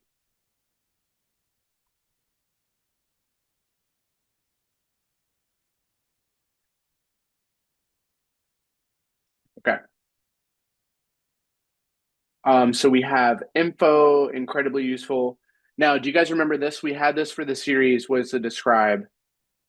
Now, this gives us a summary of the statistics. And now if we take that describe, remember, it was operating on every series, but what is every column of our data frame? Let me ask you guys, what is every column of our data frame? What kind of data type is it? There we go. Yes, it's a series. So should we be able to do describe to every column? Because remember, describe was a function on a series, right? We've already seen that. Describe gave us a summary, a statistical summary of our series. So it should be natural to extend describe to the whole data frame. That should be pretty natural. And we will. So basically what describe will do, we'll take that same exact describe that we did on a series and we'll do it across every column. Every column that is, the catch is, it's only going to do it to columns that are numerical data types. So it's not going to do this to strings. Okay, because it doesn't make sense to compute like an average or a a median or a percentile. Right? It doesn't make sense to do that to object columns. So it's only going to do this to numerical types. So it's going to do that summary for every numerical column, So numerical meaning it's some type of integer or float. It's going to compute the min, max, average, median, percentiles, standard deviation, all of those are going to get computed. So that's a great summary. That's a really great summary to get a sense of what our min and max, like our range is, what our average is. That's a great summary as well. So let's run that on the housing prices. So we go back up. We just did info. Let me do df.describe. So this should be computing those averages. So this is going to be computing those values across all of those numerical columns here. So for the bedrooms, the minimum is 0, kind of wacky, 0 bedroom. And the max is 9. So there's a 9-bedroom house in there. The minimum bathrooms is 0. I'm gonna guess that's likely because it was missing, so it just filled in a 0 in the spreadsheet. But the maximum bathrooms is 8, and the average bathrooms is about 2, little over 2. The average bedrooms is about 3. I think that makes sense. It's pretty reasonable. Just sanity checking. Just sanity checking that. And then we see that the average price is sitting here about 55,000, or sorry, 551,000, I think is what that is.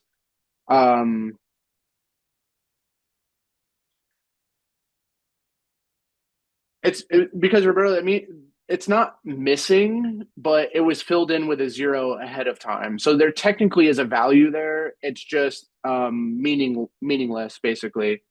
But there is a value there. It's kind of like defaulted. Yeah. So you're right. Like 0 bathrooms would make no sense. So that data is likely probably not good, probably not very great data, but it's not missing. There is a value there. It just happens to be 0. It was probably like whoever was recording that data didn't have a number of bedrooms and bathrooms, so they just put 0.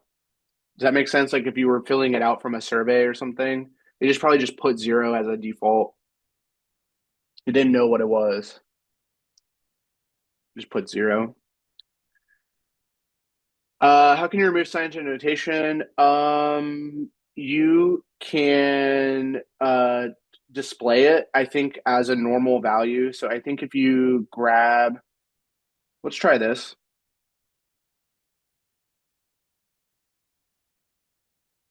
Okay, so if you set that at the Pandas level, which will default that for everything, yeah, that works too. I like the round though, because we can be a little more selective on when we do it instead of just doing it by default to everything. But thanks for, yeah, I agree that that should work, setting it at the Pandas level. Thanks for supplying that. Yeah. Yeah, Roberta, this is just rounding the describe results. It's not rounding the real data. No, it's just rounding the describe results. That's true. Okay. What do we think about describe? Does it seem useful to you guys? Does it seem useful to have a nice summary view of the statistics? Like you get a mean, you get a min, you get a max, you get remember the 50th percentile is the median, right? You get the median, standard deviation. So about the average house price in this data set is about 551,000. Now there's a max that's way out there, looks to be like 26 million. I mean, that seems like an outlier. I'm gonna guess it's this 9 bedroom, 8 bathroom one that has 13,000 square feet. But seems like seems like an outlier potentially. But maybe we'll study that later on when we get into the to get into identifying outliers and such, which we will. Um, but that seems like yeah. And this seems the square footage of the lot. I mean, this seems like a lot of land. Um, so that's, we'll have to see if that's an outlier or not.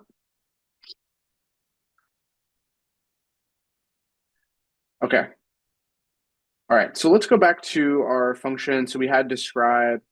Now, the shape we know we can get. So that's just an attribute. This isn't even a function. This is just if we ever want to see how many rows and columns we have, we can do dot shape.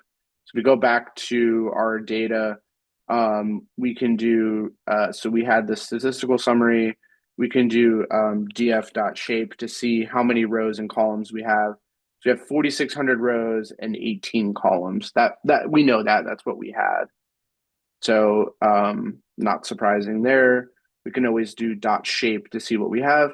Now, what's interesting is we can also do dot columns to get a list of all of the columns that we have. So that's another useful one if you want to quickly see, if you want an exact list of all of your columns. So df dot columns. This gives us a list of all of our columns. So we can quickly see which ones we have, and we have a list of those guys. So df.columns gives you the kind of listing of all the columns that are in your data frame. All right, loc and iloc, we've already talked about. Those gives us the ability to access data. So we have, those are the same from series. We just did some examples with those, so I won't spend too much time on them. I want to get to a couple of interesting ones.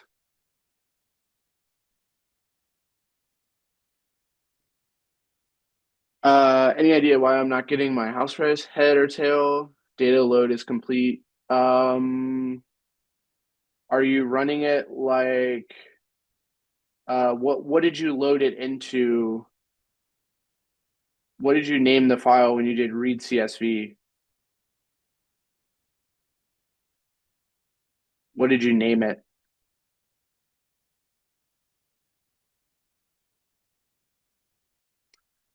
Okay, so you should be doing df csv.head. Does that work?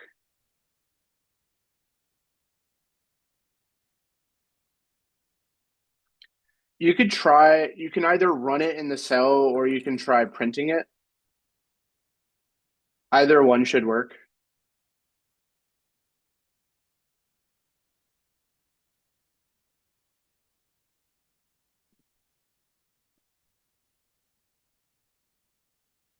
If it's not working for you, you could try restarting your session.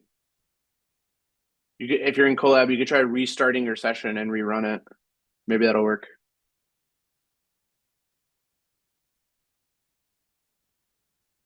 Okay, it works. All right, great.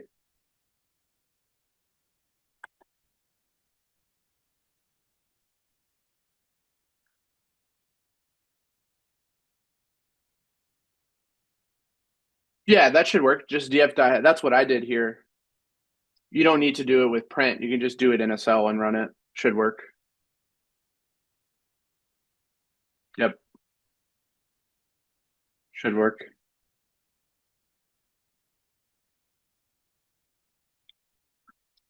Okay, so we can sort, we're going to do some examples with sorting down below. But what we can do now, what's interesting about a data frame is when we sort it, now we have columns at stake. So sorting is a little more complicated. We have to decide, how do we want to sort this data frame? Which column do we want to sort the rows according to? So that's where sorting the data frame has the ability to sort by one or more columns. So here you pick which columns you want to sort by. We're going to do some examples with this, but you can basically sort by you can sort by one or more. So you can say, hey, I want to use the square footage and sort everything from greatest to least square footage, which will shift all the rows around according to that square footage column. You could sort by the number of bedrooms, number of bathrooms, right? We can pick which columns we want to sort by. So that's the only thing is like when we're sorting a series, we just sort the data. It's only one dimensional, right? So we just sort it. But when we have a data frame, we have to be more selective and pick which column we want to sort by. So that's the only thing that we have to be careful about. So we'll do some examples with that. Now we have some another interesting function here that we're not going to get to today, but we'll cover this in our later lesson 8 or 9, or sorry, 9 or 10 when we get into working with our data. But data frames support group by operations, which is basically like if you're familiar with SQL, doing a grouping of the data according to a certain column, and then we can do aggregations based on that group. So we will learn about this later, but data frames support grouping according to certain columns, which is really useful. So suppose we want to group by number of bedrooms. So we want to take all of the houses that have a certain number of bedrooms. So all the 2-bedroom houses, all the 3-bedroom houses, all the 4-bedroom houses. We want to group by those and figure out what their average price is. We could do that. We could group according to the bedrooms and then do like a mean on the price. Those kind of slicing and dicing we will be able to do later. We're not going to get into it today because it's a little more advanced, but we're going to have a whole lesson dedicated to doing this in the future. So we'll come back to group by later on. But that's a really, really useful, as you can imagine, right? Grouping by column is really useful. So we'll get into that later. Now, one function we've already seen, and it will show up here again, is the apply. So we have that basically the same to where we will be applying a function usually to a column to transform that column. So usually we will apply to a column or maybe multiple columns in order to transform them. So maybe we want to take a column and multiply everything by 10, or take a column and square everything or divide it by 5, or whatever the case is. We can use df.apply to apply a function to a particular column, just like we were talking about with series, because what is a column? It is a series. So it should make sense that we can apply a function to that series. And so we will be able to do that. We're going to see some examples here of using apply to transform an entire column of a data frame. according to a function, right? So remember, the argument to the apply is a function. So we're passing in, hey, what function do I want to transform this entire column according to? Do I want to square everything? Do I want to cube everything? Take the square root of everything? Take the logarithm of everything? And really, when you're looking at the column level, that would be every row, right? Every entry within that column, we're going to transform. So we will do that in some examples coming up. So we're going to see apply.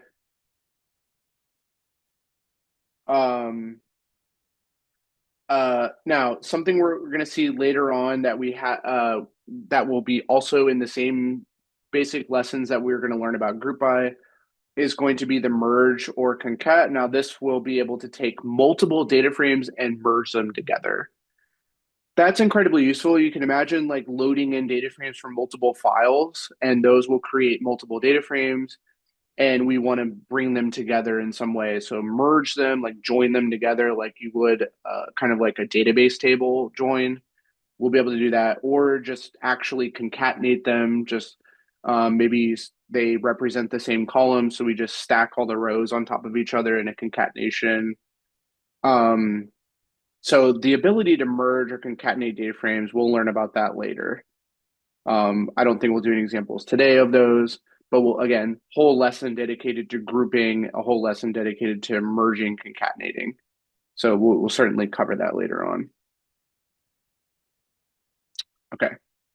By the way, any questions about any of these functions so far that we've kind of touched on? We're going to do some examples. We're going to do apply. We will do sorting. I'll show us that in a minute. But any questions about some of these functions so far?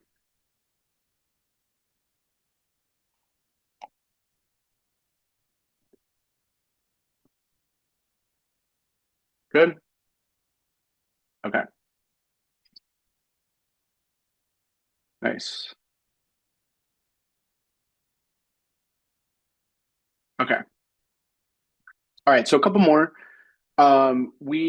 What's really nice, and we're going to learn in the next lesson on how to do this alternatively with Matplotlib and Seaborn and some of the plotting libraries, is DataFrames have built-in plotting that uses Matplotlib as kind of the backend to do it. But you can actually directly from a DataFrame plot columns, which are really useful.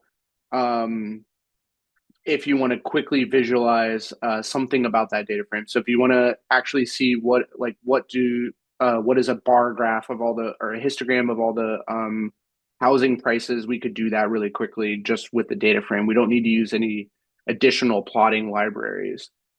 So that's usually for quick plotting. We're going to see some examples of this coming up of how we could do this within this notebook. We'll see some examples of doing this, but we'll also in our next lesson, in lesson 5, we'll talk more about plotting. Lesson 5 will be all dedicated to doing plotting with the more sophisticated libraries that are dedicated to plotting.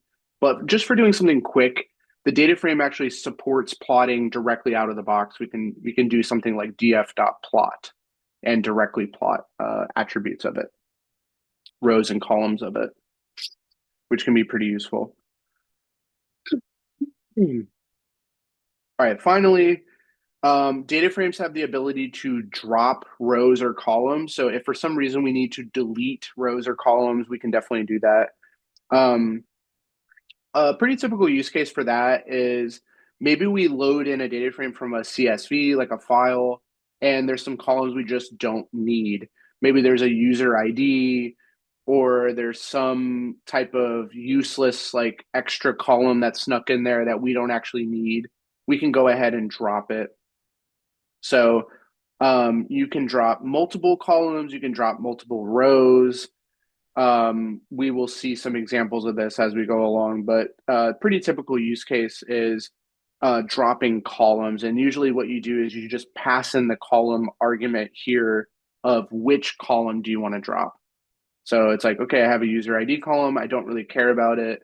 I'm gonna drop that. but doing df.drop, and then go ahead and pass in that column index to go ahead and drop it. Okay. So we'll see an example of that coming up shortly. Okay. Any questions on some of these functions? We're going to jump into some examples next of some of these guys that we've been talking about. But before we do that, any questions on any of them?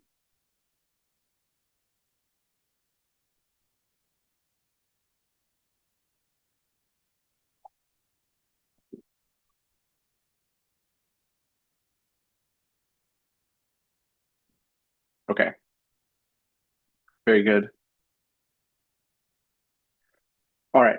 So let's go ahead and take a look at some examples. So we're going to have some fake data here in our data frame. So we're going to build out the data frame we kind of had earlier, very similar one. We put that in the data frame, pd.dataframe, build the data frame here. Oh,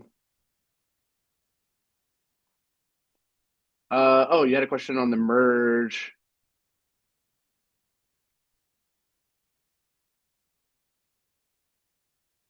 Left and right, no, those are the two data frames. So this would be merged together.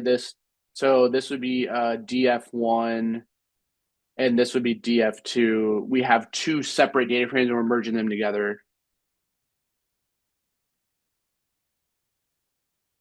The on is usually a label of a column that they share. Like if they share a primary key column, then that would be like a join. Yeah, Roberta, that's like a SQL join. Yeah. This would be an inner join between these two tables. And we have a join key here. That would be a column. This would be a column that we want to join on. We'll learn about that later. Yeah. We're going to have a lesson dedicated to doing that.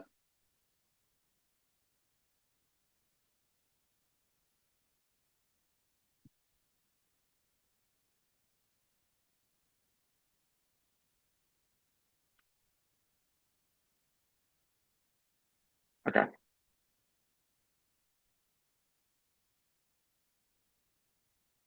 All right, so if we were to go back to this example, now head and tail, no surprises there. We can print out the head and the tail. This gets us the first two rows. This is the last row. So first two rows should be these guys, and then the last row would be this guy. So we can take a look at that. First two rows, again, here's those. Last row, this is this. I don't think there's that much surprise with head or tail. I think we're pretty comfortable with that. Info we've already seen before. So the info about this one is that it has these four columns here. It's not missing any values. It only has 3 rows. It's not missing any data there. It's a pretty small data frame, only 220 bytes. Makes sense because we don't have that much data stored in there, just some integers. It's not that big of a data frame. Only has 3 rows. And the shape of it, so we can print out the shape. It is a 3x4 data frame. It has 3 rows and 4 columns. We know that. It makes sense, right? Not that surprising there. But some of these things we will see, like now let's sort it. We could actually sort some of this. Let's sort this data frame. Let's do some additional code here and sort it. So let's go ahead and do print, and then let's do df.sort values. Let's go ahead and sort according to, this is where we pass in the column that we want to sort by. So let's go ahead and sort according to this. Oops, I'm in the wrong section. Let me sort. I want to sort this one.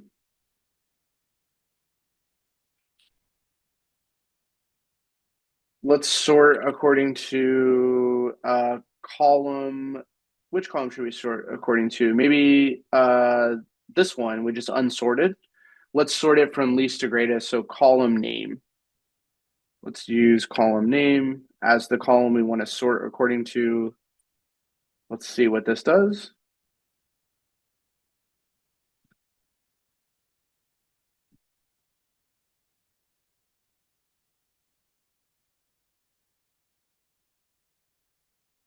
Oops, this might need to be, sorry, this might need to be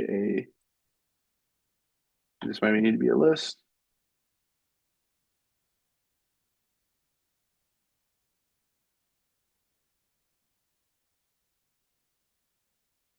Oh, I didn't run this yet. That's why. Okay, there we go. So it ends up sorted.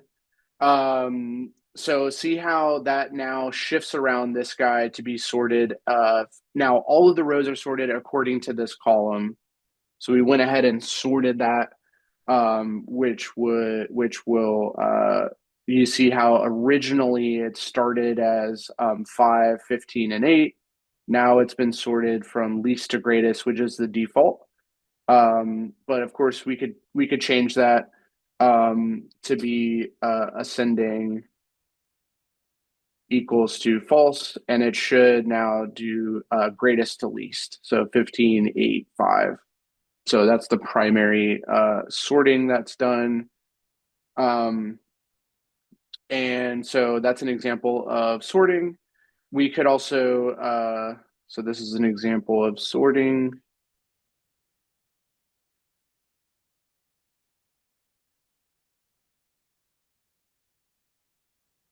And then we'll do an example of dropping. So let's go ahead and do df.drop. Let's go ahead and drop the column. Let's drop column 1.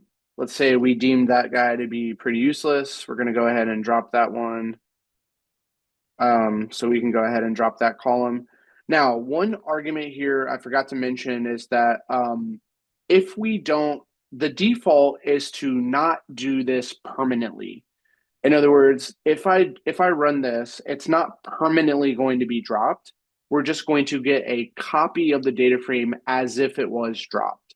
So we're not going to get so I could save this result as df with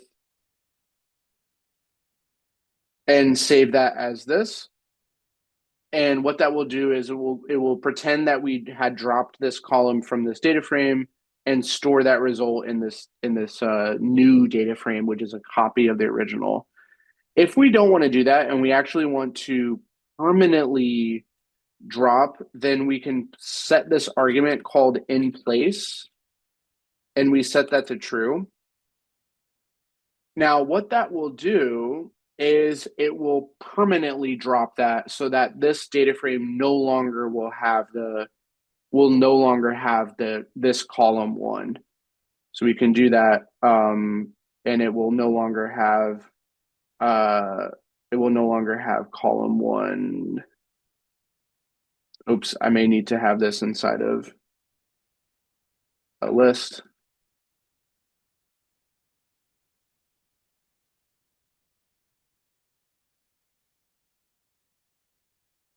Oh, I think I need to do columns equals. There we go. So now if I go ahead and do df, it no longer has that column, right? It no longer has that column in there. So this is saying I want to drop this column, and I want to do it permanently. So therefore I go back and print out the df. It no longer has that column in there. It's been deleted. I've like permanently removed that. But if I don't do in place, let me show you. If I don't do in place, let's rerun this. I want you to see the difference. If I set this to false, which is what the default is, then I do that, and then I print out. If I go back and look at the df, it still has column 1 in it, so it's not permanently deleted. I just get this copy when I do this, and I can certainly store that df with drop. And then I can display this. So df with drop. And now this guy does not have column 1, but if I go back and look at DF, it still has that column. So you have to make that choice when you do these drop operations. Do you permanently want to alter that original, or do you just want a copy with that dropped column? It's really up to you, but either so if you want to permanently alter the data frame, you set in place equals to true. It will permanently drop it. Does that make sense to us? In place equals true will permanently drop it.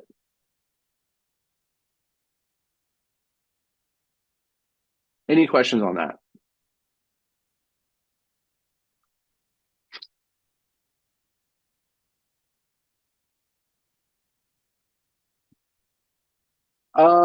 We stopped using it earlier. So I stopped using it because when you're working with data frames, you don't need to print out everything. You can just run it in the cell and it will render the data frame directly in the cell. That's a specialty of notebooks. They render data frames for you very nicely. So you don't need to directly print everything. You can just execute the data frame and it will display it in this nice kind of like table format. So yeah, I should have called out sooner.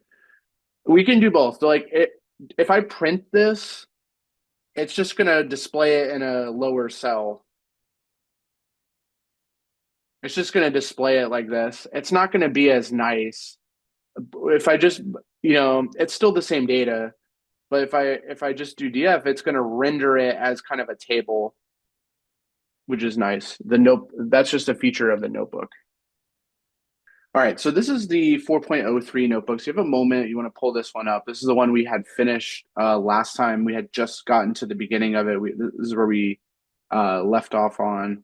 And we had skipped down to this portion of it where I had mentioned that we have the ability to convert dates that come from our data as a form of a string.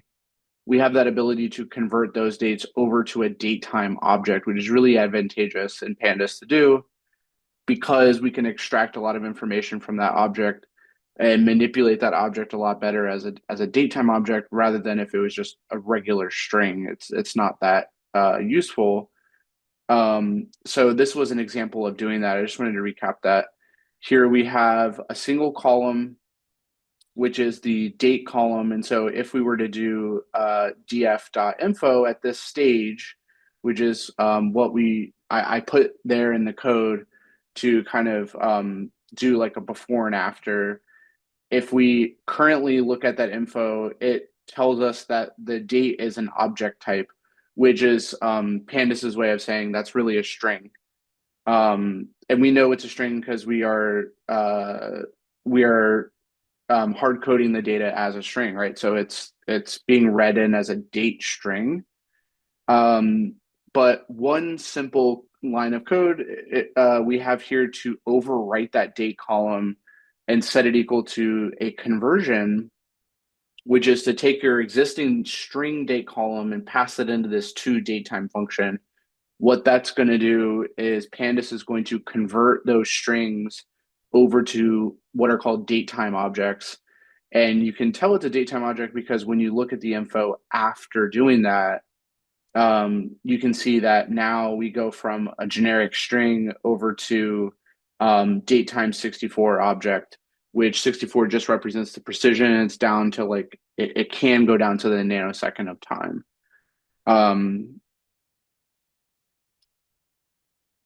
Yeah, Tim, it guesses. So there is an argument here in the toDatetime. There is an argument here to supply like a format string to say like here's the expected format of these here's the expected format of, so see how there's an argument called format, which would be something like this. We can do format equals and we can pass in a string to say like, okay, we should have years, months, days, something like that. So if we know ahead of time what it is, we can pass that in. but Pandas will take its best guess based on what the string looks like. So in this case, it is like this, right? It's years. Years are first, then months, then days. So it is like this. But Pandas will guess at that and take its best guess based on the underlying string. But yes, you can change the format here that is expected when you're converting the strings into the datetime objects using this format argument of the to datetime. Does that make sense? So you can override it, but Pandas does a pretty decent job of guessing what it is.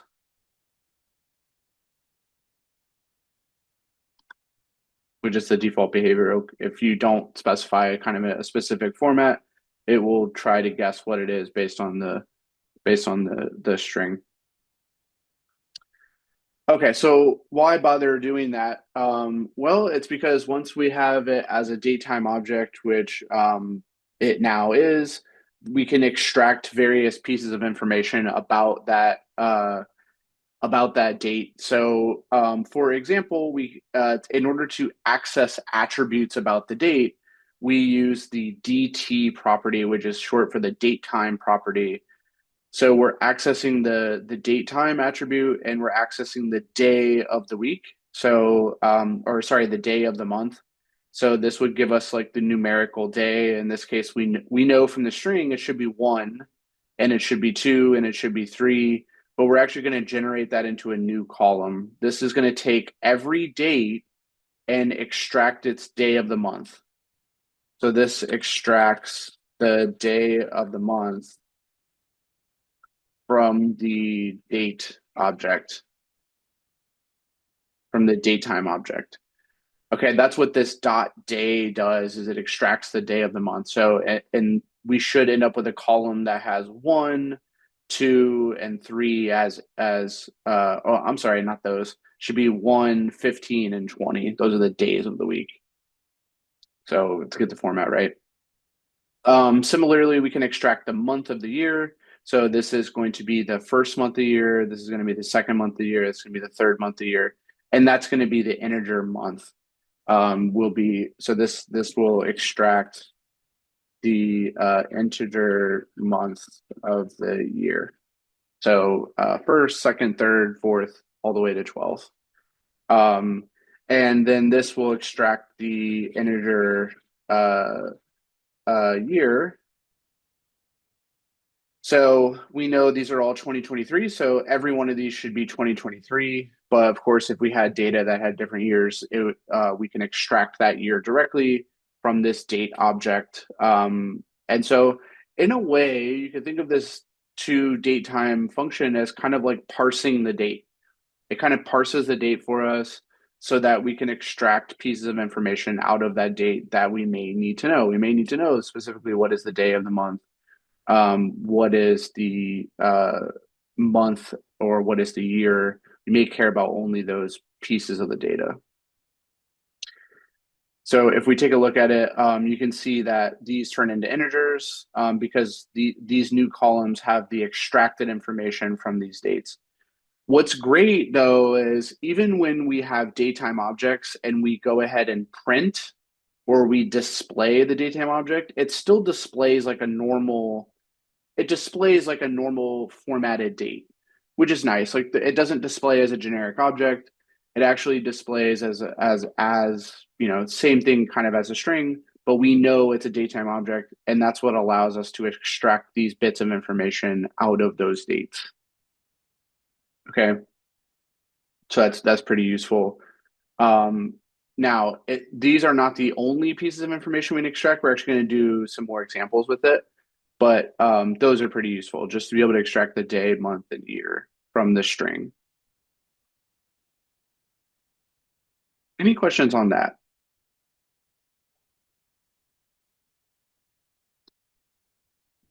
Good. Okay. All right.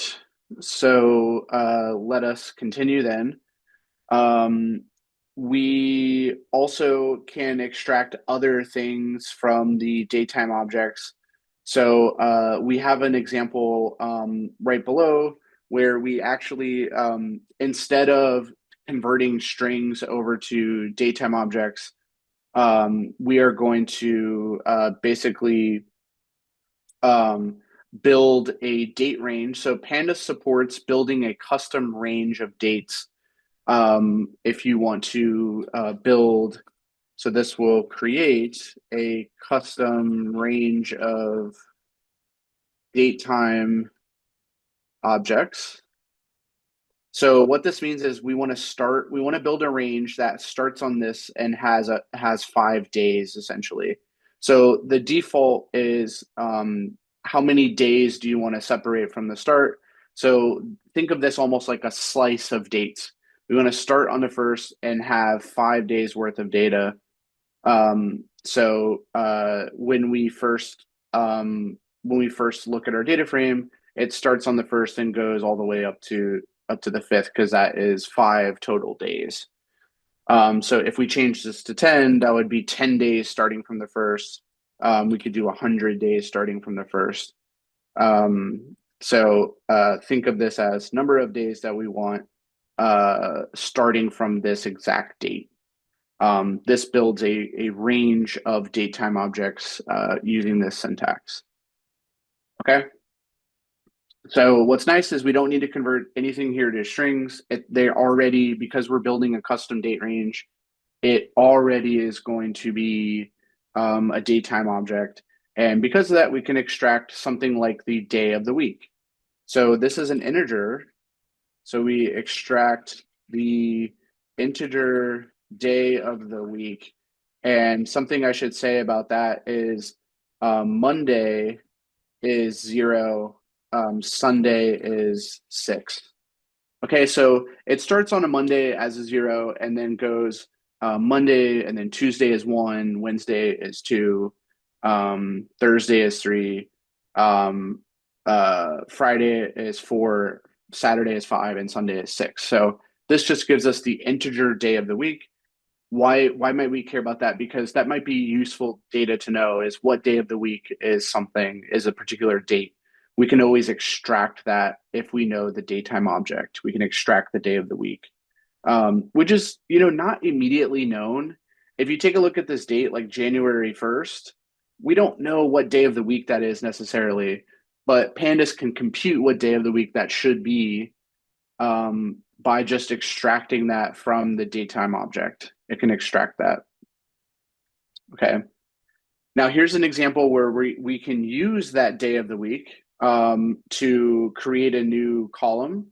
So we're going to create a new column called is weekend, and we're checking here if we can if we divide by 5, if we get a remainder of if it goes into if the weekday, if we divide by 5, if we get 1, that means that it must be a 5 or a 6, right? That's what this means. But the alternative is to do something like df date, and then we could just do .dt.weekday is greater than or equal to 5. That would probably be the that'll be the same thing, because the only 2 days that are going to be a weekend is a 5 and a 6. So if it's 5, it's a Saturday. If it's 6, it's a Sunday. So I think we could just do that. I think that would make more sense, is to just check this condition if this is a true or false. That would be the same. That should give us the same result as this.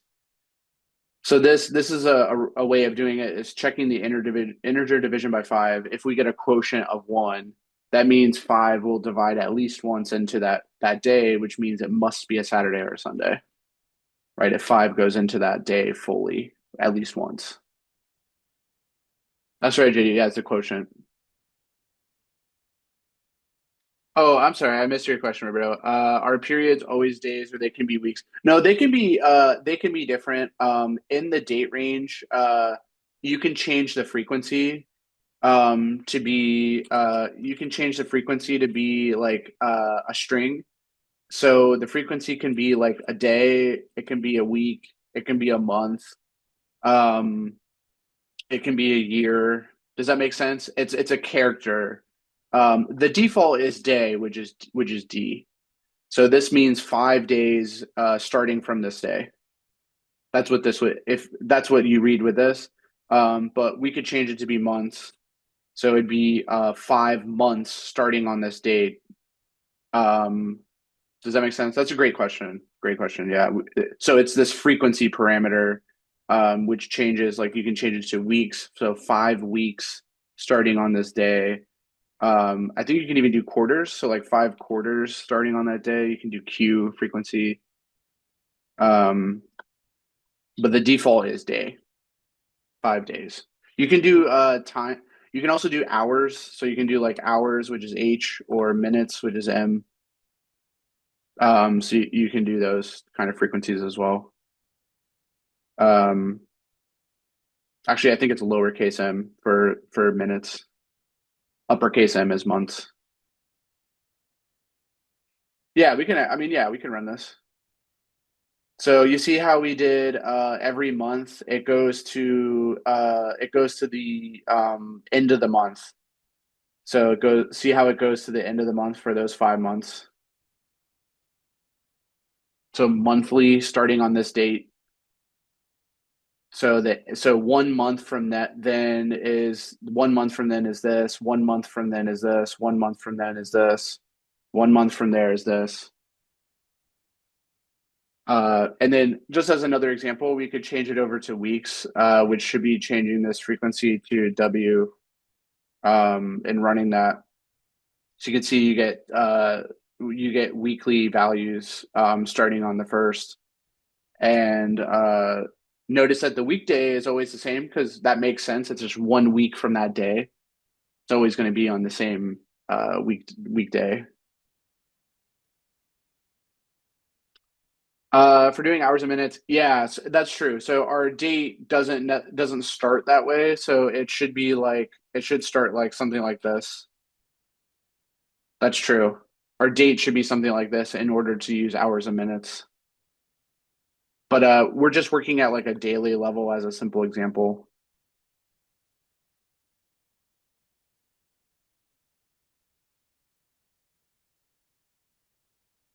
Biweekly, I think you could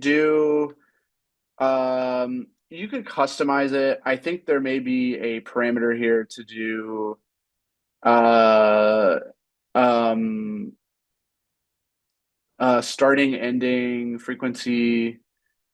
Um, I think there is like maybe a B is biweekly.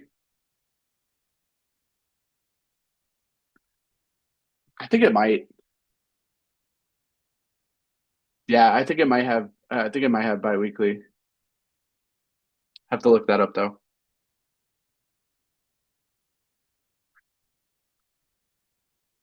All right. Let me ask you guys though, does it make sense how we're creating this is weekend column? Does that make sense how we're creating this is weekend column, which is coming from the day of the week? And initially, like you can either do it this way, or you can do the integer division by 5 and check and see if that's one. The quotient is 1.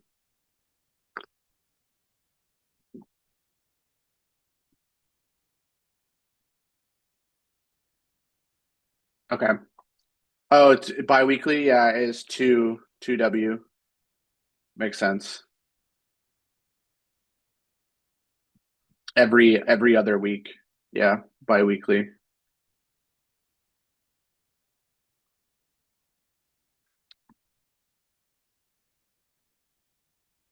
Let me stick with the daily for now. All right. Okay. So what I want to show you next is the ability to add and subtract periods of time from an existing date. So one of the advantages to having things in a datetime object. So here's an example where we convert the existing dates over to a datetime object. And remember, if they're already a datetime object, it's not really going to matter if we do the conversion. It's not going to produce an error, but it's not really going to do anything. It's already a datetime object, but supposing we were to convert those over, this is now guaranteed to be a datetime object. One of the things we could do is subtract or add, which does some type of shift of periods of time. And the way you do that is you use a Pandas time delta object. So we use time delta objects to do date arithmetic. So basically shifting of dates. So for example, this is going to take our current dates and subtract 1 day. So time delta gives you an object representation of a period of time. So this is shifting our dates back by 1 day. And how do I know it's 1 day? It's because the argument in the time delta corresponds to those frequencies. Basically, like how much time am I talking about? Is it 1 day? Is it 1 week? Is it 1 month? Is it 1 quarter? Is it bi-weekly? So is it 2 weeks? How much time am I shifting off of these dates? So what this does is this is going to take every single date and subtract 1 day. That's all that means. The time delta is kind of a representation of 1 day being subtracted from the date. Now, do we have to subtract? No, we can also add to shift forward. So this is going to be, the first one is a shifting backwards. This is now a shifting forwards of our dates by 1 day. So this adds a period of 1 day to every date. Now, why is that useful? Sometimes when we're manipulating our data, we may want to shift the dates around to do some type of manipulation to the data. So we may need to shift our dates forward by a week. We may need to shift backwards by a week, or by a day, or by an hour, or by a minute. So if we ever need to do any of that plus or minus of a time period, we're going to use a time delta object to do that shifting forward or backward. So you can see what the result of doing this is. We have our existing dates from our date column, and the previous date goes back 1 day. So you can see what the new dates are for that column. They're automatically computed for you. That's the really nice thing about datetime objects. It's taking our existing dates, subtracting 1 day. So we get a new date object, which represents that shift back by 1 day. So we have 12/31. Here we're taking this, we're shifting it back by 1 day, which lands us on the first. Here we're on the third, shifting back 1 day. It's going to give us a second, and so on and so on and so on. So that time delta really represents like how much time do we want to shift by. Same with going forward. You can see what the next date is. If we take the existing date and we shift forward by 1 day, we get the second. If we're on the second and we shift forward by a day, we get the third, and on and on and on. And so, when we're at the end of the month and we shift forward by a day, Pandas will handle going to the next month and shifting forward into, like, if we're on January 31st and we shift forward 1 day, it will go to February 1st of the next month. Right. And you can even see this, like when we shifted back 1 day, it actually went to the previous year. So it did a good job of recognizing, okay, we're on January 1st, we're on New Year's, want to shift back 1 day. So we need to go back to 12/31 of the previous year. So it's doing that math for you as long as you shift by time delta. It will do the math for you of what the new date should be. Okay. Any questions on these time deltas? Do those kind of make sense? Time delta represents a period of time, and you can manipulate existing dates by adding or subtracting time deltas to existing datetime objects. That's the thing to be wary of, is if you add or subtract time deltas, it's only going to work with existing datetime objects. It's not going to work on strings. Okay.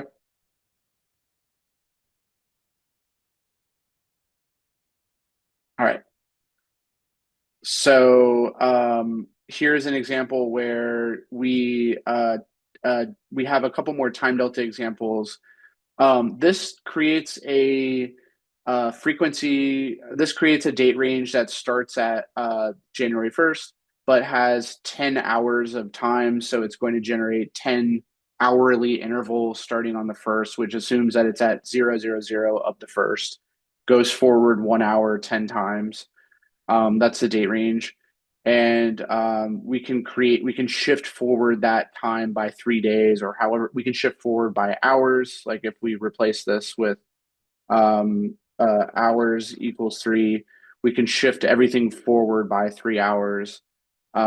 So time deltas can be, you can just pass in different arguments here to represent different periods of time, like weeks, months, hours, years, quarters, those kind of things. So here's an example where we take all of those existing dates and we actually shift them forward by kind of an arbitrary amount here, which is shifting forward by 2 weeks, 3 days, and 12 hours. So you can see the starting date is the 1st. The starting date is the 1st, and then we shift forward by 2 weeks and 3 days and 12 hours. So we go 2 weeks is 14 plus another 3 plus another 12 hours. So that brings you into the 18th at 12. And this was the 1st hour. This shifts forward to the 18th at 1300, on and on and on. Okay.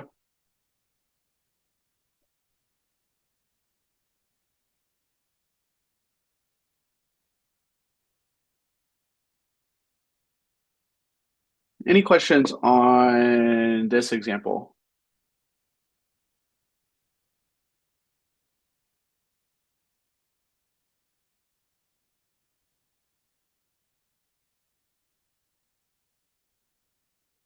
Good. Okay. So hopefully we're comfortable with time delta. How many iterations it takes? We only have to do, so we are adding to the entire column all at once. So it doesn't do any iteration. It just does it in one execution.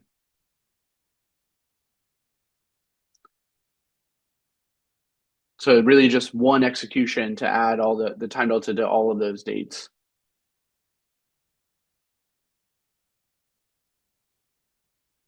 Because we had 5 rows, right? We had 5 initial dates. So we started out with 5 dates. This is taking the entire date column, which has 5 entries, and adding this amount of time to it. Does that make sense? Like we had a column that had 5 entries, 5 dates. We produced that up here.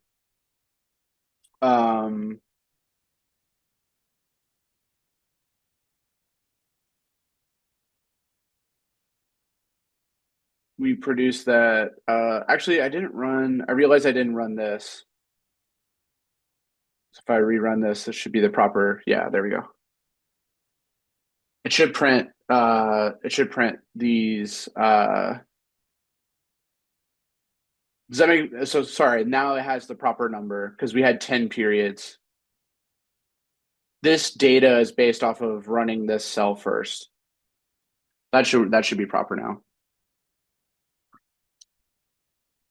What is range 1020? So range, do you remember what range means? Range is a list. So a list of values that start at 10, go to 20, but doesn't include 20. And it increments by 1. So this is just a list of numbers 10 to 20. And this is a list of numbers 0 to 9.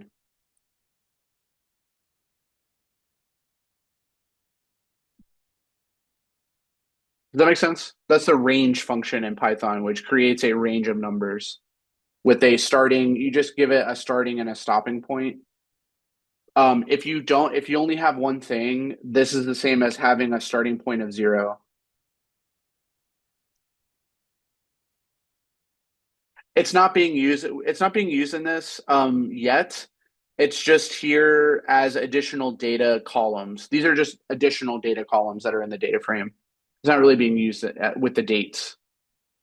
It's not really being used with the dates yet in this example. It's just mimicking if we had extra columns of data. But yeah, no, it's good questions. Good questions.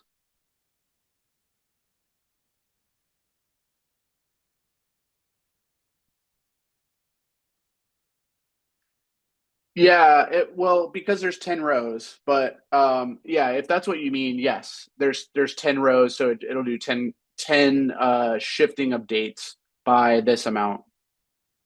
Yeah.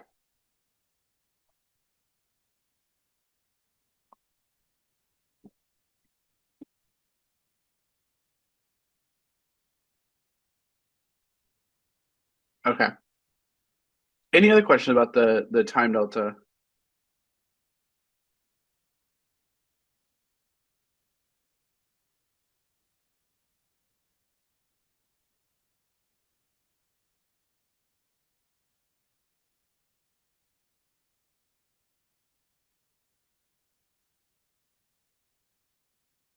This is an example of time delta. We're using a time delta to shift forward. It's the shift forward time. So if you have a data frame, or you're working with dates, it can be helpful to generate a new column that is like a 1 week ahead of the dates, so that like maybe you can do filtering on a different collection of dates that is shifted forward in time. Okay, so it's useful for generating new dates that are shifted from your original dates.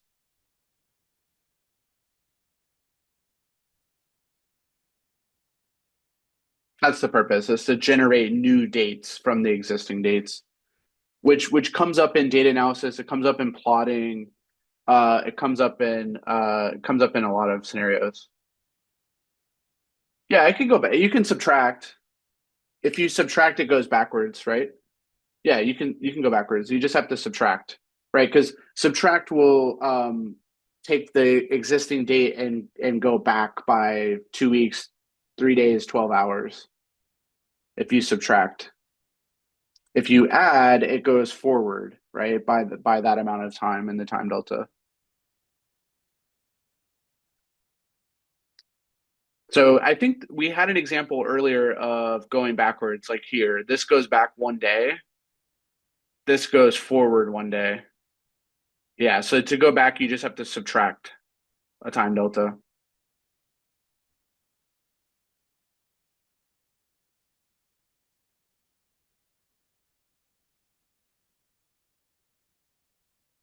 Okay. Now, I want to show you something really important with time series data that's actually going to show up quite a bit when we get into doing more analysis and doing some plotting of time data that is indexed by time.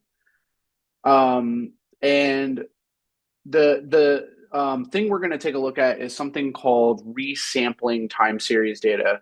So what this means is that the dates can be at whatever interval that they are. So I can have dates that are at the day level, month level, year level.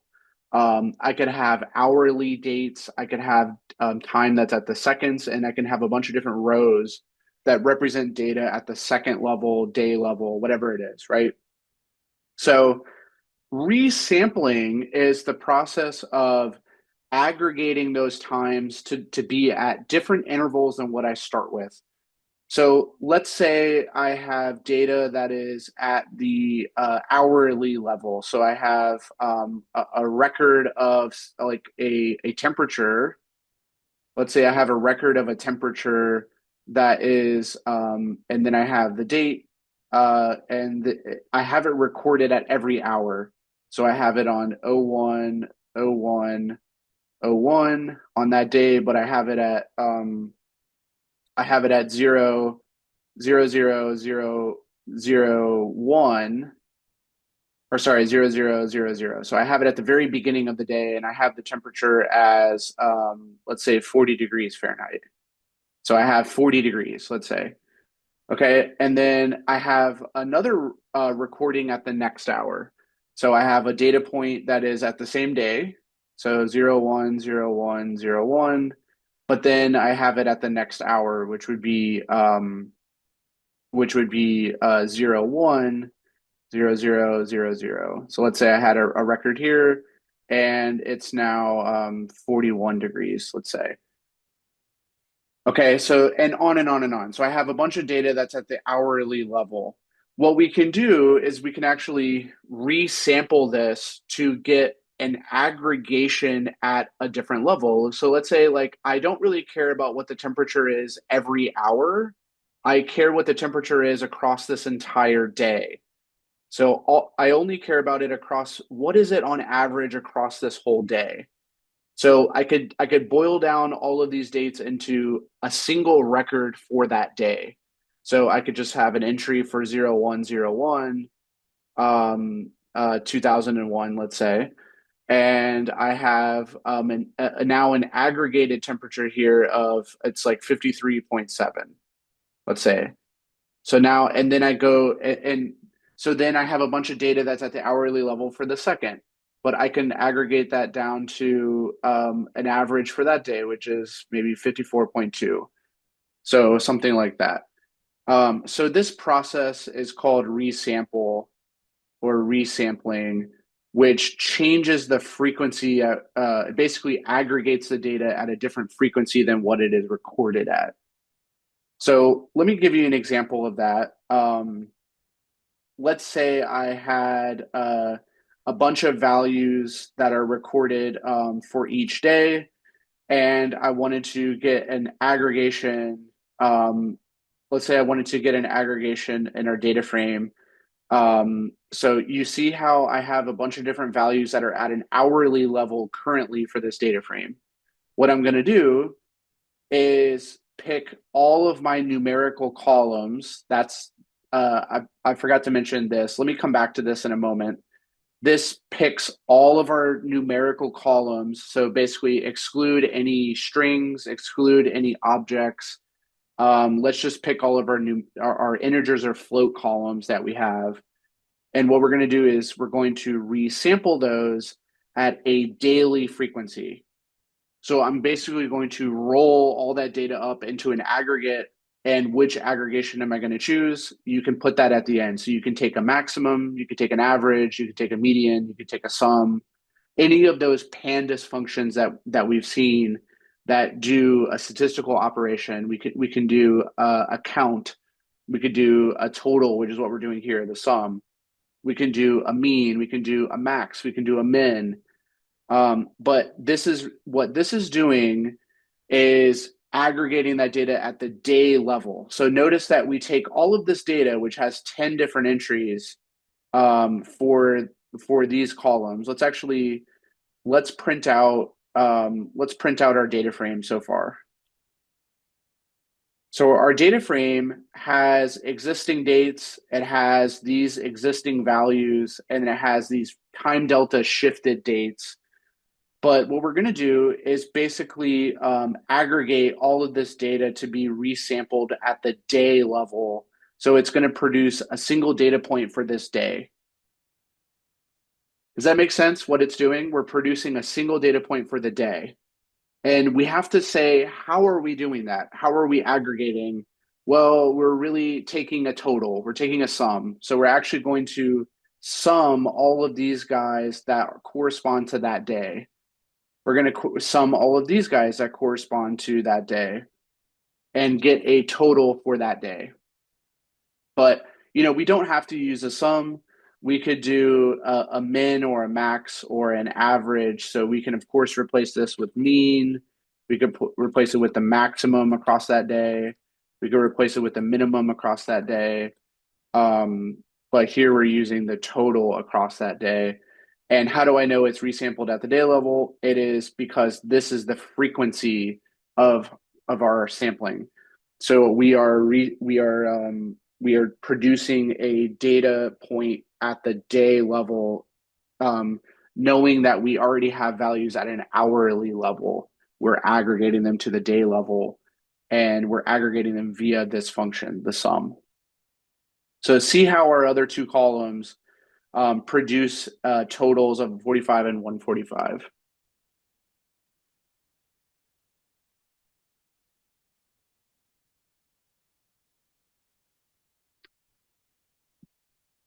Yeah, you can. So you don't, so yes, what you would do is you have to do it in two steps. You basically would generate the resample data frame, which is just this, and then you can do an apply. So actually that might be worth taking a look at is then you kind of do like an apply and then you can do a lambda or an apply your function here. Does that make sense? Like you can do an apply to basically apply your function to the resampled rows that you get to like the aggregated rows. Yeah, you can apply a function to it. But the pretty typical thing is to do some type of aggregation to it, like a statistical function.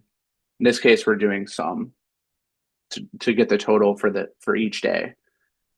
Something I should mention is that doing resample um, assumes assumes that the dates are actually the index of the data frame. So that's a big assumption. So you can only resample if the dates are the index of the data frame. So one of the things that we do first is we actually set the index to be the date column. Now that's important because if you take a look at the DF at that stage, once you resample it, if we were to print the DF before we do uh, before we do the resampling, uh,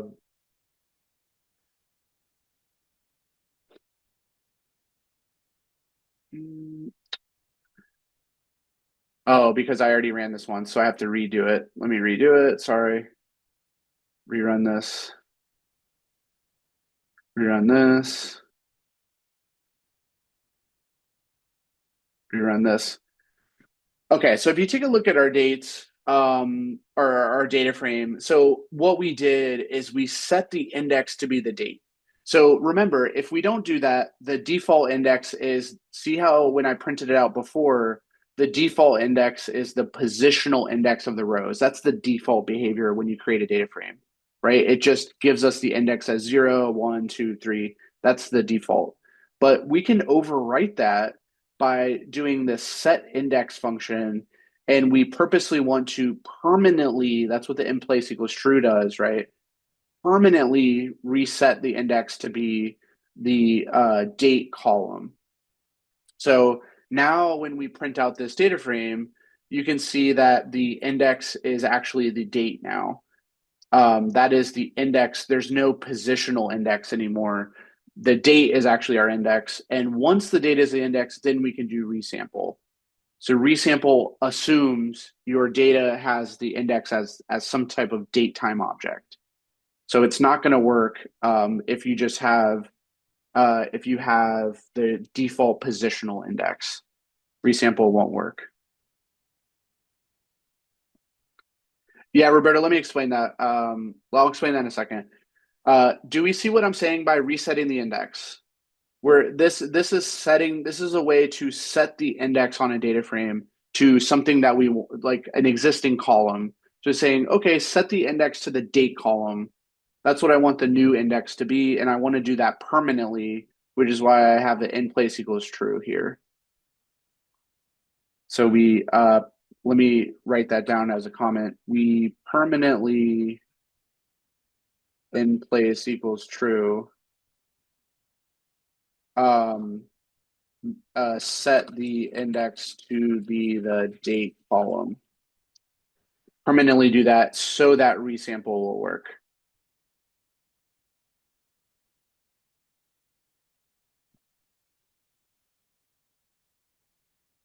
If in place equals false, then remember it doesn't do it permanently. It gives you a temporary copy of the result.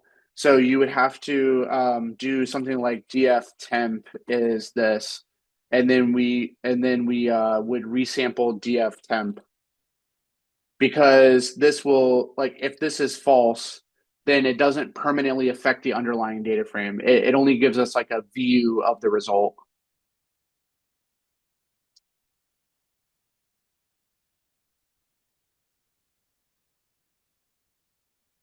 So that's why usually, yeah, we don't need to do this if we just put in place is true, that will permanently alter it. And then we can just operate directly on the regular data frame. Yeah, you could set the index back. So once you're done doing that, you can reset the index. Let me show you how to do that. So you can reset the index to the default by using this, which is you can do df.reset index, and then you want to do in place equals true. Okay. So you want to do in place equals true. Does that make sense? This will reset the index to be the default. It'll just reset it back to the default. That's how you set it back to the number.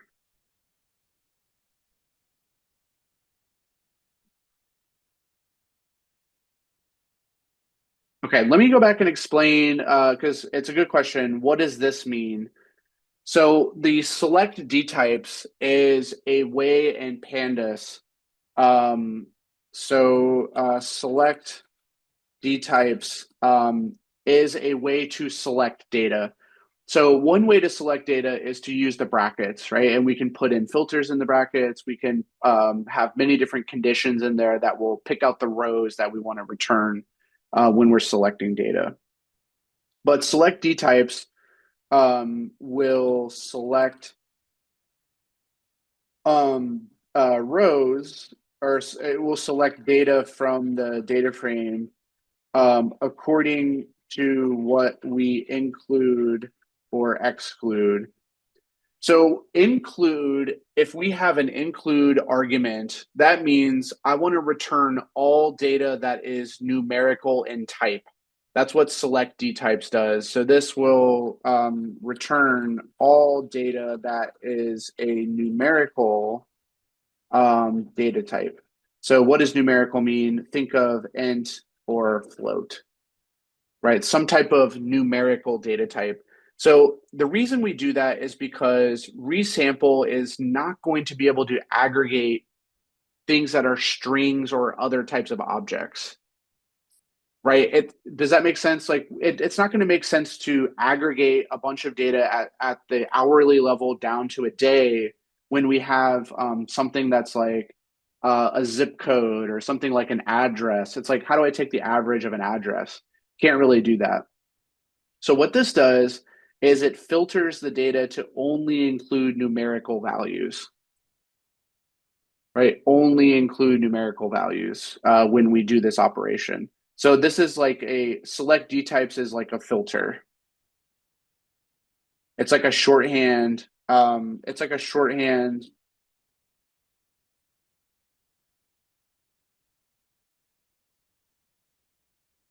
Filters to only columns with numerical data types. Does that make sense? Any questions on that?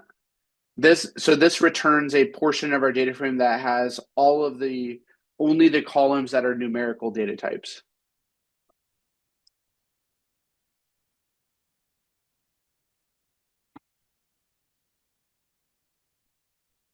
So if I were to read this out loud, and this might be helpful, is like if I read this out loud, what this is doing is saying, okay, take our data frame, filter our data to only the numerical columns, aggregate it at the daily level, and aggregate with a sum. That's how you read that, right? That's how you read that from left to right. Take our data frame, filter out only the numerical columns, aggregate it at the daily level with a sum. The date isn't a string. We've changed it to a date time object. We've changed it. It's a date time object. It's not a string.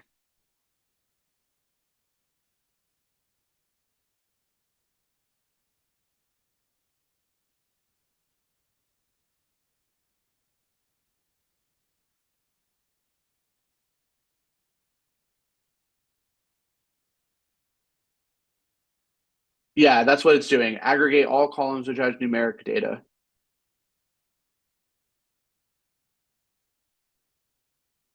No, the date. So that's the thing is the date time object has been put as the index. It's not a column anymore. So that's why this code is so crucial to set the date, which was originally just another column, as the index. So it's not going to get aggregated because it's the index. We set it as the index on purpose to facilitate the resampling.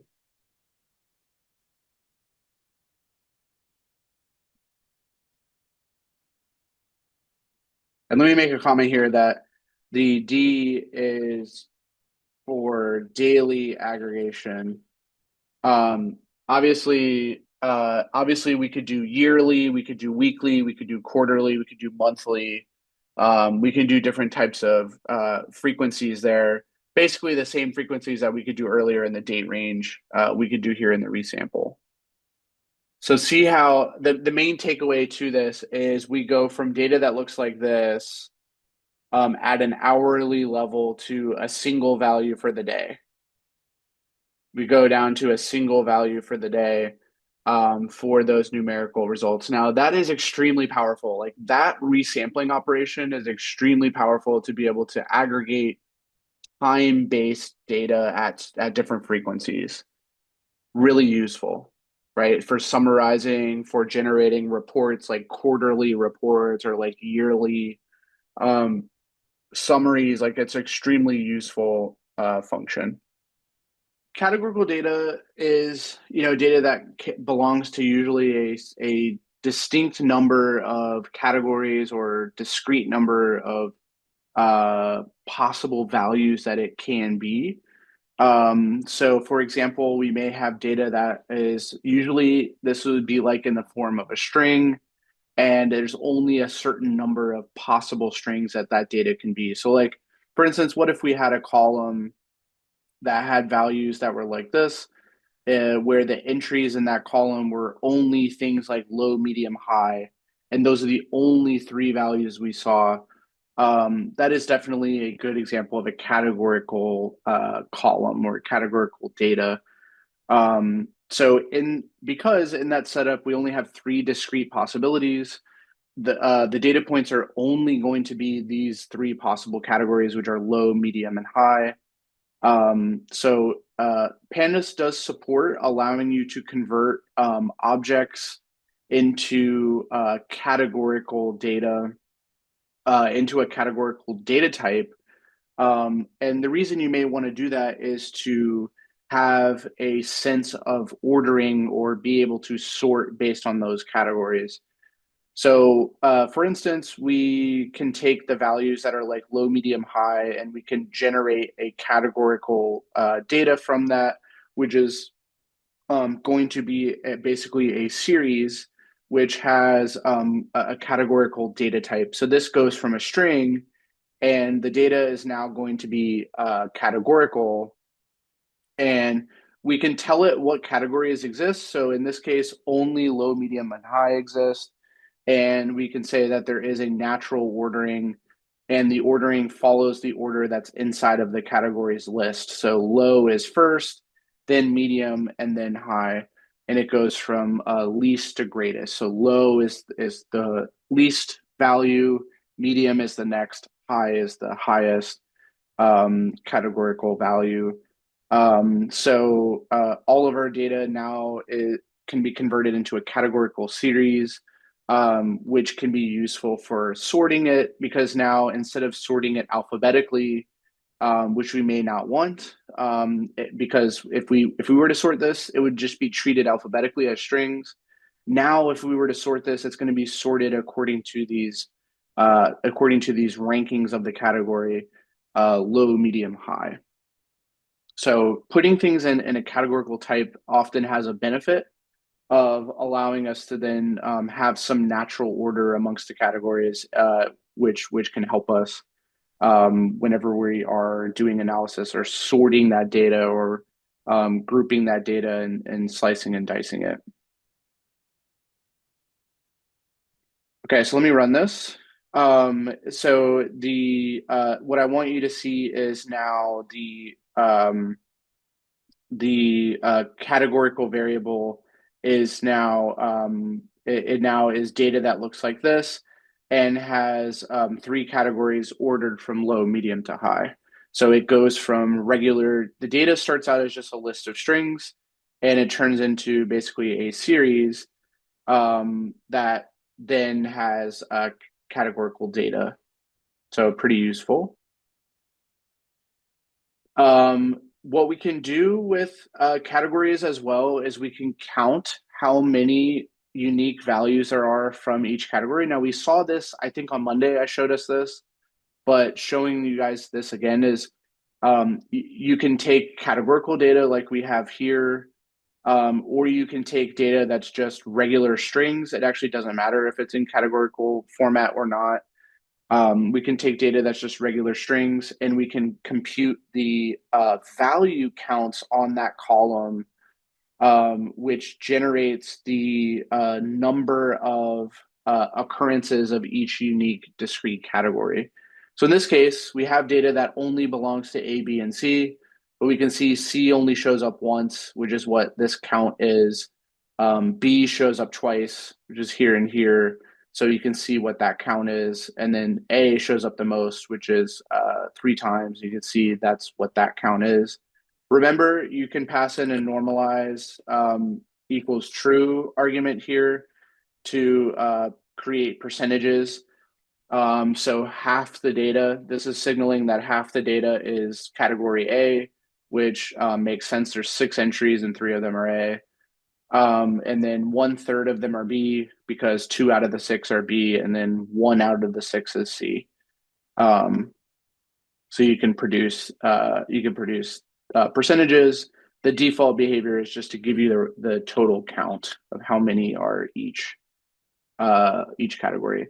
Now, this is extremely useful. Like when we get into modeling, this is going to be extremely useful because often we're going to care about our data from the perspective of like how many examples do I have of things that are like pictures that are cancer or not cancer. And maybe it's we run this value counts function on it on the cancer column, and we see that most of the data is actually not cancer, which would be a pretty typical scenario. And then some of it, like some percentage of it is, but we can see that the majority of it is not. So this is a good way to kind of figure out what those relative amounts are between the members of the categories. So this looks like, there's mostly it's A, but there's a few examples of B and one example of C in this data.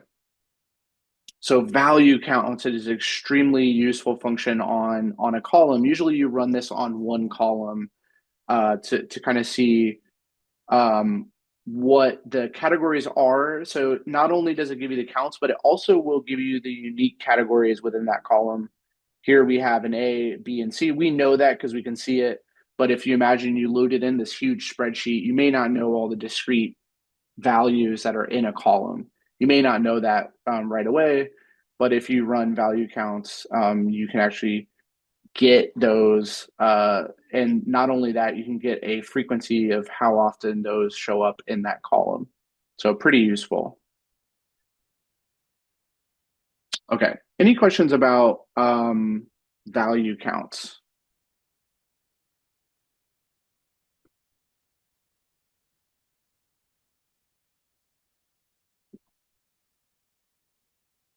Okay. Yeah, so normalize equals false is the default behavior. That's just going to give you the raw count of each category. So this tells us that there's 3 A's, there's 2 B's, and there's 1 C. So normalize is false. Normalize equals false is the default. So you don't even really need to put it in there. It's the default. And this means that we get raw counts of each category. So if we set it to true, we get percentages. So if we set it to true, we get percentages. So see how it changes to where A is now 50% of the data. So this means that of this column, 50% of the entries are A. 33% of them are B, which makes sense because 2 out of the 6 are B. And then 0.1677, that's the ratio of C. So there we have 1 out of the 6 examples are C.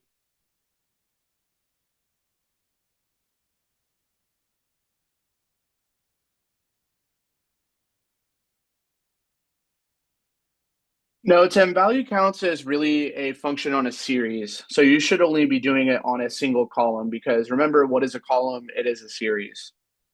So really should only be doing it on a single column at a time. Certainly you can do it on more than one column, but you're only accessing a column at a time and then doing it. Yeah, it's because it's a function on a series of categorical data.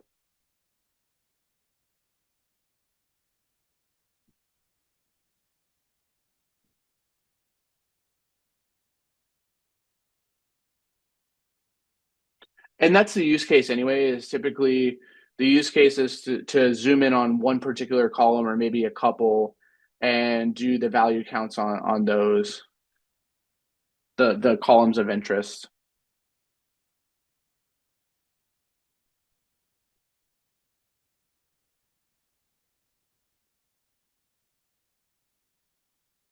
All right, cool. So value counts, we'll see again. We're going to use this quite a bit here and there as we progress. This will be a really useful one when we get into modeling.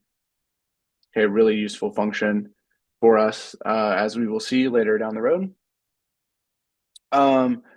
Let's talk about another really useful thing for modeling, which is to convert data from categorical into numerical. Now, this is an extremely I really want us to understand this because this is something that is going to be extremely useful as we get into modeling.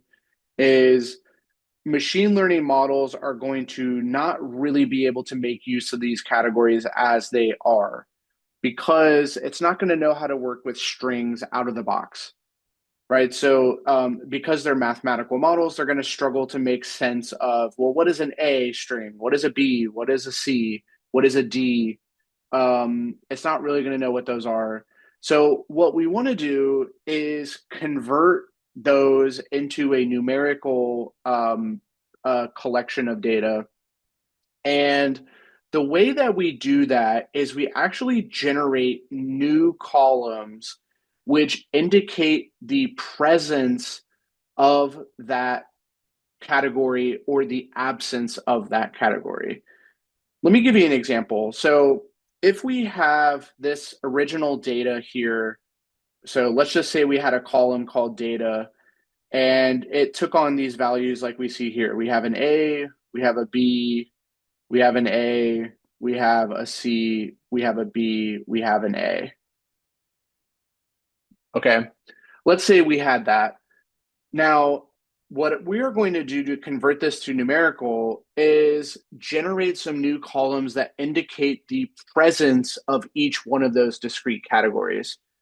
So for instance, we're going to create a new column that is basically going to be do we have data underscore A? Do we have that value? Do we have data underscore B? Do we have B? Data underscore C? Do we have C? Now, in this first row, do we have A? Do we have the presence of A? And we take a look at it and we see that, yes, this entry is A. So I should have a 1 here and a 0 here and a 0 here because I don't have a B, I don't have a C, but I do have A. So this is going to indicate the presence of A. And this is going to indicate the presence of B, as you can imagine. And likewise, this is going to indicate the presence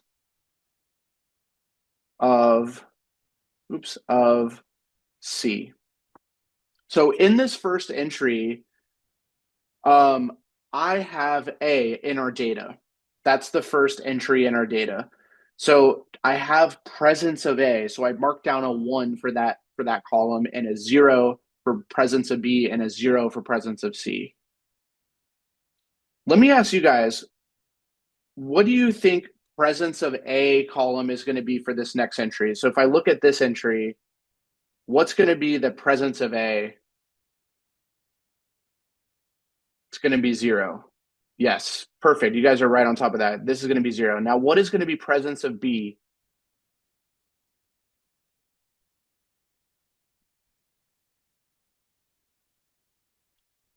And how about presence of C?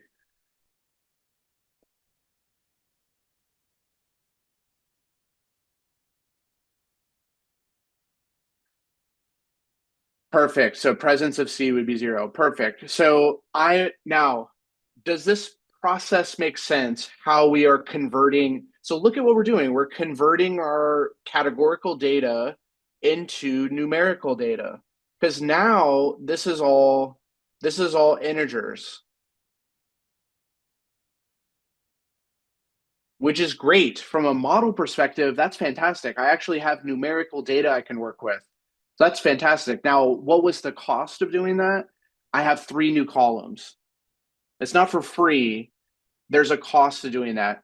And you are going to always have that scenario where when you are converting your data over from categorical to numerical, you are going to get as many columns as you have discrete categories for your data. So this data here only has 3 possibilities. So I need to make 3 new columns that represent the presence of those 3 categories.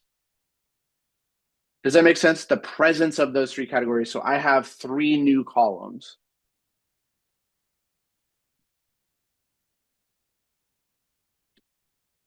Yeah, Roberto, I'm gonna give you a real world use case in a moment. I'll give you one in a moment. Let me explain again, because this is incredibly important to understand because we are going to do this procedure all the time. By the way, this procedure has a very special name in machine learning, which is called, it's this name called one hot encoding. So one hot encoding is the name of this process of turning categorical data into numerical data. That's called encoding, one hot encoding. Why is it called one hot encoding? Because you're using ones and zeros to indicate the presence or absence of categorical data. Okay, one hot encoding is this process, turning categorical data into numerical data. That's what we're doing. And that's just the terminology. one hot is like hot is like that, it indicates presence. Like it's there, you can feel it, it's hot. It's presence. That's all it means.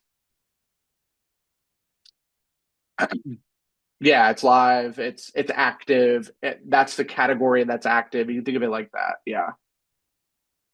It's hot versus cold. It's like cold is kind of the absence of temperature.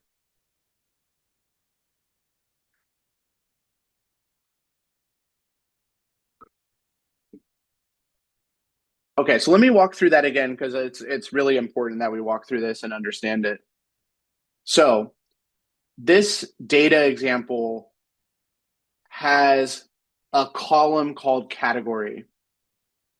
Okay, it has a column called category, which only has 3 discrete values. It can only be A, B, or C. And you can see the data here. The first entry is A, second entry is B, third entry is A, fourth entry is C, fifth entry is B, and last entry is A. That's what I have here with this data, right? I have that data there listed in a column.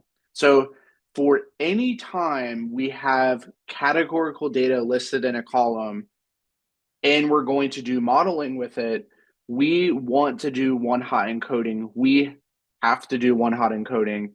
The model will not be able to make use of the string. We have to do one hot encoding. So we have to turn this into numerical data.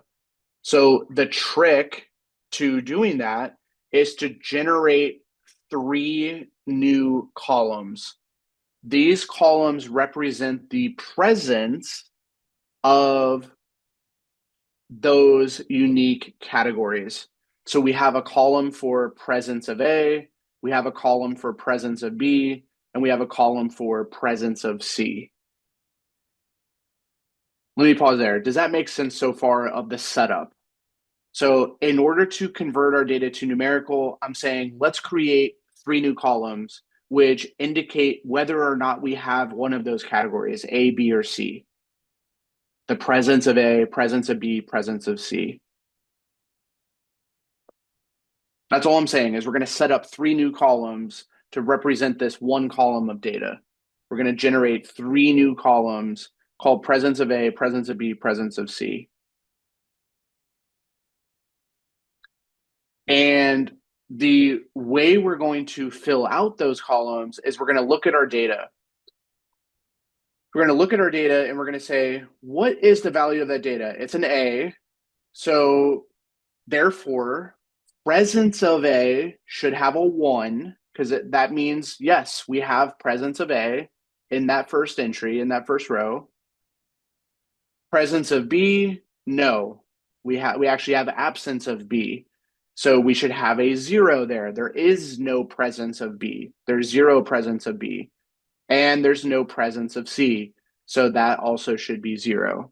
So we have converted A into a 3 different columns, presence of A, presence of B, presence of C, where there's a 1 in the presence of A spot and a 0 in the other 2 spots.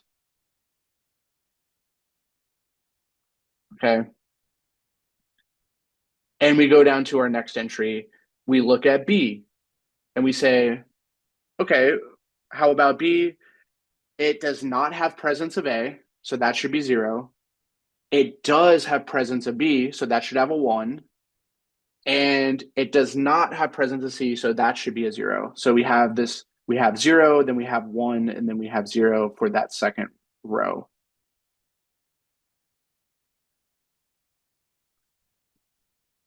If if you have, so you're thinking correctly that if we have 10 discrete categories, we have to generate 10 new columns. It's going to be 10 new columns that we have to create to indicate presence of those 10 categories. Yes, they have to be 10 new. And we're going to have a Pandas function that's going to do that for us. So if you're asking, is there a shortcut? Pandas will do it for us. Yeah, Pandas will do this for us. I'll show us the function. Luckily, Pandas does this for us. We don't have to do it manually. I'm just trying to show you the procedure of one-hot encoding and what it does so we understand it. Okay.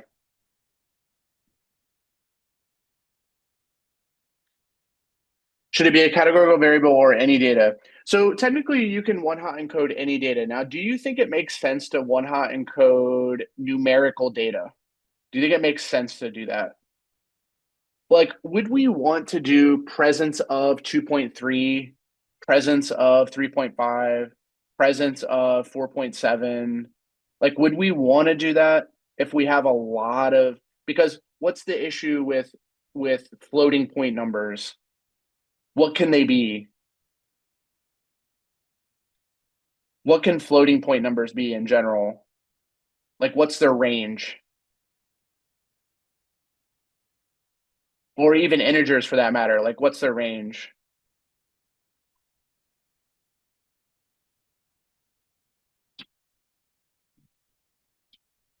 Yeah, so the issue is that, yes, floating point values can take on any number. There's an infinite possibility of what those values could be. So we don't want to end up doing presence of 2.3 because we can have presence of 3.67521, right? We end up having to do an unlimited number of new columns to represent each one of those floating point values. It doesn't scale. So you really should only be doing one hot encoding for categorical data.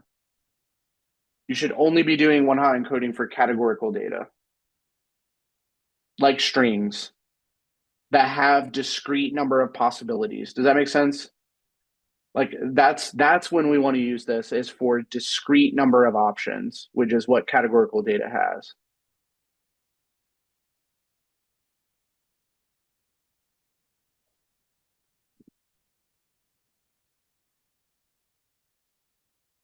Okay. Um,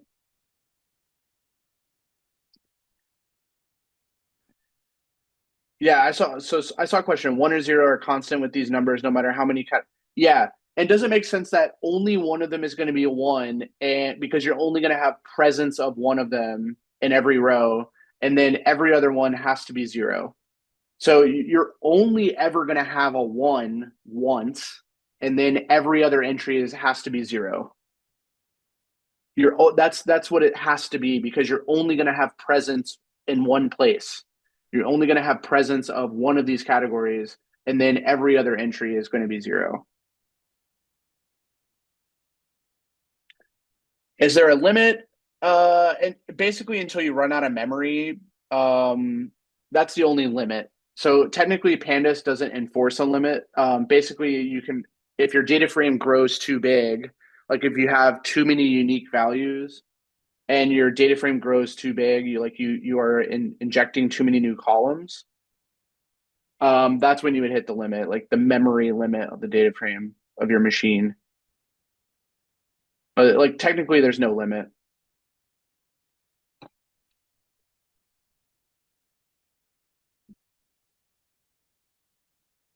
Okay, so let me do two things. Let me give you a real world example. Okay, let me give you a real world example, and then uh, let me show you the pandas function that will do this for us, the one hot encoding. Okay, so I'm going to give you a real world example first. So in the real world, there are a lot of categorical features that are, or I should say variables, that are going to be useful for predicting something. So, for example, there's a lot of things that are discrete when it comes to recommendations. So think about something like Netflix. The genre of a movie is a discrete categorical variable, isn't it? So a movie is going to be something like horror, comedy, adventure, action, thriller, right? It's going to be one of those strings. So if we were to build a model off of that to do a recommendation, which is what they do, they generate recommendation models to recommend movies to you. The models are not going to understand those strings, but they are going to understand the numbers, which we can do the presence features like in the one hot encoding. So a realistic example is to take like a movie genre that could be a unique category like comedy, action, romance, whatever it is, and convert that over to a one hot encoded column so that a model can use that for recommendation. So movie genre, and then we could have uh, genre. We could have a new column that's genre comedy, genre action, and then genre romance. And then we have, but these are like our presence. These are like our presence features, right? I keep saying the word feature, which I haven't taught you guys what feature means yet. But let's say column. These are presence columns. Genre comedy, there's going to be a one here, zero here, zero here. Action, there's going to be a zero here, one here, zero here. And romance, zero here, zero here, one here. So now a model is going to be able to work with these numbers. So a model is going to like a recommendation system is going to like that data a lot more than it likes this. It's not going to like strings. And we're going to see that when we get into machine learning. When we actually build our own recommendation systems, we'll see why. The numbers are so much more useful to the model than strings.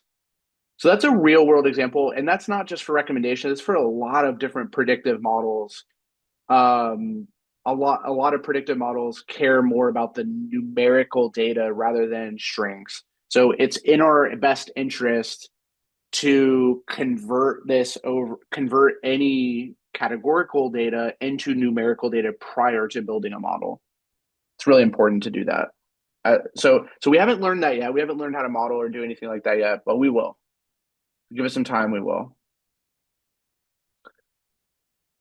Can Pandas use drive space as memory? Like, what do you mean by, like hard disk space? It can cache things. Yes. Yes, it can cache things to the disk. Yes. So you will add those features to each. Yes, we will add those to, we will replace the strings with that and basically get rid of the strings. We will just have this and completely drop this because it represents the same data.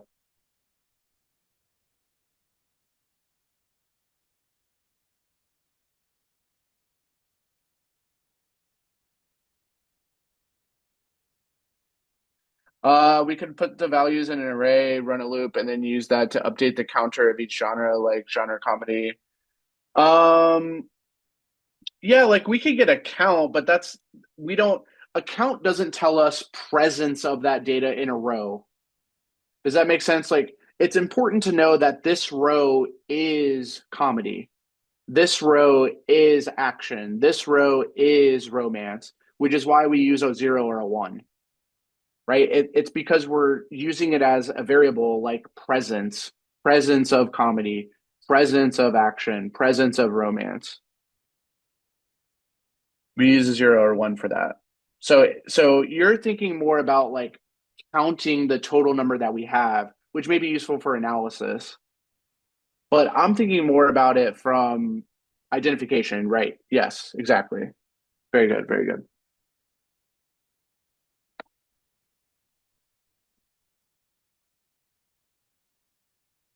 Okay. Before I show you the Pandas example of converting things into the one-hot encoding, um, any other questions about the mechanics of it? Conceptually, does one-hot encoding make sense to us? Like what it's doing? Any questions on it? I'm going to show us the Pandas example of how we can do it in the code in a moment.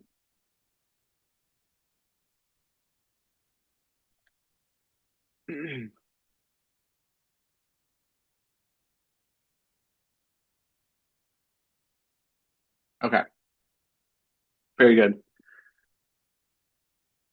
Okay, so the way that we can do this in Pandas automatically to do the one-hot encoding is a function called get dummies. So in Pandas, there's a function called pd.getDummies, and all we have to do, all we have to do is uh, pass in this column of your numerical data. And actually, what getDummies can do, getDummies is a very flexible function. You can pass in more than one column at a time. So you can pass in multiple categorical columns and it will convert all of them into their one-hot encodings, which is pretty useful. But in this case, we only have one column. So we're just going to pass in this category column. And now you can optionally, you don't have to do this, but you can specify a prefix, which is the prefix is for the new generated column name. So that the prefix is the new generated column name during the encoding. So when we do the encoding, we could name this whatever we want. We can name it presence. We can name it. Typically, the default behavior is just to name it the column. So the prefix is just the column name. In this case, it is category. So, for example, this means that our new columns are going to be category prefix and then the whatever the category value is. So category A, category B, etc. So whatever the discrete options are for that column, we can have the prefix. Now, one other important part of this is by default, the get dummies is going to use booleans. It's going to use true or false to indicate the presence or absence. But we want to use numbers like 1 or 0. So the way that you do that is you change the D type to be an integer.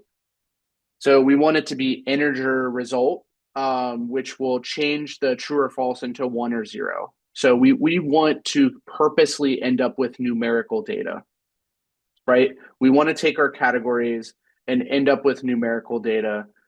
So when we run this, you can see what we get. We get the, now this should make some sense to us, this result, because what we're getting here is the first entry is an A, so we get presence of A, 0 presence of B, 0 presence of C. That makes sense for the first entry. If you go to the next entry, it's a B, so we should have a 1 here in the category B column, which indicates presence of B. And so then the next entry is A, we get presence of A. That makes sense. The next one is a C, so we get presence of C there. The next one is a B, we get presence of B. The next one is an A, we get presence of A. So get dummies does the one hot encoding for us, and the only thing we generally want to remember is to put in this data type of integer in here, which will ensure that the results end up as 1s and 0s, which is what we want. We want to convert those. Strings into numerical values. How it is used. I was kind of describing how it's used. I mean, so let me ask you this, like from a mathematical perspective, if we're building a model, how does a model that does mathematical equations excuse me, how does a mathematical equation know what to do with a string? This is the fundamental issue of why we have to do this, is it's not going to know what inherently to do with a string. It doesn't know what to do with B. It doesn't know what to do with A. It doesn't know what to do with C. It doesn't know what to do with B, right? There's no way to really incorporate that as a number into a model. It's not really a way currently. Now, do we think that we can incorporate 1s and 0s? Yes, we should be able to incorporate 1s and 0s. So it's to our benefit to turn this data into this data. This is the same data. It's the same data. It's just represented differently, but it's the same data, right? It really represents the same data, just in a different format. One is one hot encoded and one is the original categories. Models are not going to be able to use this format.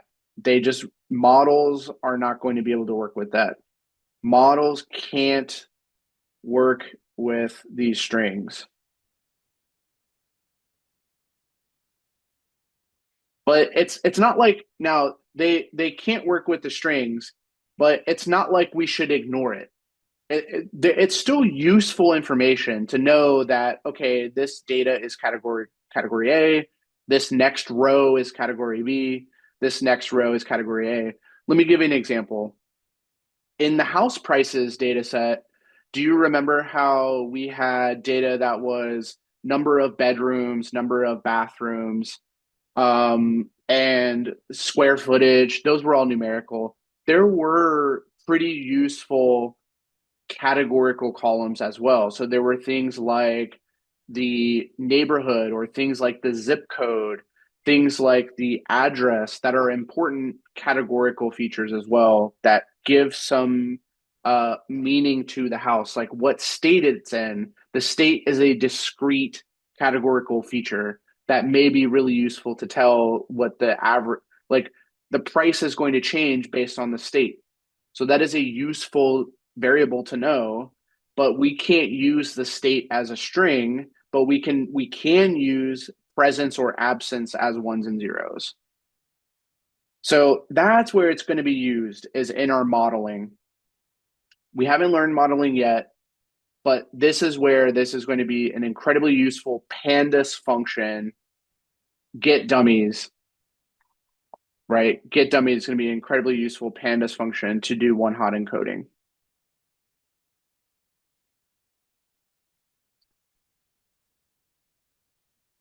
Okay. Any questions on the get dummies function? By the way, the get dummies returns a data frame. You can see that here, that we generate our new columns, category A, category B, category C. Those all get generated based on this input categorical data. So it spits out those. And of course, we're going to get as many columns as we have discrete values for this data. So if we had 10 different values in here, we're going to get 10 different columns that get produced.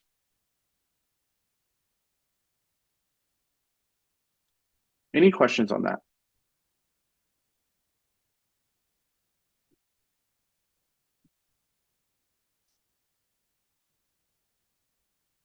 Okay. All right. So as an alternative, something that we can also do that is going to be useful when we are doing modeling, and we want to, instead of doing presence or absence, maybe we want to assign each unique category with a numerical label that increments.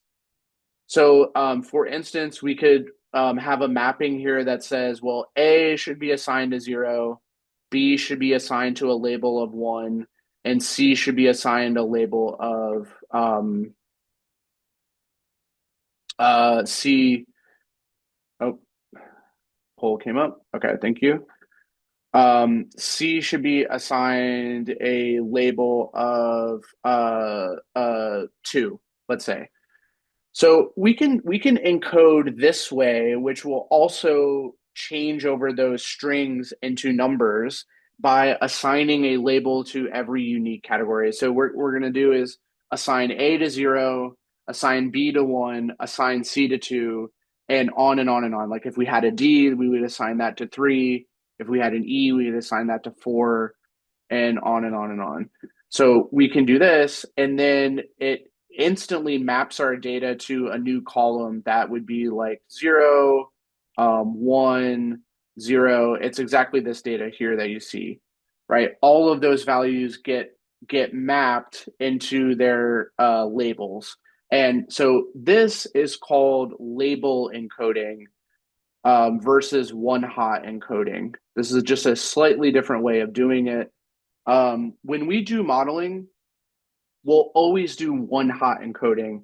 Label encoding is useful when we want to assign a label to a category for the thing that we are trying to predict, but not for the input variables. The input variables, we usually will always do one-hot encoding. But for the independent variable that we are trying to predict, if it happens to be a category, I'll give you an example.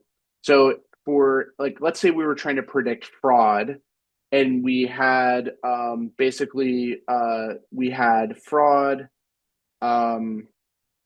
We had a column called label, and it was either a string that was fraud, not fraud, fraud, not fraud, and on and on and on. So there's only 2 possibilities. We could label encode this to have a new label that would be like fraud is a 1 and not fraud is a 0. Fraud is a 1, not fraud is a 0, and on and on and on. So Label encoding is useful for the thing that we're trying to predict. We can assign a label to it that is numerical because, again, a model is going to struggle to predict a string. A model is not going to be able to predict a string, but it can predict a number. It can generate a number. So it makes a lot more sense to convert the thing we are trying to predict over to a number um, versus keeping it as a string, like fraud or not fraud, or cancer, not cancer, cat versus dog.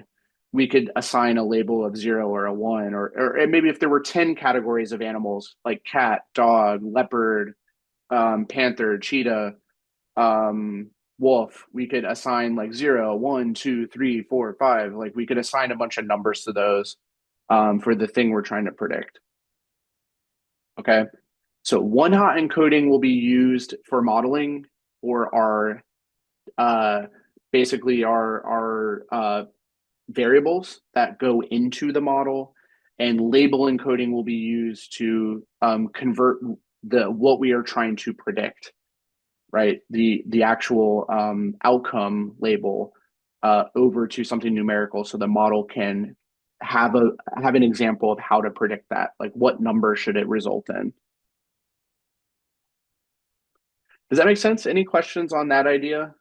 I'll show us how to do it in the code. It's not hard to do.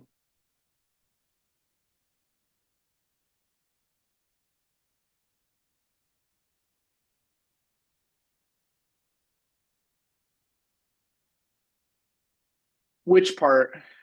Which part, Roberto?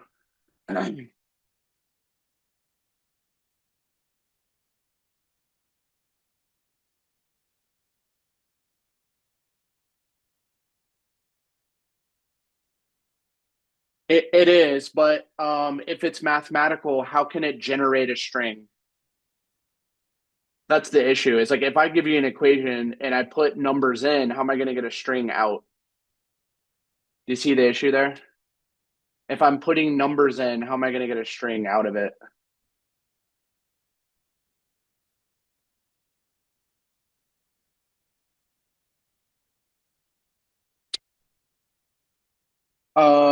Yes, exactly, JD. So one hot encoding is used for inputs, label encoding is used for outputs, because we need to convert those strings into numbers. Yes. Yeah, it is. It is, Roberto. So label encoding is also generating numbers, the same as one hot encoding, but it's for a different purpose. One hot encoding is specifically to say, do I have presence of this variable or do I not? Right? But the label encoding is just assigning a label to something to directly convert it over as a mapping. So think of the fraud, not fraud example. I'm going to relabel that to a 1 and a 0. It's not about presence or absence. It's about relabeling it into a number so that when I'm predicting something, I have a number to go off of as an output.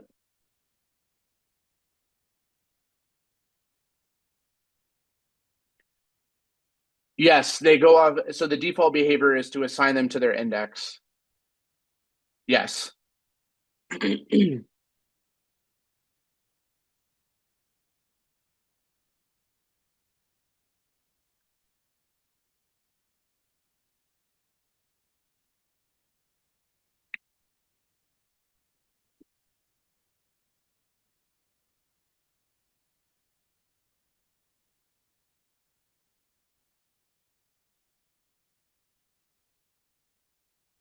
Yeah, exactly. But high priced house from a mathematical model perspective is likely going to be mapped to a 2, and medium would be a 1, and low would be a 0.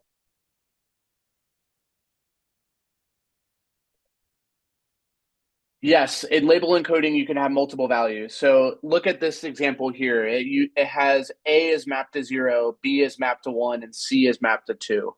So yeah, you can have more than 0 and 1. With label encoding, you can have as many as you have possibilities. So if you're predicting 10 different animals, you're going to have 0 through 9. Like 0 could be dog, 1 could be cat, 2 could be fox, 3 could be giraffe. You see what I'm saying? So yeah, you can absolutely have more than 0 and 1 in label encoding. You're never going to have that in one hot encoding. Never going to have that in one. In one hot encoding, you're only going to have 0 and 1, which indicates presence or absence, which is important from an input perspective. This label encoding is only useful for describing the outputs of a model, because we generally want those to be a number, and we don't want it to be like presence or absence. We want it to be a single value, right? We want it to be a single value. So fraud would be mapped to 1, not fraud could be mapped to 0. Or like in the case of animals, cat could be mapped to 0, dog mapped to 1, fox mapped to 2, turtle mapped to 3, on and on and on.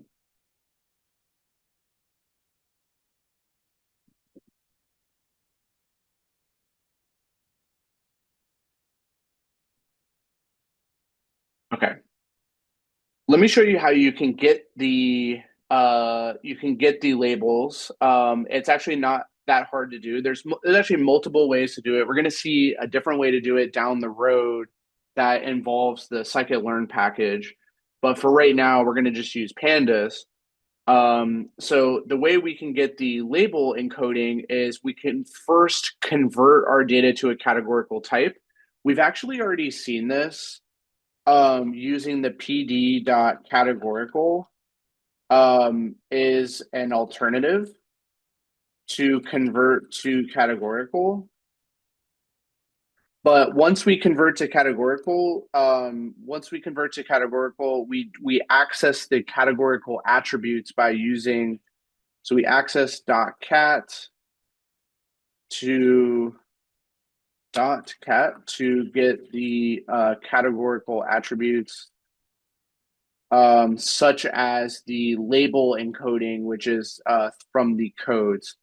Codes gives us the mapping encoding values. So .codes gives us the unique label encodings that we have for those different categories. So for instance, as I was telling you earlier, A gets mapped to 0, which we extract from these codes. A gets mapped to 0, B gets mapped to 1, A we already know is 0, C gets mapped to 2, B gets mapped to 1, and A gets mapped to 0. So in essence, we have converted our categorical data again into something numerical. It's just this is a different strategy than doing one hot encoding. It's doing what we call label encoding, which is going to be done for a different purpose. Usually it's done for model outputs. One hot encoding is done usually for model inputs as data going into a model. And label encoding is usually done for data that would be the output of a model. Again, we haven't learned about modeling, but hopefully that is reasonable why those would be different, why we need a different strategy to convert from string to numerical, depending on if we're dealing with inputs or outputs. Any questions on this?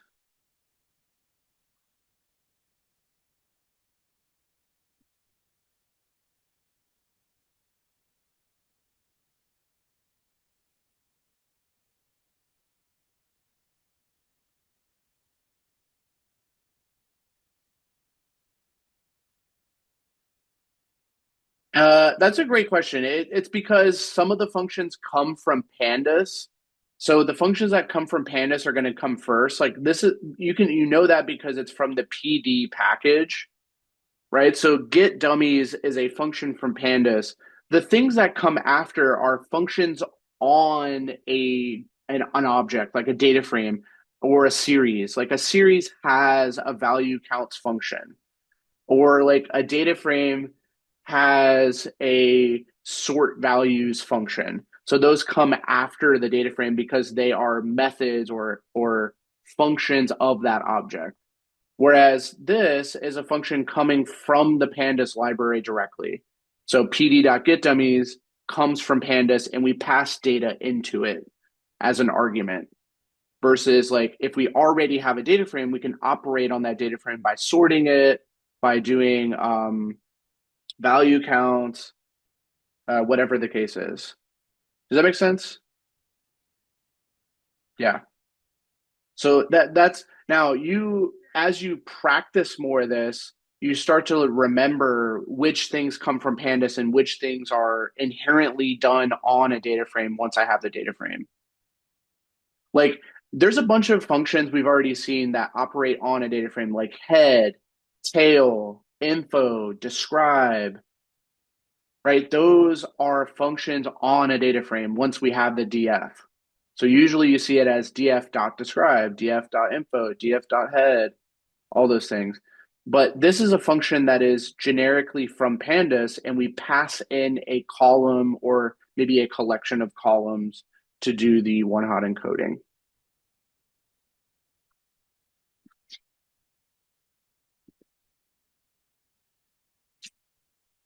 But it's a great question.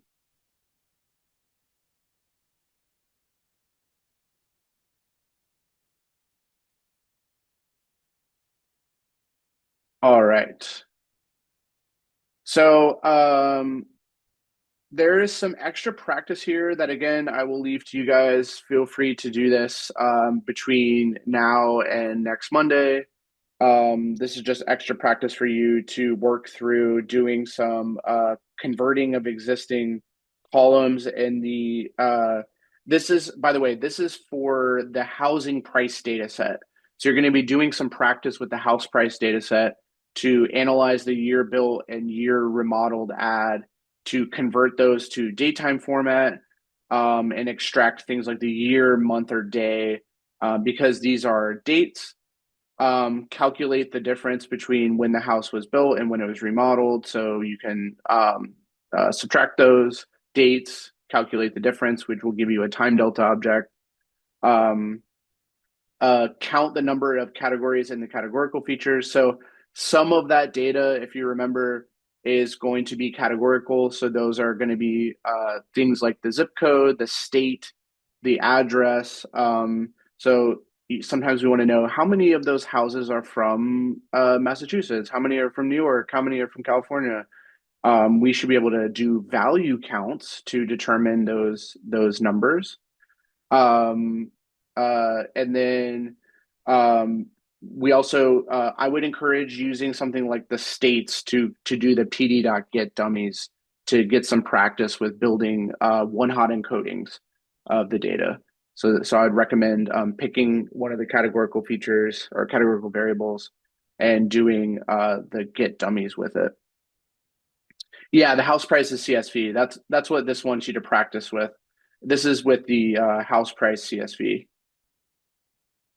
Housing data set, which is the house price CSV. Yeah. So this is going to be our last notebook in Pandas, so inside of lesson 4. But as I said earlier, by no means will it be like the last time that we work on Pandas. We will be working on it quite a bit as we continue because most of the time, anything we do is really going to be working with Pandas in general. So this definitely won't be the last time we work with it.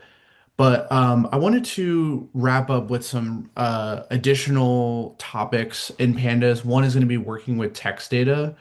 There may be sometimes a need to work with strings, like some of our columns could be strings and we need to manipulate those strings. So I wanted to basically describe how we might do that and see some examples. I also wanted to show us like different methodologies for iteration over all of the rows inside of a data frame and kind of caution us to those methodologies and what the proper way to basically apply a function is to every single entry in a column. As you can imagine, that's going to use our apply function. but there are other ways to kind of iterate through every single row if for some reason we needed to do that. It would be very rare. I'll point that out, the kind of the syntax that we would need. I wanted to briefly describe sorting. We've kind of already done that, so I won't spend too much time on it, but we can definitely sort a data frame according to different columns. We can use those as kind of our sorting columns. And then just briefly talk about how you can plot things with pandas, knowing that, we have additional plotting libraries that we're going to learn about in lesson 5 coming up that will take care of plotting for us. But Pandas actually does have built-in plotting support to quickly do plotting without having to go to those other libraries and explicitly build out plots. Like if you just want a really quick one, like if you want to plot a column and figure out what the trend of that column is, you can easily do that within Pandas without having to use another plotting library. So it does support built-in plotting. I'll show us that. But let's start with text data. So if we have strings, kind of just like with series, we can access string attributes by using the .str attribute of that column. So this data is all string data. So we can access the str, which gives us access, kind of like how dates are the .dt. They give us access to things like day of the week. And month, day, year, those kind of things. If we do str, we can do different operations on the string and access different attributes of the strings. So for instance, we can uppercase everything, we can lowercase everything, we can get how many characters there are in that string. So for instance, like the hello string has 5 characters, so its length is 5. World has 5 characters, its length is 5, and on and on and on. You can do different operations. So this finds the length. Um, and notice that we are getting that from the str attribute and then doing different operations on it. So if you're ever working with strings, you're likely going to find yourself using the str attribute and then doing functions on that to kind of operate on that whole column. As I said, you can lowercase everything.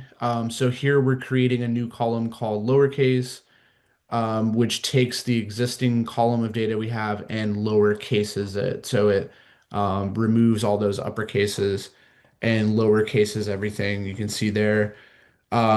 We could uppercase everything back, which would do upper. So you can see how that like that uppercases every single character. But we can also lowercase every single character, which is what we had before. So pretty straightforward. Like working with strings isn't something we'll do that often.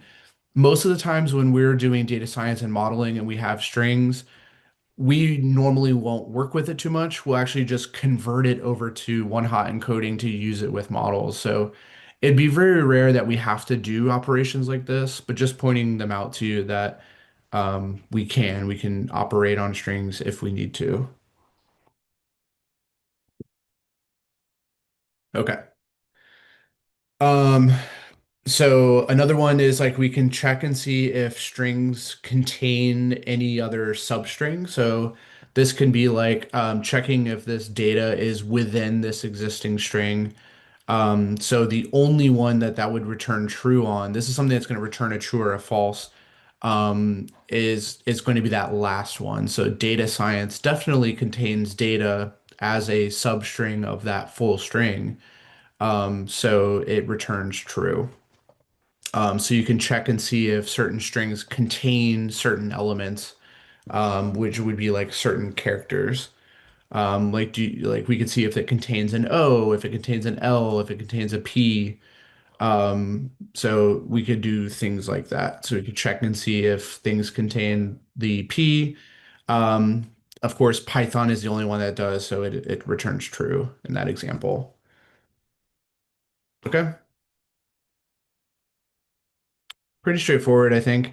Any questions on these kind of things working with strings? There's more functions. I'm not showing you all of them, mainly because again, it's going to be very rare that we would ever really need to work with strings. Usually we're just going to convert them over to one-hot encoding because the strings are usually going to represent some type of categorical variable for us when it's in our data. Identify space? I think so. Well, we can check that out. So I have a single white space here, and data science contains a space. So yeah, the substring of just a single space character. Space is a valid character, like white space. It is a character, so it is. This is the one that has space, right? Okay, cool. Any other questions about working with strings?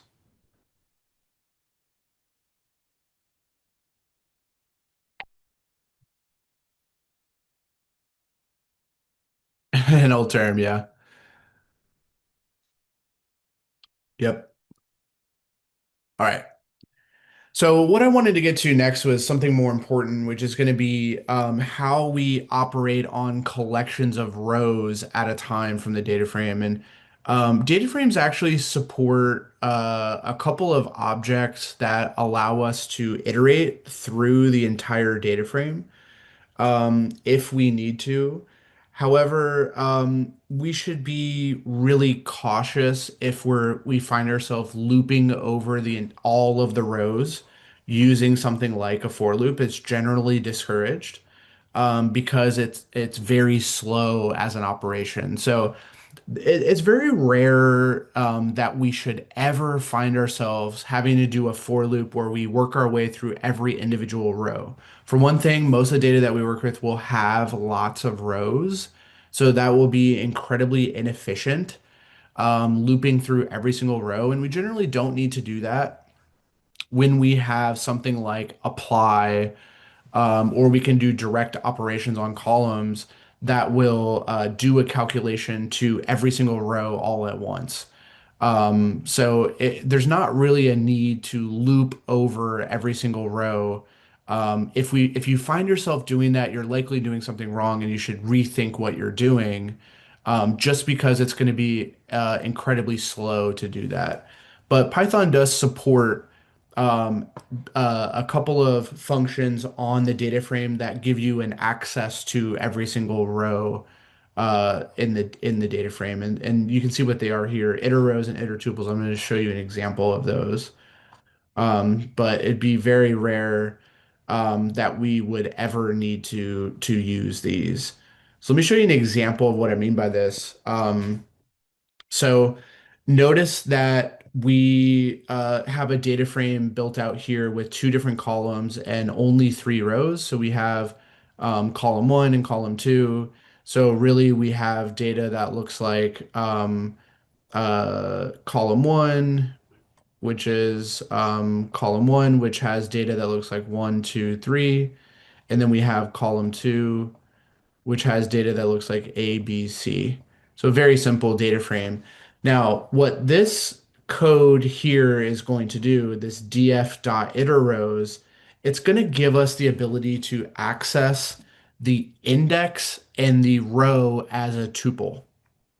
So essentially what it's going to do is loop over the entire data frame, all rows, one row at a time, and give us access to the entire row. Not only that, but the index, which is index 0, this is index 1, this is index 2, and it gives us that in a tuple.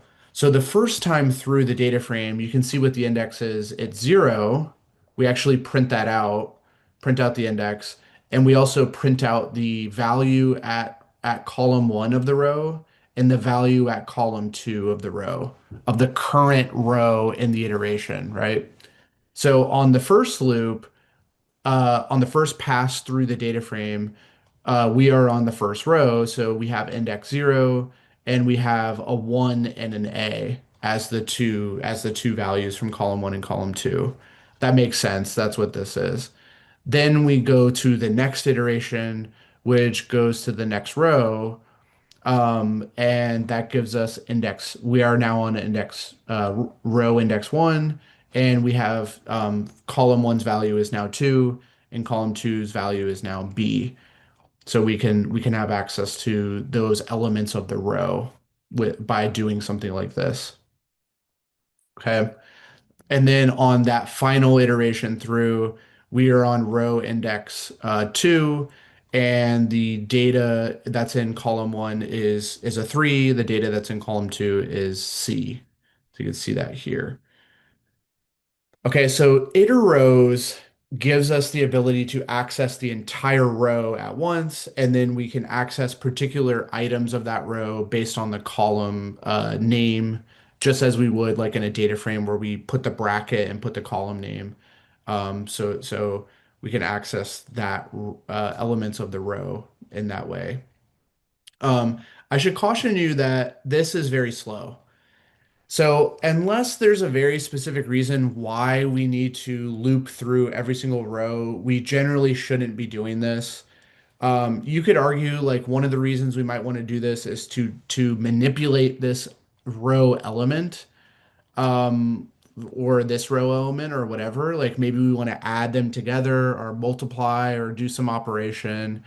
And there's going to be different ways to do that that are much faster and do not involve an explicit loop over the data frame. I'm going to show us those. So it's generally going to be discouraged to do a loop like this. If you find yourself doing it, try to not do it. Try to think of a different way to do your operations. You really shouldn't be looping over every single row. It's generally discouraged. Okay, but there's the code to do it. Um, any questions on that code? Does that make sense what we're doing? We're iterating through every row in a for loop, and we have access to the index and the entire row as we loop through that. Um, as we loop through that. But you know, we really should think twice about doing that because it's going to be a pretty slow operation to loop through every single row. There's much faster ways to do manipulations that we may want to do.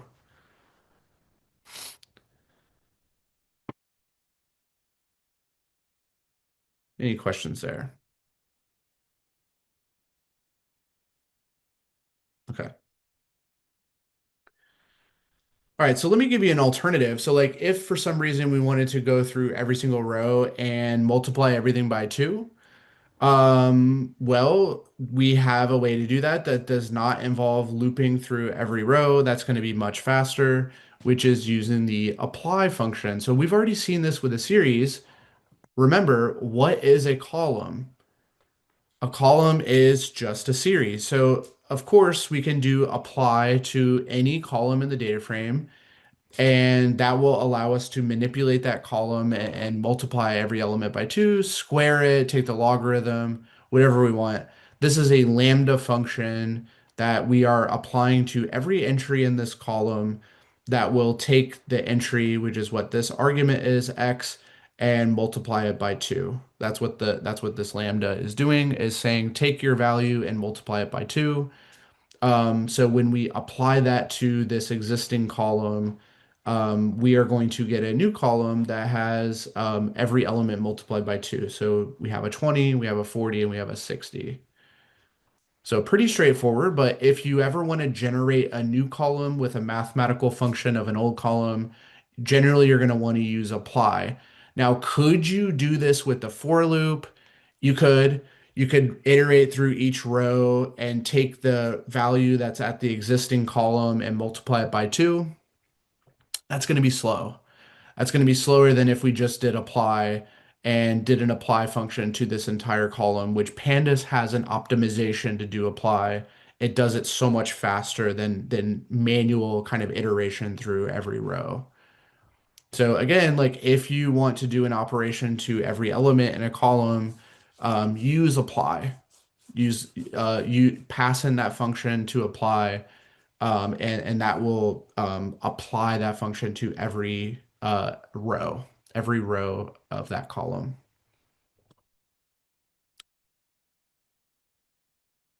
Okay.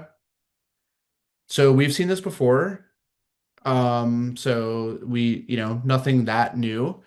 But just showing you again, and it applying a function is going to be faster than if we looped through here. So like what we could do, let me show you the alternative. So the slower alternative is to do something like for index row and df dot iter rows.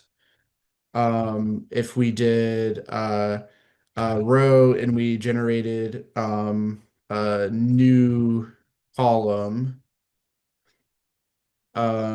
equals row, and we access the existing column, and we took that and multiplied it by 2. Now um, that will do the same thing. It will take whatever is in the existing column, multiply it by 2, and set that as the new column element.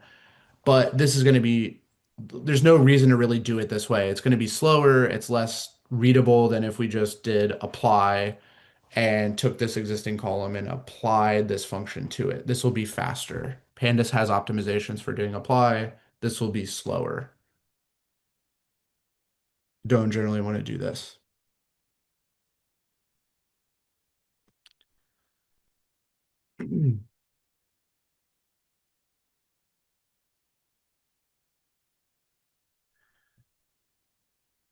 All right. And then let me show you another alternative notation. So if you're doing something really simple, you're doing something really simple and you don't need a complex function here, like multiplying by 2, I would argue is really simple. You don't need anything that fancy. Like something simple could be like adding two columns together, or multiplying two columns together, or dividing two columns, or subtracting two columns, those basic arithmetics between columns, or even with a column and a constant, like multiplying everything by 2.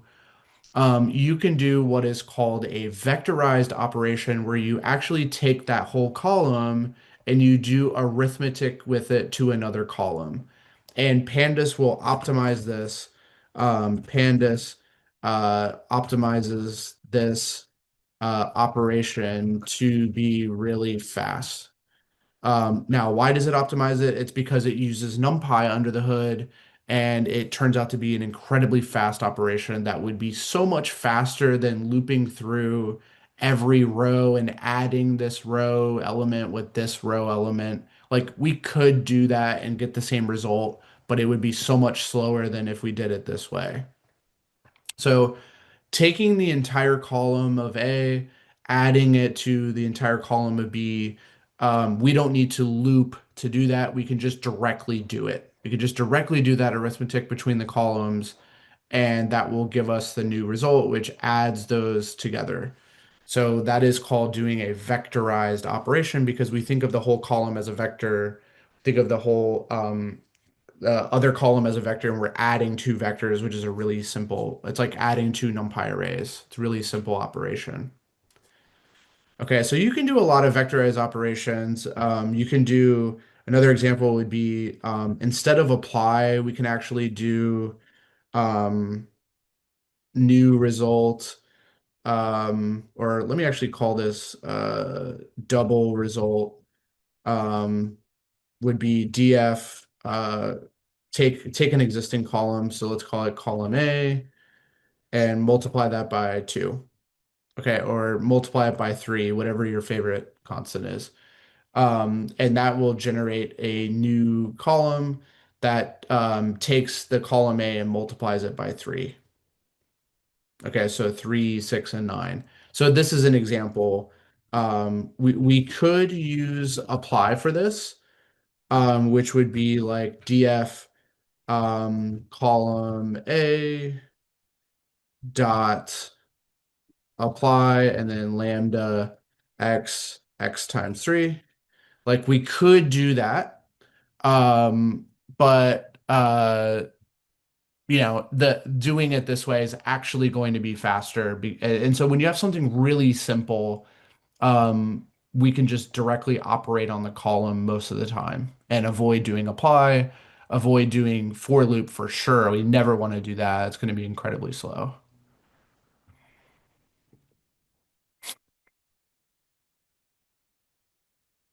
How would you average a set of columns?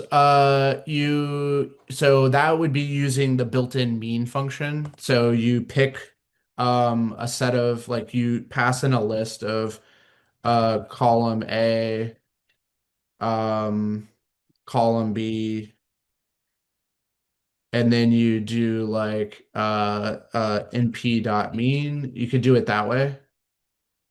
Does that make sense? Like you pass that into the average, like a NumPy average, or you can um you could do it that way, or the alternative would be to do dot mean like that. You could do it like that. So you can't forget our statistical functions, right, that we have on our data frames. Could we do this by looping through every row? Sure, but it's going to be so much slower and inefficient. I would never recommend doing that.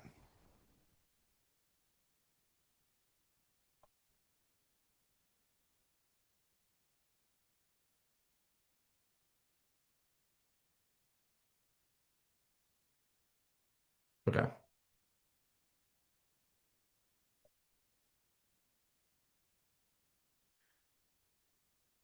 All right.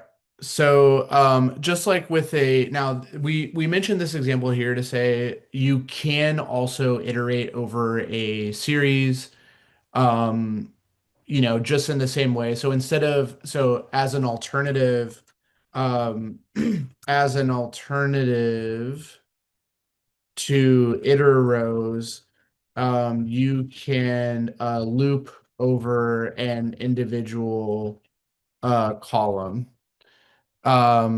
You can loop over an individual column because remember, every column is a series. So you can grab the what are called the items, which gives you the index of that series. It's basically the index of that row and the corresponding data point in that column. So you can iterate over an individual column instead of all rows, which is a little bit better, but still there's very rarely a need to do that. Very rarely a need to ever do that.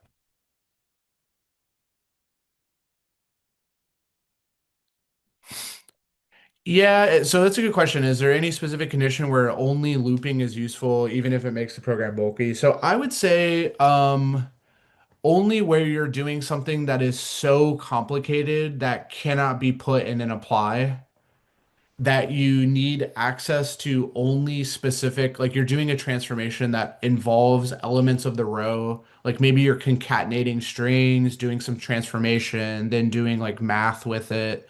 You're doing something so complex that you actually have to loop through every row, and it can't be encapsulated in a simple lambda. That'd be the only scenario I could see. Just something really complex.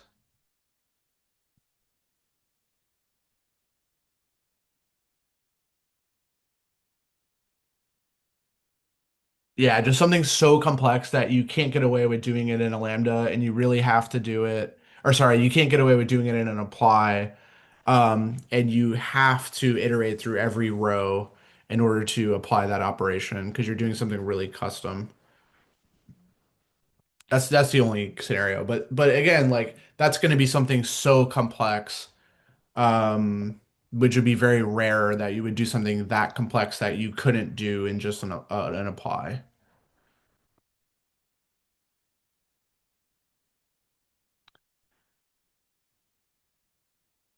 Okay.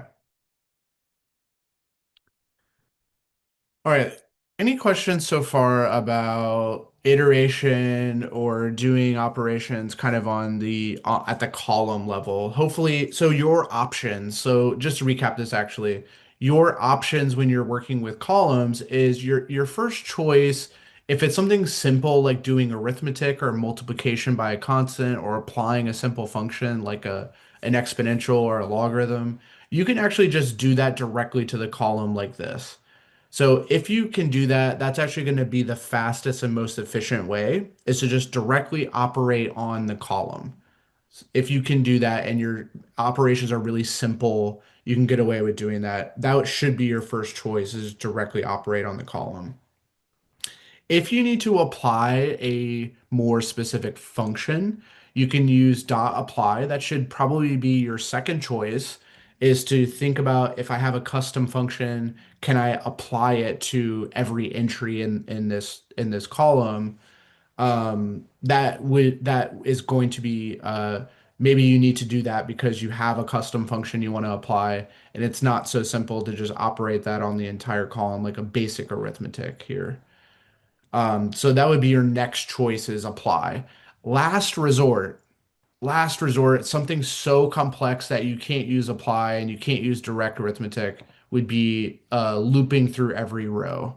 That would be last resort, iterating through every row, and then utilizing those row elements to do some custom operations with. Okay, that should probably be the last resort. Okay. Any questions on that though?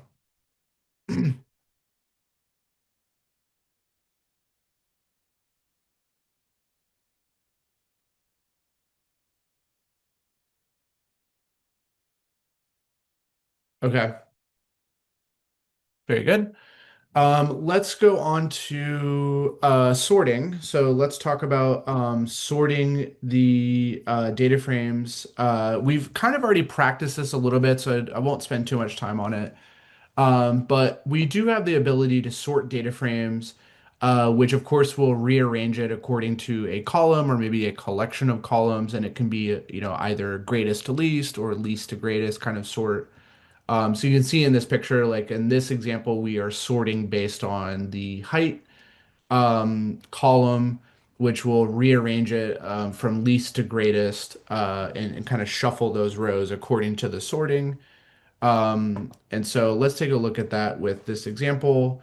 In this case, we are going to take this data and sort it according to the age column. So one of the things we need if we're going to sort is to specify what column do you want to use to do your sorting, and that you can pass that in the by argument. Um, so we are sorting by the age in ascending order. So ascending order because the ascending argument is going to be false by default, which indicates that we are sorting according to the age from uh, uh, sorry, ascending is true generally, which means it will be a least to greatest sort um, by default. So ascending equals true is the default behavior. So if we don't pass anything in there, that will be what we get. We get a least to greatest. So you can see this gets rearranged where the age is now least to greatest. This is like in a spreadsheet, right? You take a spreadsheet and you go into a column and you sort your spreadsheet according to that column. It's kind of the same thing. Taking our data frame, sorting it according to this column. If we want to do descending, so if we want to do descending, we could do df sorted equals df dot sort values, and then we can do the same exact syntax where we pass in our column, except now we do ascending equals false. So this will now do the greatest to least sort. So it reverses that. Okay, so ascending false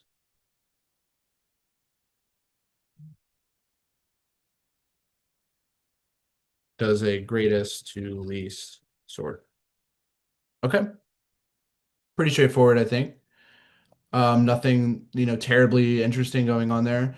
Oh, the other thing I forgot to mention is if you do sort values, it will not do it permanently to that data frame unless you do the in place argument. So if you want to permanently sort the original DF, you need to use in place equals true arg. So what that means is you would do something like df dot sort values. You could use the by age column, but in this case, we would do in place equals to true.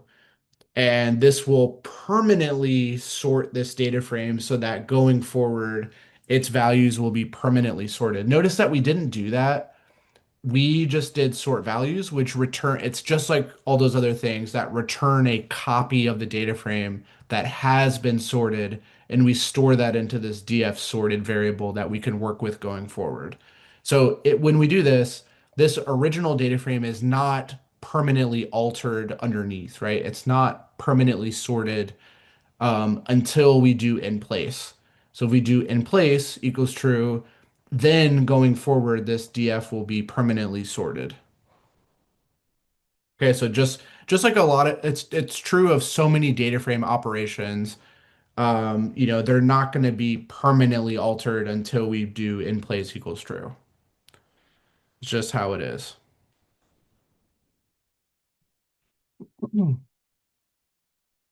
Okay.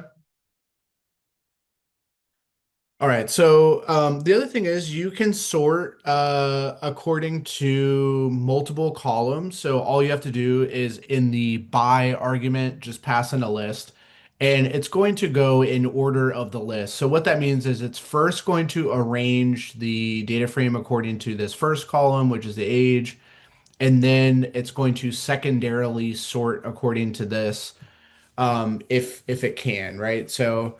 Um, the age is the primary sorting because it is first, and then the salary would be kind of like the secondary sorting for any like tiebreakers. For instance, like if the age was tied, then we would sort according to the salary from least to greatest.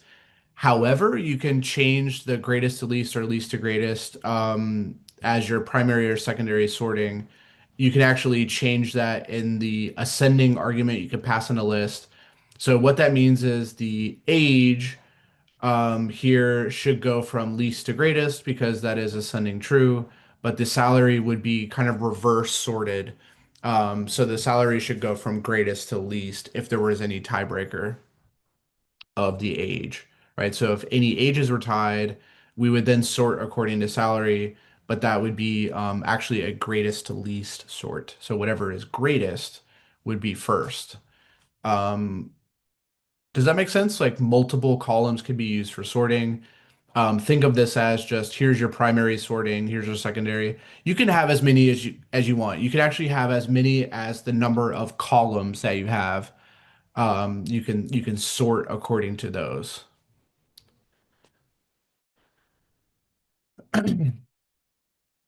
Any questions on that?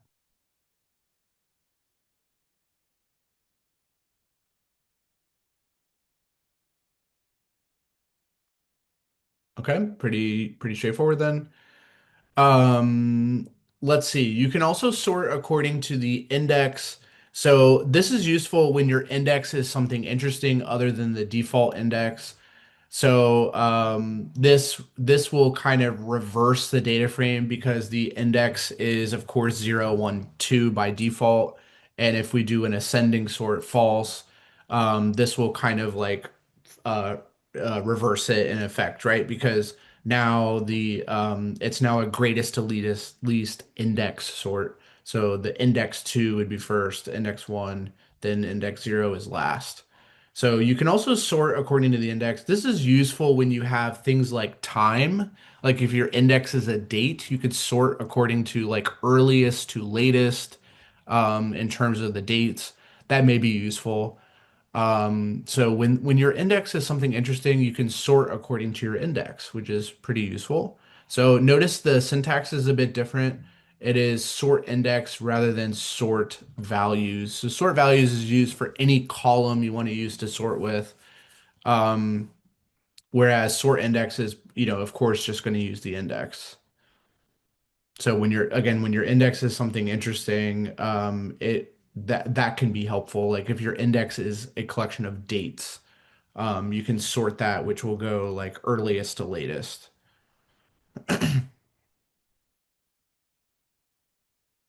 Okay. And we've already seen an example of sorting a series, so I won't really spend any time on this. We know we can sort a series. We've already seen that. The reason we're calling that out again here is because, again, what is every column? Every column is a series, so we can go into an individual column and sort it if we need to. And that may be useful to extract the values out of a particular column and sort it so that we can manipulate it if we need to. So we can always take a column and sort values just as we can an entire data frame. So no surprises there. All right. Any questions with the sorting at all? Feel pretty good about that? I think it sounds like we feel pretty good about sorting. I think it's pretty straightforward. Again, it's just like if you had a spreadsheet and you were to sort your data according to specific columns. It's the same exact concept in Pandas.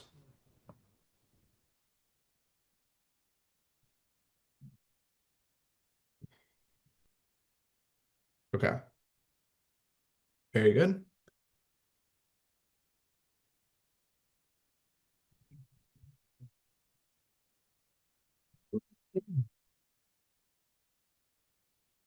For large data sets, do you know if our data set or Pandas is faster overall? It depends on what you're doing to it. What did you have in mind?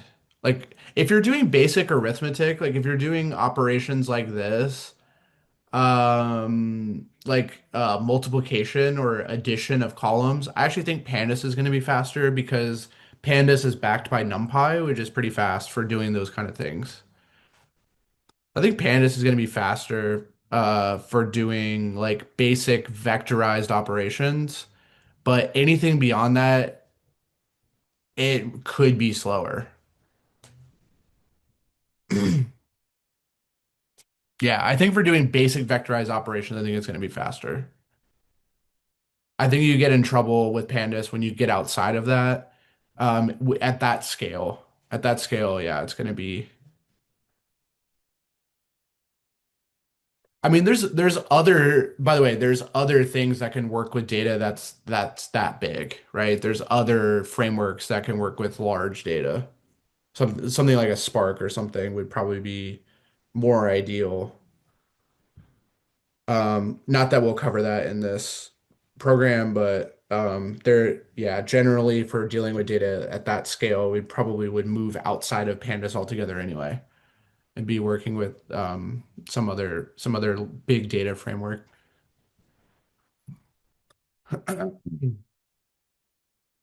Okay. Um, all right, so let me finish up Pandas by telling you guys a little bit about some plotting. So if you have a data frame, you can actually quickly plot the column data by just doing df.plot. So a very simple function which will generate the plot. Now, we haven't learned about matplotlib. That's going to be in our lesson 5, which we're going to get to next. But suffice to say that df.plot uses matplotlib in the background. Pandas will use that, but we don't have to explicitly go into matplotlib and build an entire plot to quickly generate one off of a data frame. So df.plot will build a simple line graph of each column. So it's plotting A and B where we have the x-axis is just the basically the row index. So I should mention that here, the x-axis is the row index. So that goes from 0 to 4. And then the y-axis is the data. Y-axis are the column values. Right, so it's plotting. If you take a look at it, it's plotting 1, 2, 3, 4, 5, and then 5, 4, 3, 2, 1, which are these two lines here. And you can see they even get labeled A and B. Something we're gonna learn about how to make plots. So I'm not too concerned right now about like how do we get this legend here? How do we make these different colors? We're gonna learn about that in a few minutes. But again, Pandas has the ability where we don't really need to do anything that fancy. We could just quickly plot a data frame if we need to do that. If we need to quickly plot it and we don't want to spend time setting up an entire plot, we could just do df.plot. One thing that I'm going to talk about in a little bit is this plt.show. So this code is the equivalent of print. This is basically the equivalent to print when working with graphs. So it's yeah, why not write that? It's because this is matplotlib's way of doing the print function to say, okay, I'm ready to display the graph. It's like it basically is like a display function that comes from matplotlib. So I'm gonna show us why in lesson 5. So hold on to that thought. I'm gonna show us why this is important in lesson 5 when we actually talk about matplotlib. We haven't covered it yet, so I don't want to go too down that road. But it's in the next lesson. It's gonna be in lesson 5.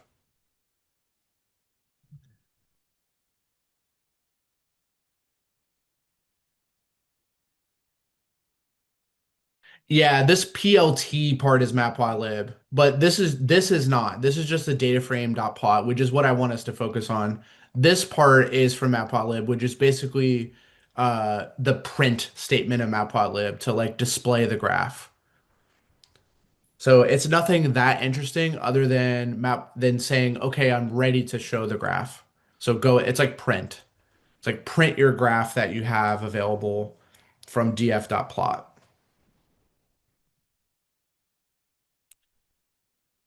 df.plot generates the plot. So this code generates the plot uh in the background. And then we don't actually display it until we do plt.show, which will print it out. So this like renders the plot data and gets it all ready to be printed. And then plt.show is kind of like our print function that will actually then display it. So this code kind of generates the plot. This actually prints it out.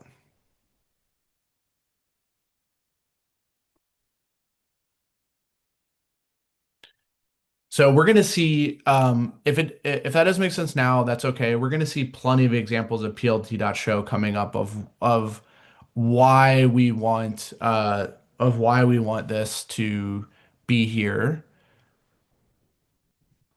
Right. So Pandas isn't responsible for displaying the graph. No, it's responsible for building the graph with this basic DataFrame.plot function will generate the plot.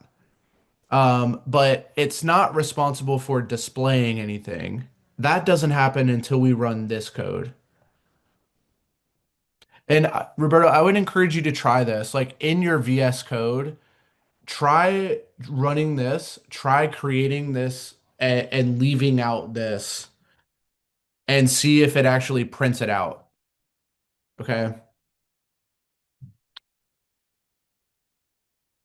So this won't do anything until we do plt.show to actually render and display the graph.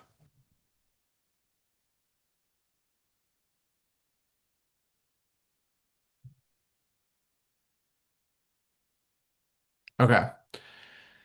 So I wanted to show you a couple other types. Again, not going to focus too heavily on this because we're going to get into building our own plots in Matplotlib coming up in lesson 5, which is going to be next. But we can do a bar graph as well. So we do df.plot and we pass in a bar parameter. This will create a bar graph that looks like this. So it takes our indices 0, 1, 2, 3, 4, and it generates a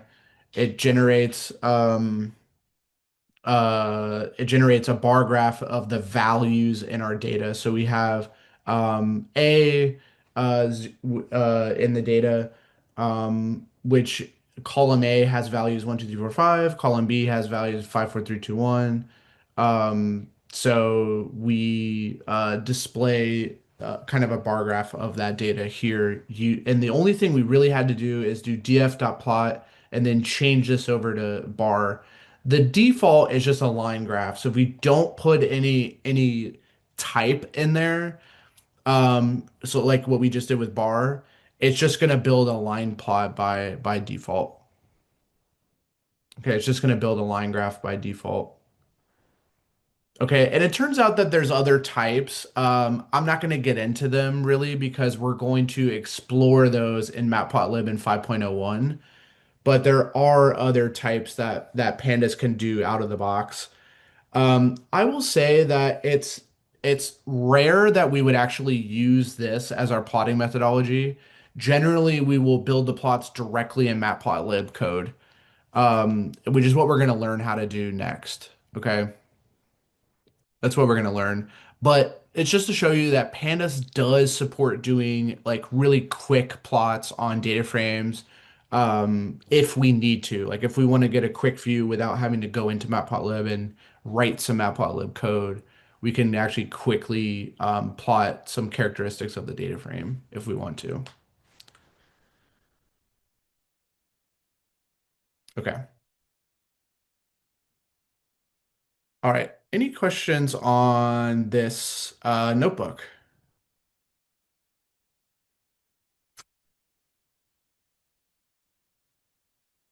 PLT is the industry shorthand for Matplotlib. Again, we haven't covered that yet. We'll cover that next.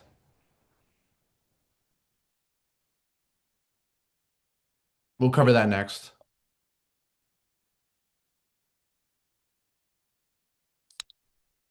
Yeah, Roberto, I was afraid of that. I think it's because the notebook, the notebook plugin in VS Code automatically renders graphs.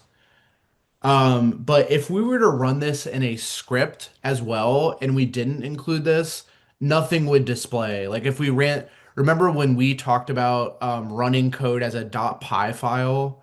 If we have like plotting code in there, it's not going to render until we do plt.show. It's the print statement of displaying graphs. So if you're running in a notebook, the notebook may have built-in support to automatically render the graph. It's kind of like when we can do, you know how we can display a data frame without actually doing print? It's because the notebook kind of can render that for us, right? So the notebook can render this for us without, notice how we didn't do print? It's the same concept. Normally we should be doing plt.show to kind of print the graph. Um, yeah, so like it kind of like this where we don't like I could put a print here and it would display the information as well. Plt.show is how we would ensure that we display the information if we were running that code in like a py file or in a notebook backend that didn't automatically render the graph.